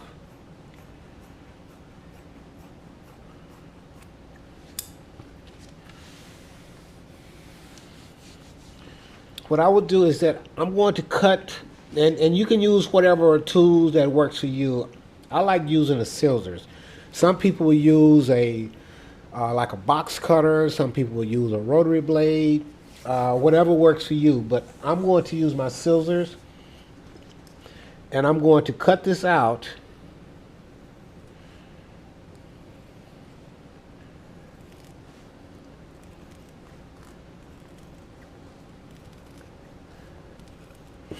So I'm going to cut it out, and I want to make sure that you cannot see the primary over the secondary. So I'm going to cut this out, and then I'll finish up off camera. I don't want to bore you with that. And then I would also finish up doing the second strap. And then after that, we're going to dye it and then sew it. Okay, now I'm finishing up trimming out the strap.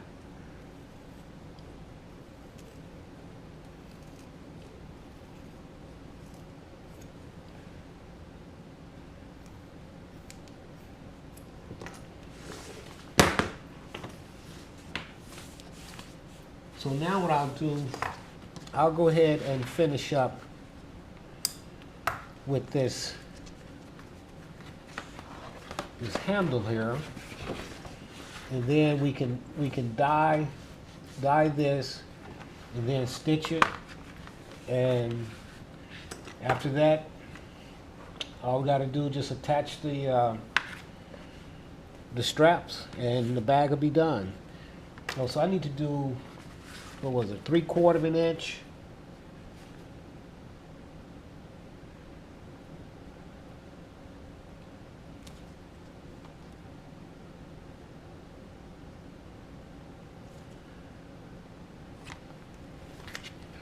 Three-quarter of an inch from each side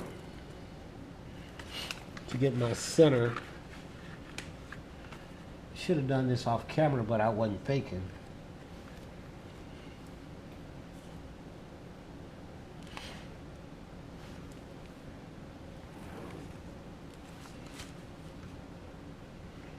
I don't know why, but this sure looks, won't matter.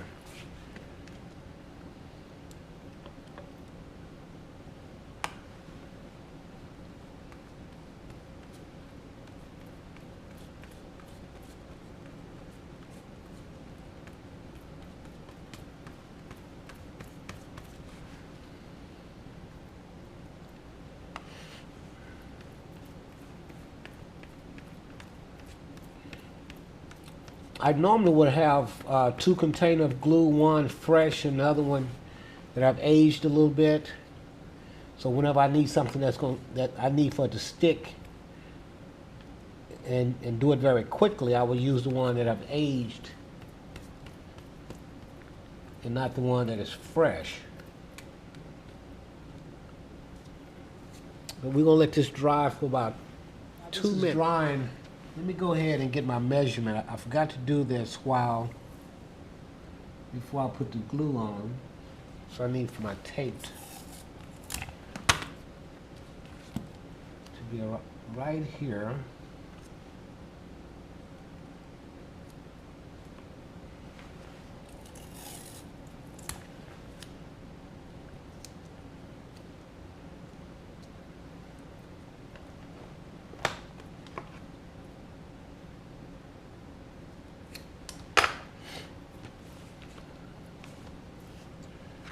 So now, let's take this out of the way.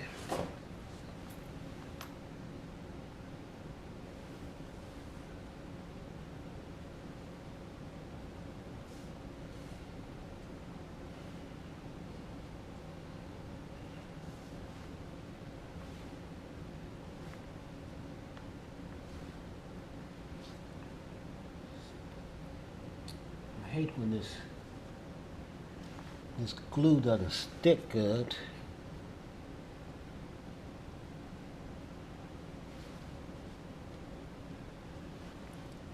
Let me get some glue that's going to stick better. This glue here is almost too old, but at least I can get the rope to stick.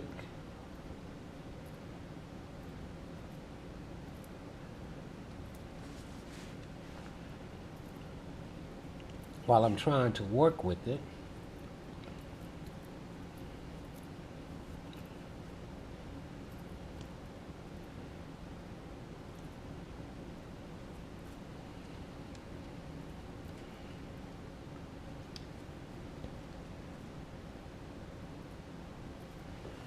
Okay, let's try this.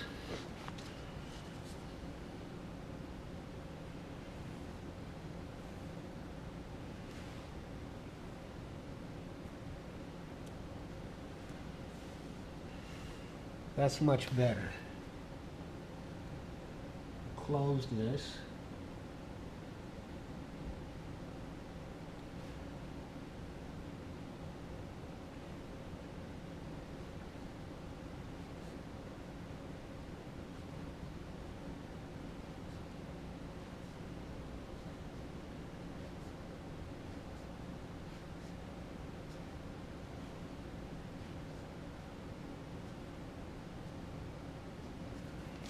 Okay.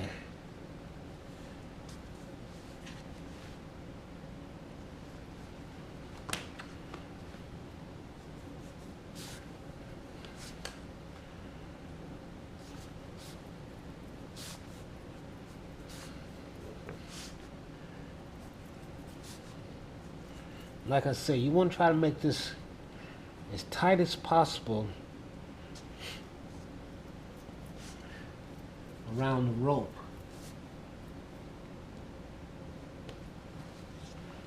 Turn this over.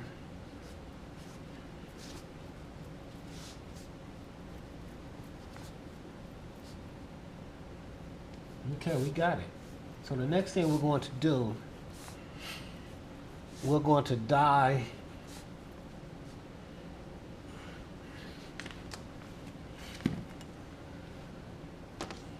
we're going to dye the back of the strap, and then we will cut the tips after we dye, and then we'll stitch these two, attach them, done deal. Okay, the next thing I want to do, I want to cut the tips on the shoulder strap, and I'm going to use this tip cutter to do that, to give it a shape. I mean, I can leave it just square it off like this, but I would rather give it a shape. So I'm going to cut this. And the way I line this up is that right here in the center of this tip cutter, this is what I use to line up here to make sure it's centered. So in that way, basically what I would do, I would just kind of tap it to make sure it's as straight as possible in the center. So I'm going to go ahead and cut this. And what I normally do is that I normally tilt it forward and I hit it. I'll turn it to the side, I'll hit it, and then I'll turn it to the other side, hit it, and then I just go straight down.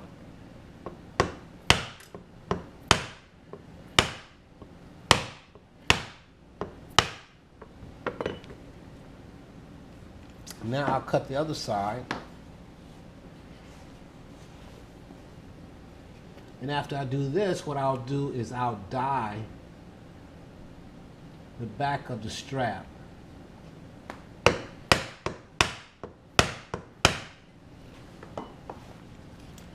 Now what I'll do, I'll dye this, and I'm going to just put dye along the edges. I'm not, because I didn't edge coat anything else. So that's why I'll just dye it so it just doesn't look just raw like this here. At least it'll have some color to it.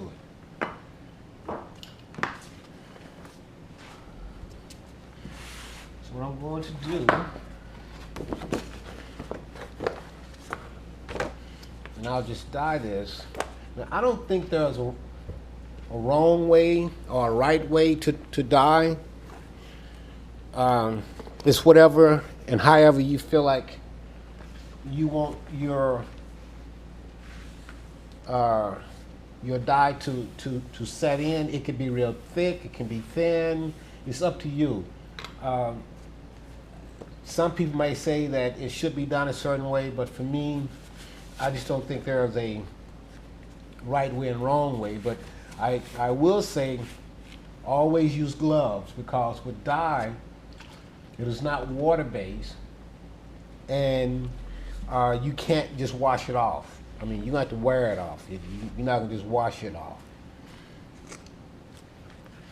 And for me, I always use a towel that have texture, because I like having that texture look, almost like wood.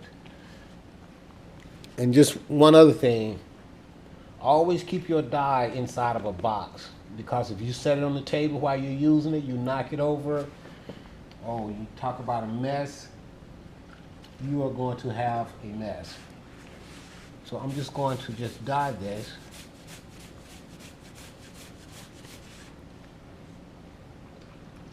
Like I said, I don't think it's a wrong way or a right way.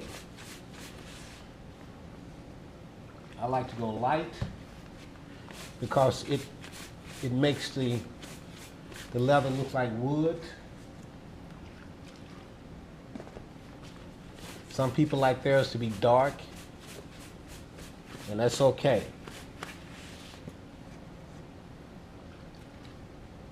And dyeing doesn't take a long time to do.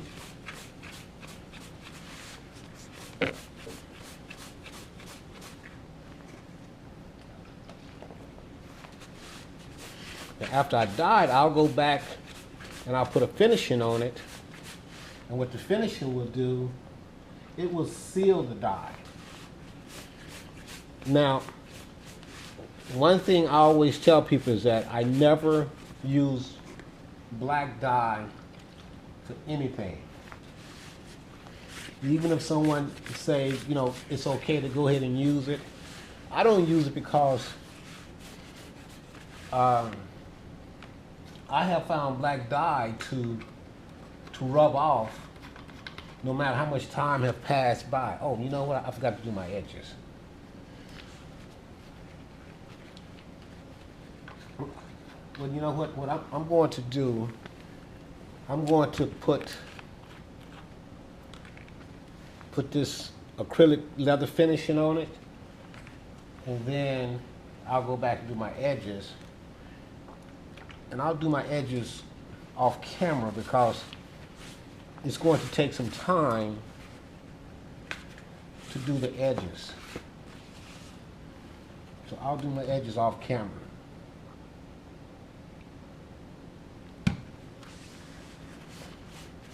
This doesn't shine it or anything like that. It just basically just seals it.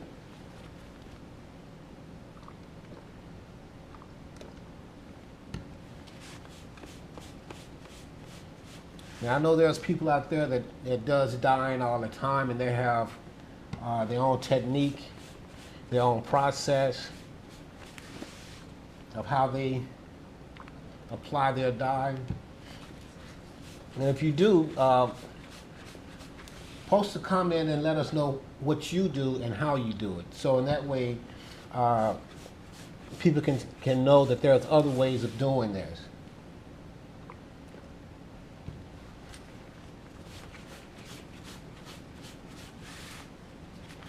And this doesn't take long to dry. Matter of fact, it almost dries as soon as you put it on. But it will finish it.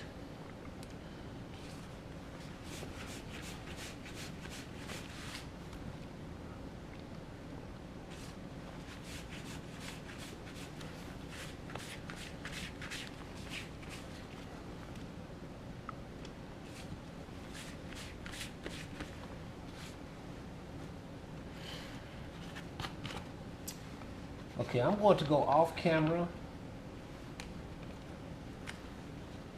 and I'll just kind of show you what I'm going to be doing. I'm going to go off camera, and I'm going to just put dye all the way around the edges.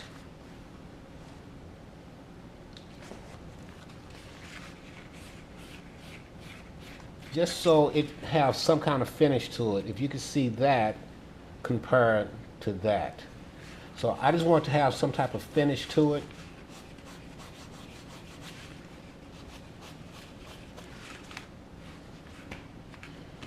And then I will come back on camera, and then we'll go to the next step.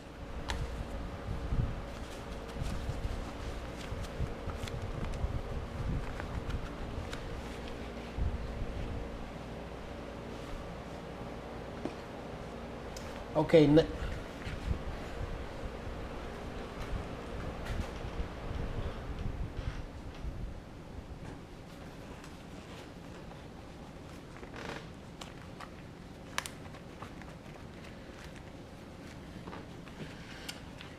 Okay, now that we're finishing up doing the edges of the strap, the next thing we're going to do is that we're going to sew the strap and the handles. And like I said, after we do that, all we gotta do is just attach it. Attach the straps and the handles, and the bag is done. So that's the next thing we're going to do. Okay, now what we're going to do, we're going to sew the handles. But to sew the handles, what I'm going to do is I'm going to change out the foot. So I'm going to put a zipper foot on the machine. And the reason why is, let me take this foot off and I'll show you why I'm going to change out the foot.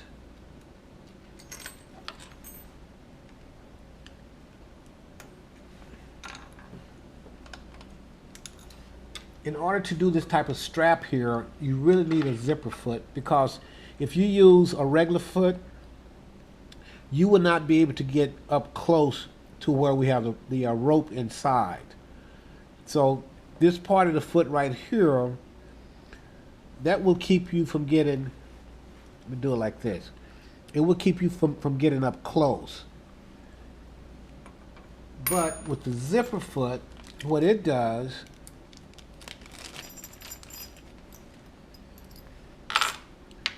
because the zipper foot do not have this other side right here, that allow you to be able to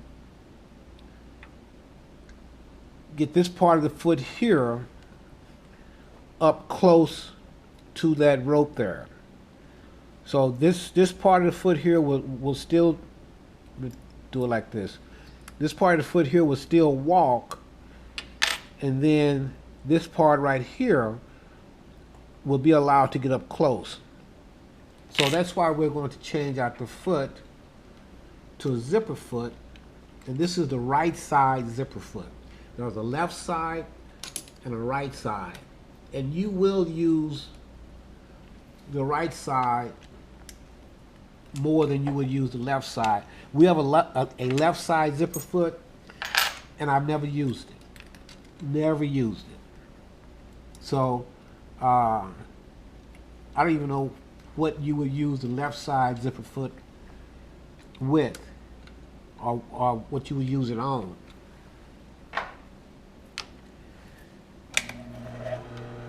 So we'll go ahead and sew.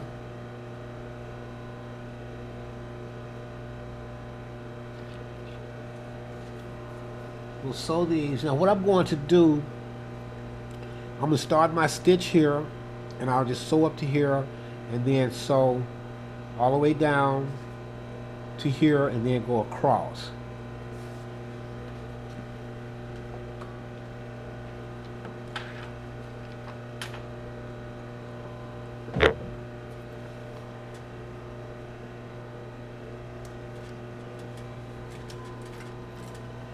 The back stitch.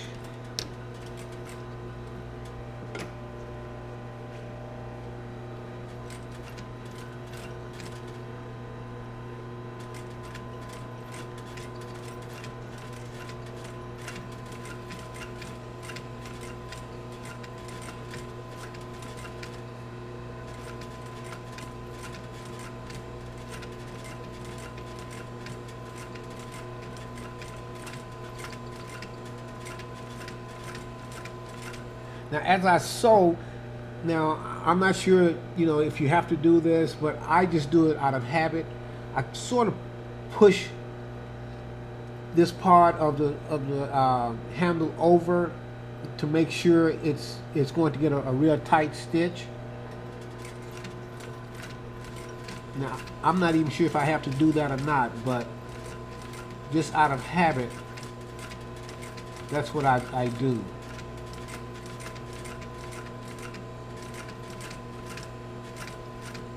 Because I want that stitch to be as tight as possible up against that rope.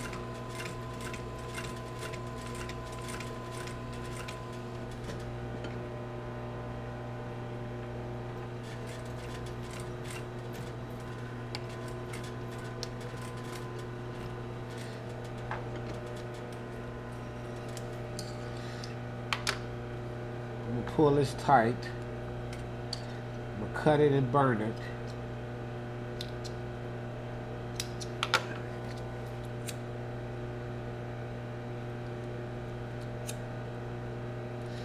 Now, one of the things that I used to do is that I used to try to sew around here, but I don't even do that anymore because it can be more of a headache.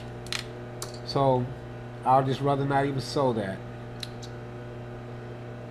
It's glued, and plus it's going to be riveted, so it's not going to come apart. And that's what that looks like. So we're going to also trim this excess off of here. So we'll do the other one, and then we will sew the strap itself.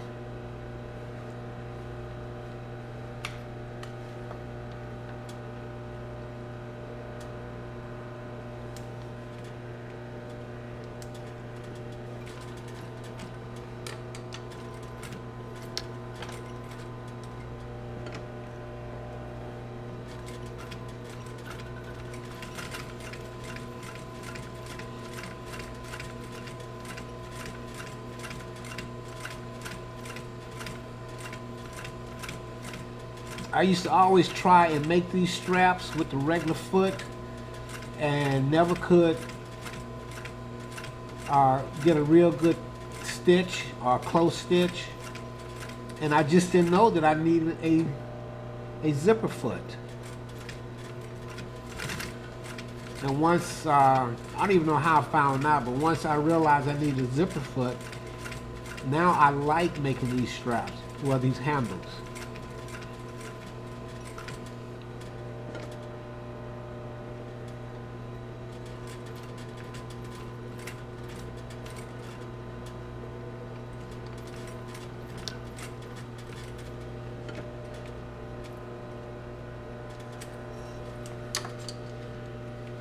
Now what I'm going to do, I'm going to put the regular foot back on, and then we will sew the strap.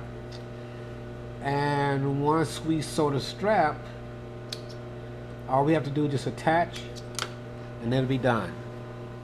Okay, now I'm going to get ready to sew the strap, and I'm going to sew it like 1/4 inch. And I'm going to sew it all the way around and then come back to here and do my back stitch. So what I'll do, I'll sew maybe half of it on camera, and then I'll go off camera and finish it up so I don't bore you with sewing a strap.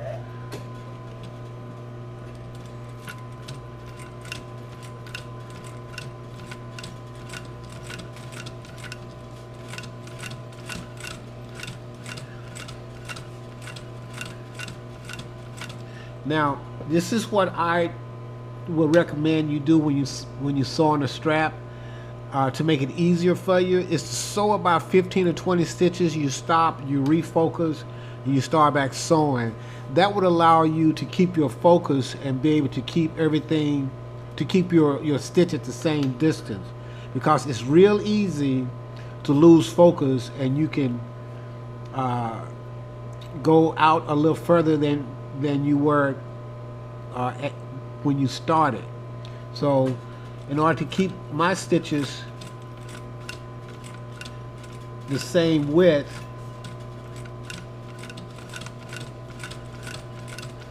I will sew about 15 or 20 stitches, and then I'll stop and I'll just refocus.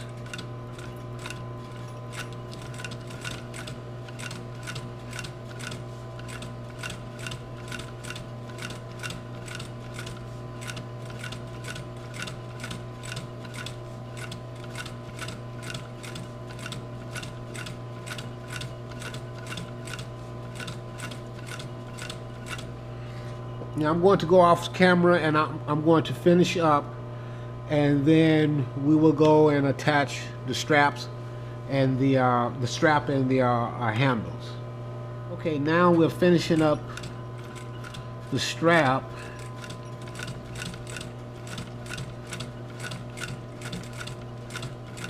And after we do this, we will go and attach it.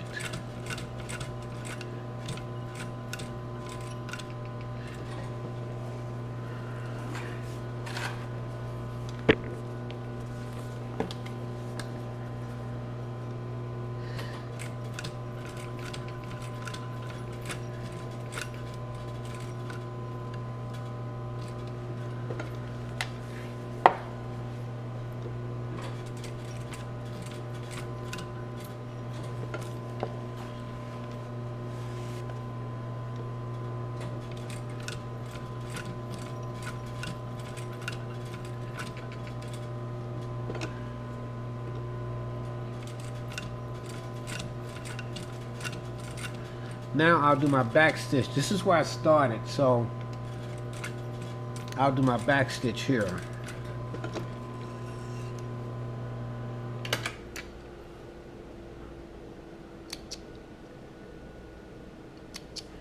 We are 99% complete. Just burn this.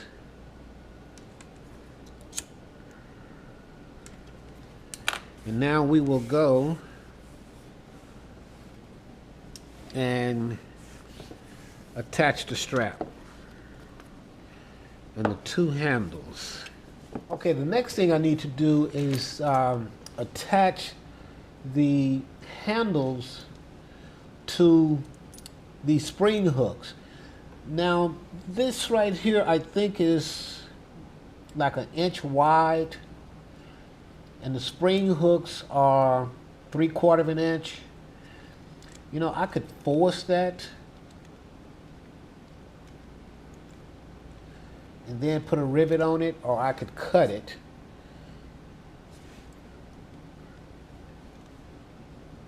I think I'm gonna just force that in there, and then instead of trying to get it to fit perfect, it's okay that way. You know, if I do it like that. But what I need to do is that I need to cut around, well, I need to take off this excess here. So basically what I will do, I hope I don't have to cut these over again. I mean, make these over again.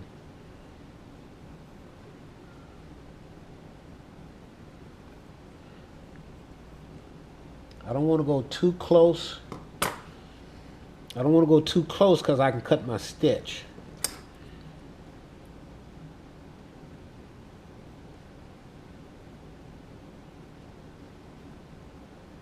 You really have to take your time with this.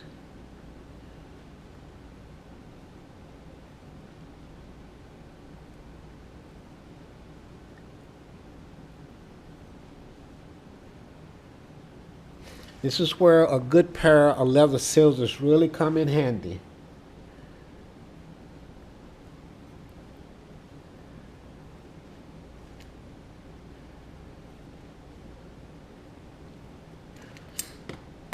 Now, some people will probably use some type of blade to do this, but for me, this is my weapon of choice when it comes to cutting something like this.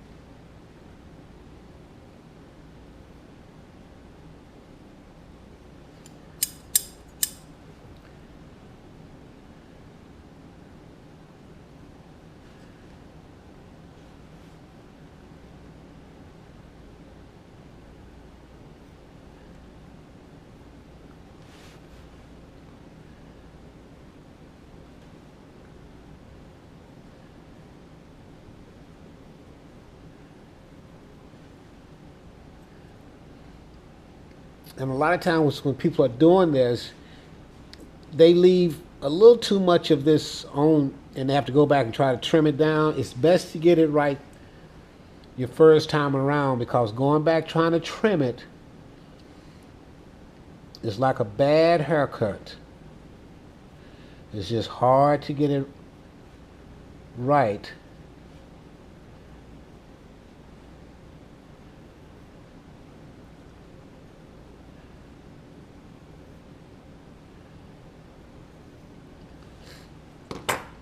Now at this point, I'll take this and I'll set it down on top, and I'll kind of get where I need to cut this.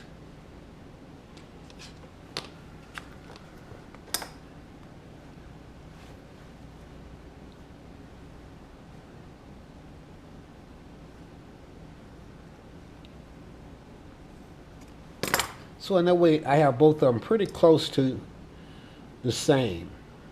So I'll do this one here off camera, but we're gonna go ahead and finish this one out, so you can see how this one is finished out, and then we will do the strap.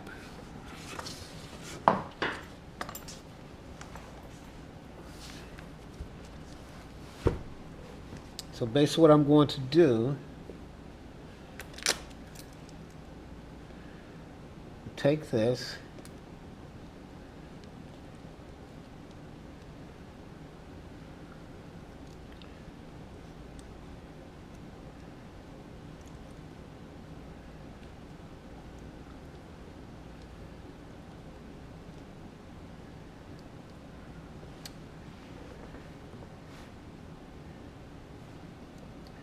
I don't know. I think I may want to try. I want to try it. I hope I don't mess up. But I want to try and cut this down to where it's 3/4 of an inch.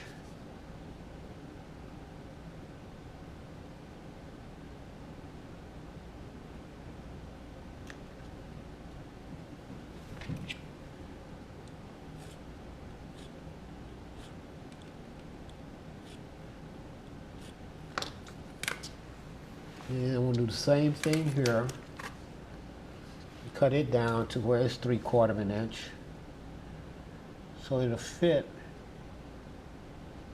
that spring hook the way it should. This is a little too tight.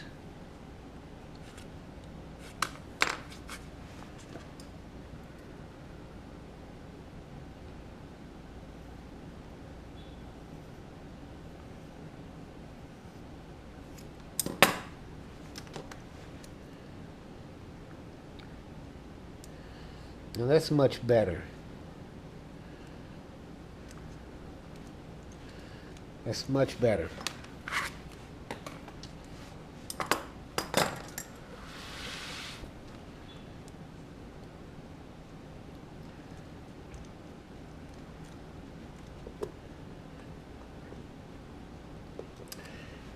And I'm going to do something else.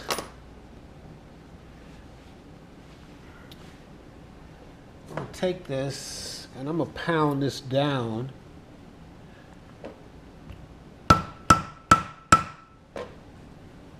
so it'll lay a little flatter.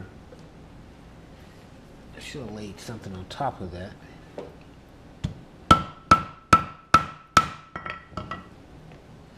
That way it'll lay down just a little flatter.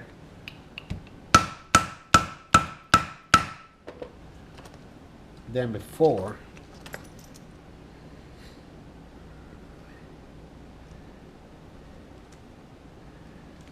And that's much better. So now I'll take this, I'll punch me a hole.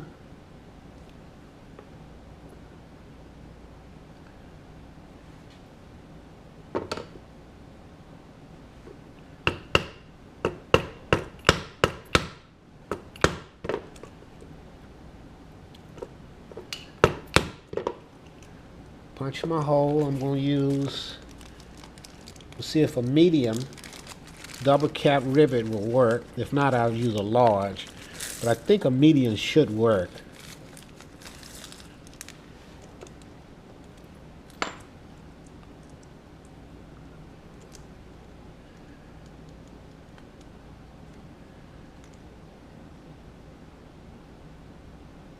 Just barely.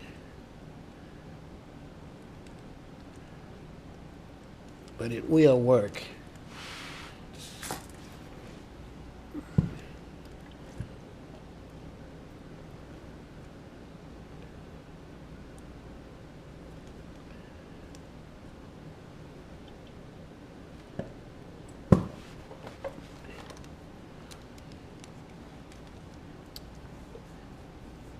Now I'll do the other side.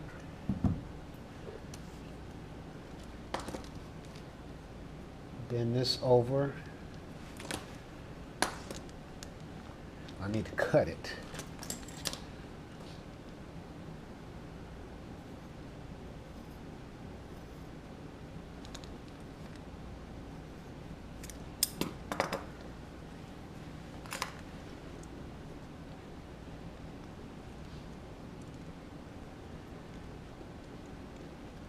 So I'm bending it right here.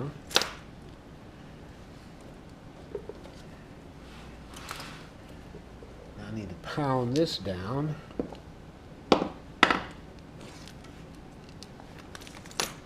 You want to cover your leather with something.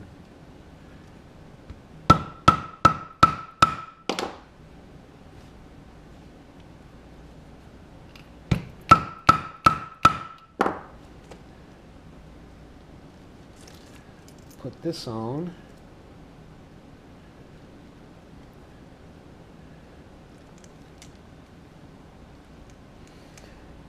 Close it. Well, punch my hole.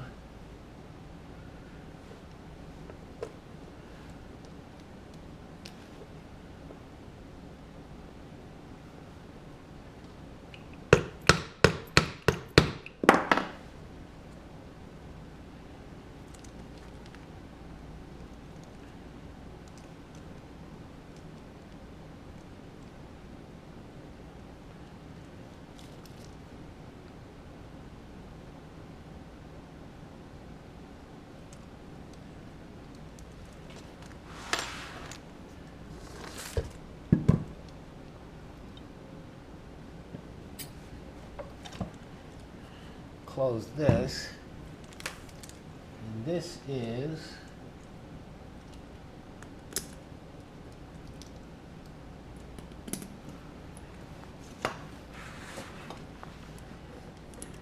that's what that's going to be like. Now we'll do the second one.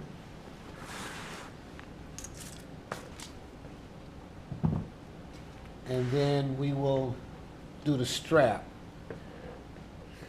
Okay, now that we're finishing up the second one,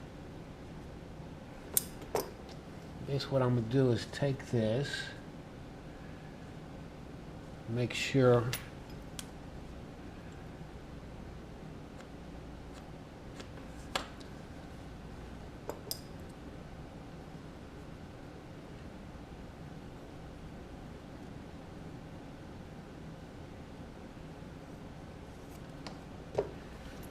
now what I'll do is take off, bring this down to 3/4 of an inch.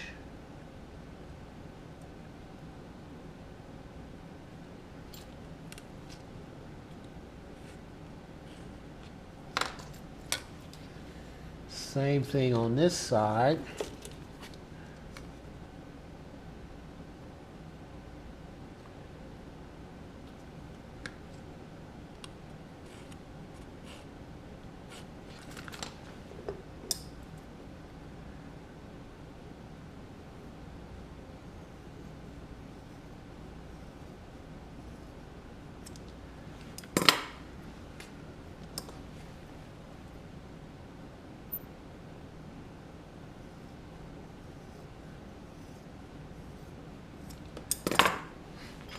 Okay. So this will bend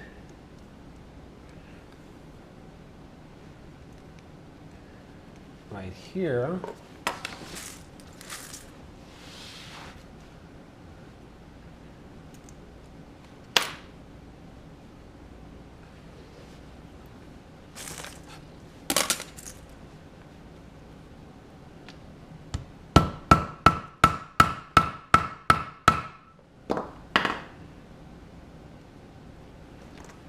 This one is going to bend right here.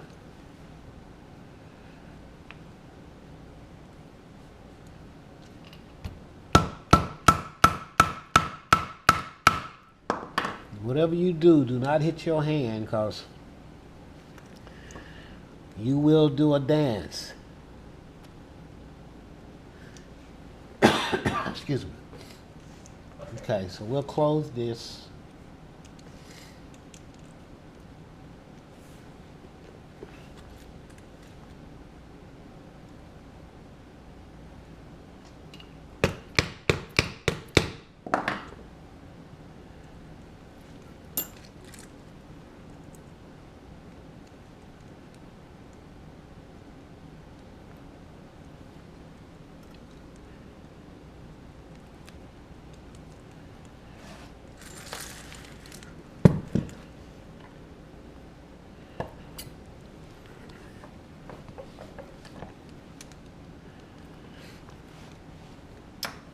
And we'll close the other one.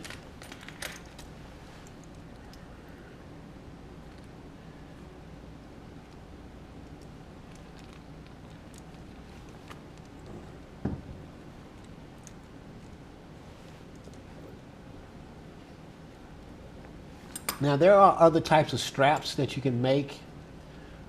I just wanted to show how to do this particular strap.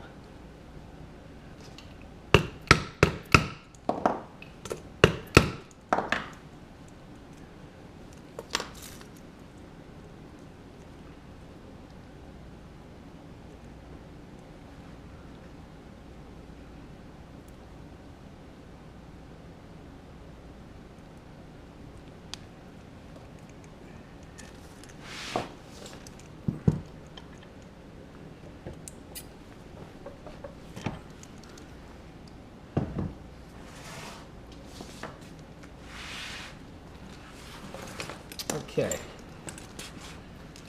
put this one on. See,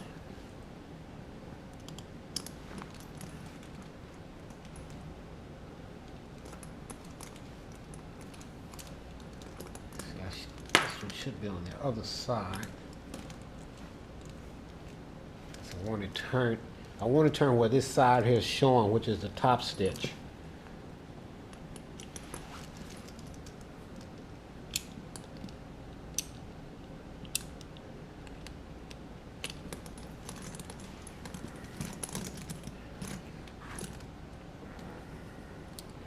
We'll turn the camera up.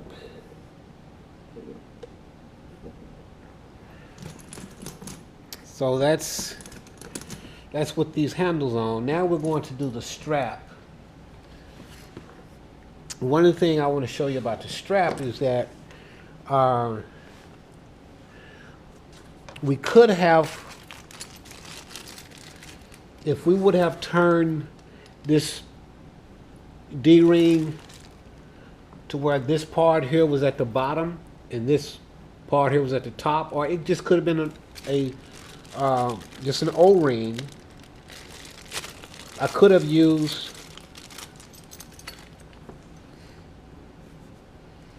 these hooks to hook on. So I could have done that, but I decided to go with a strap, and you can still do it where this is adjustable here. So basically what I'm going to do, I will run the strap through this slider. This is a 2-inch slider. I'll run it through here, and then I will put a rivet here. I will put a rivet here to close it. And then after I do that, I will run the strap through here. And then, well, let me just show you. Okay, let me go ahead.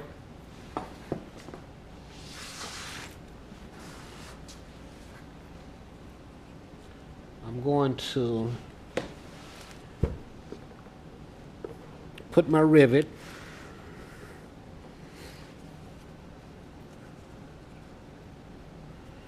Clamp this.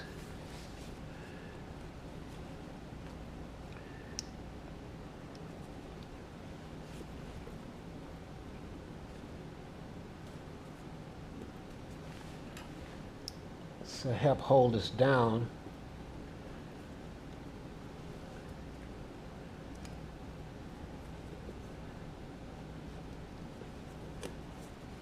One, two. I'm going to put 2 rivets here.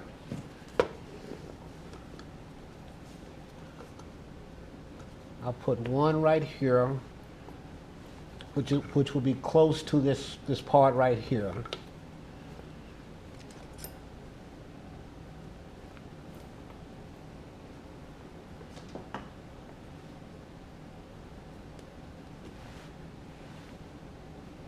Get that centered. I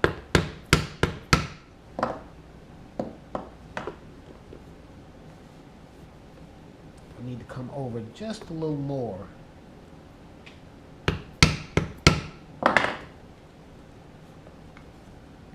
Put one right here.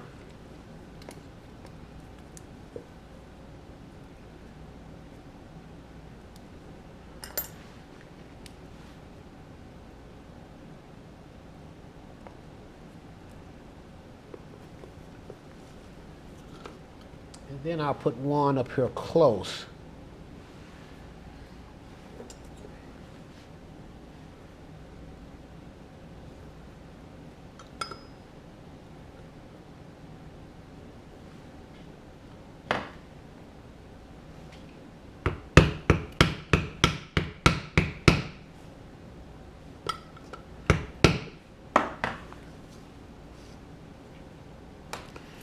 Now I may have to use a large here.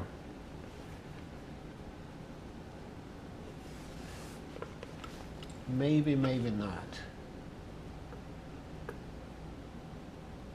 I think so. I have to use a large rivet here because that's so thick.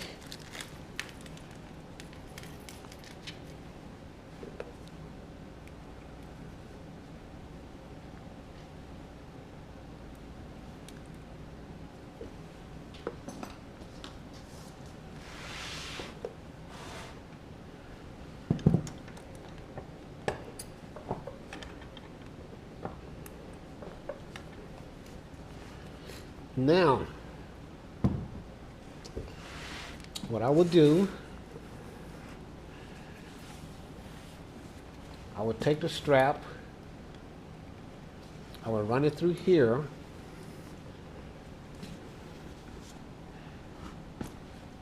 and then I will run it through here. This is the slider.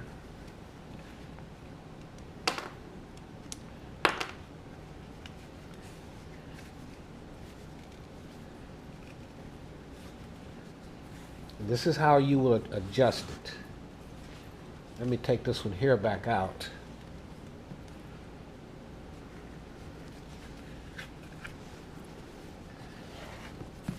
Pull this one here.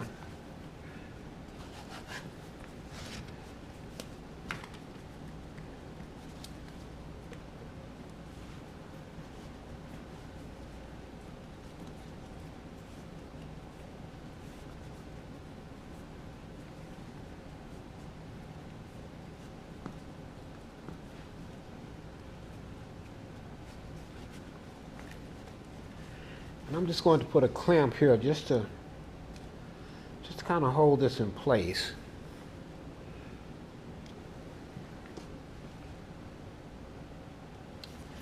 Now what I will do is that now I will run this one through here.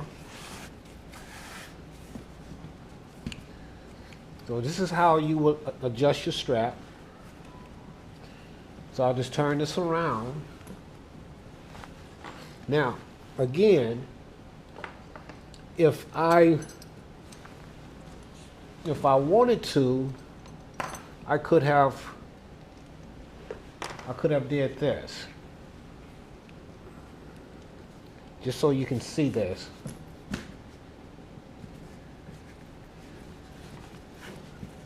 If I would have had my D-ring turned the other way, basically what I would have done, I would have still set it up. I would have still put the slider on like this.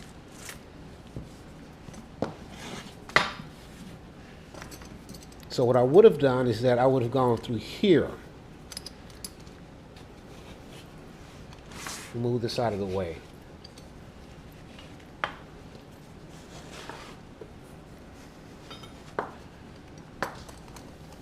I would have gone, and then I would have done this.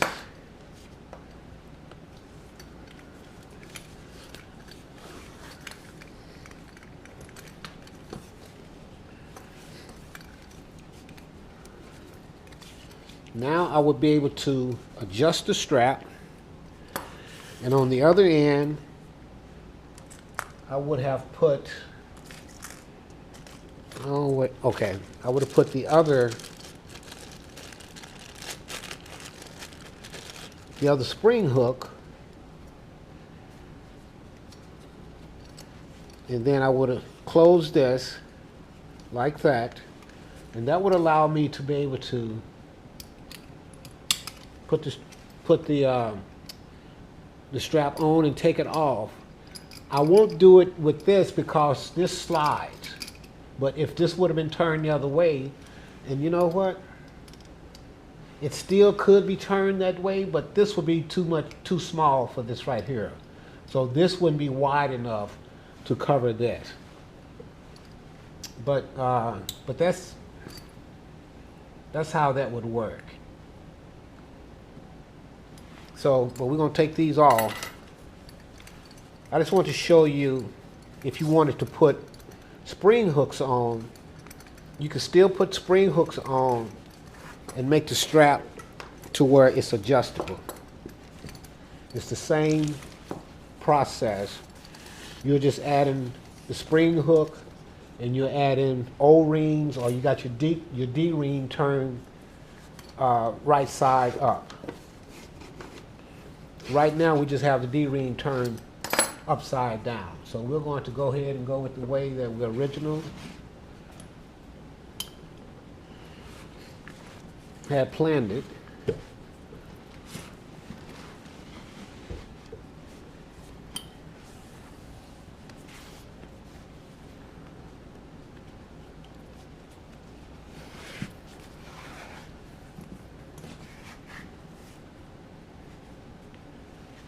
Put these clamps back on here. This is just kind of hold things in place. Put this back through here.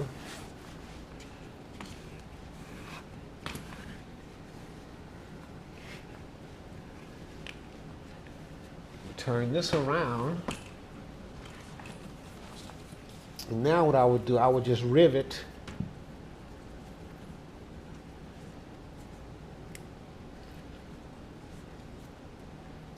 the strap on. I'm going to take this clamp, and normally I would probably just put a little glue in here and let this set for a minute, but I think I should be able to still do what I need to do without doing that. I'll just use these clamps to hold that.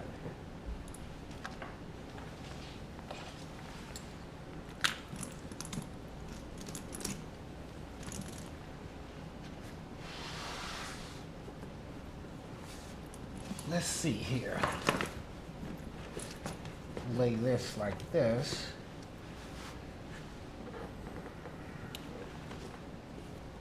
And I'll put in the first rivet.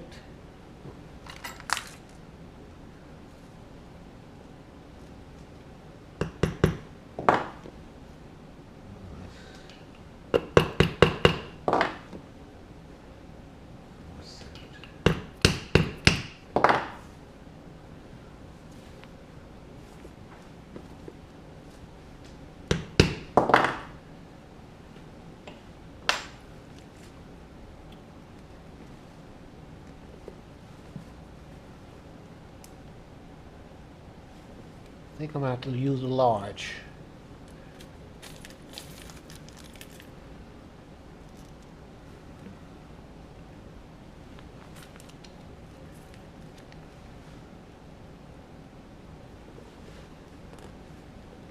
And I'll put in the second one.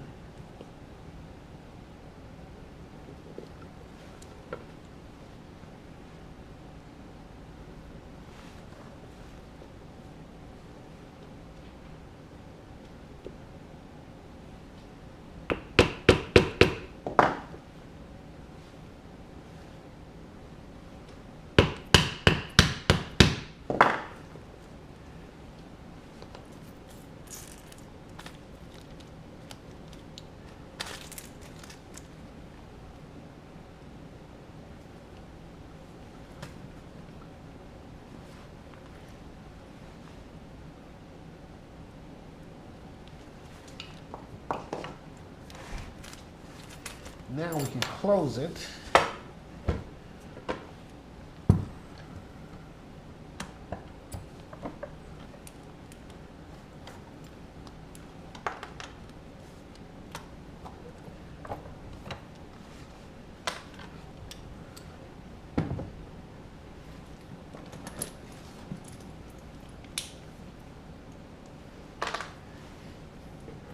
And now this bag is finished.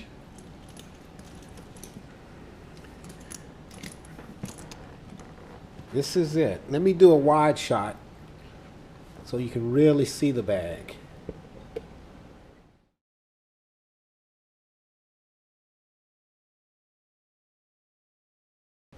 Okay, I want to do a wide shot so you can really see the bag. It turned out to be a very good looking bag. This is the handles.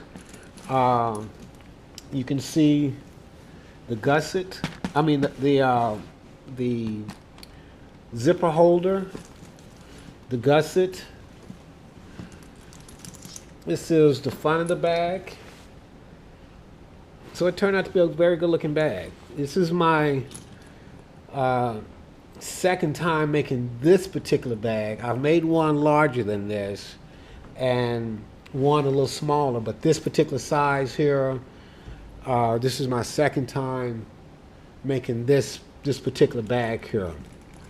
And I hope you enjoyed this, and if you have not subscribed, please do, and pass this on to someone else. Now, a lot of people are watching and have not subscribed, and I've had people contact me because they didn't know what subscribing was all about. They didn't know if it cost anything. It does not cost. They don't know what happened when you subscribe. Basically what it is, when you subscribe, it helps us because it brings our subscription numbers up, but it also would allow you to get a video. As soon as we do a new video, you would get, you know, a notice from YouTube saying that we have a new video up. So anyway, thank you for watching. I know this was a long video, but it took a long time to do it also. Trust me, it took a long time to shoot this. But again, thank you for taking the time to watch this. And also, the pattern will be on our website. And at the end of this video, I will post the website where you can find the pattern. If you want to get the pattern, or if you decide you just want to make it, you know, make your own pattern, that's great. But if you don't feel like going through the process of doing that, we will have the pattern for you. Again, thank you for watching.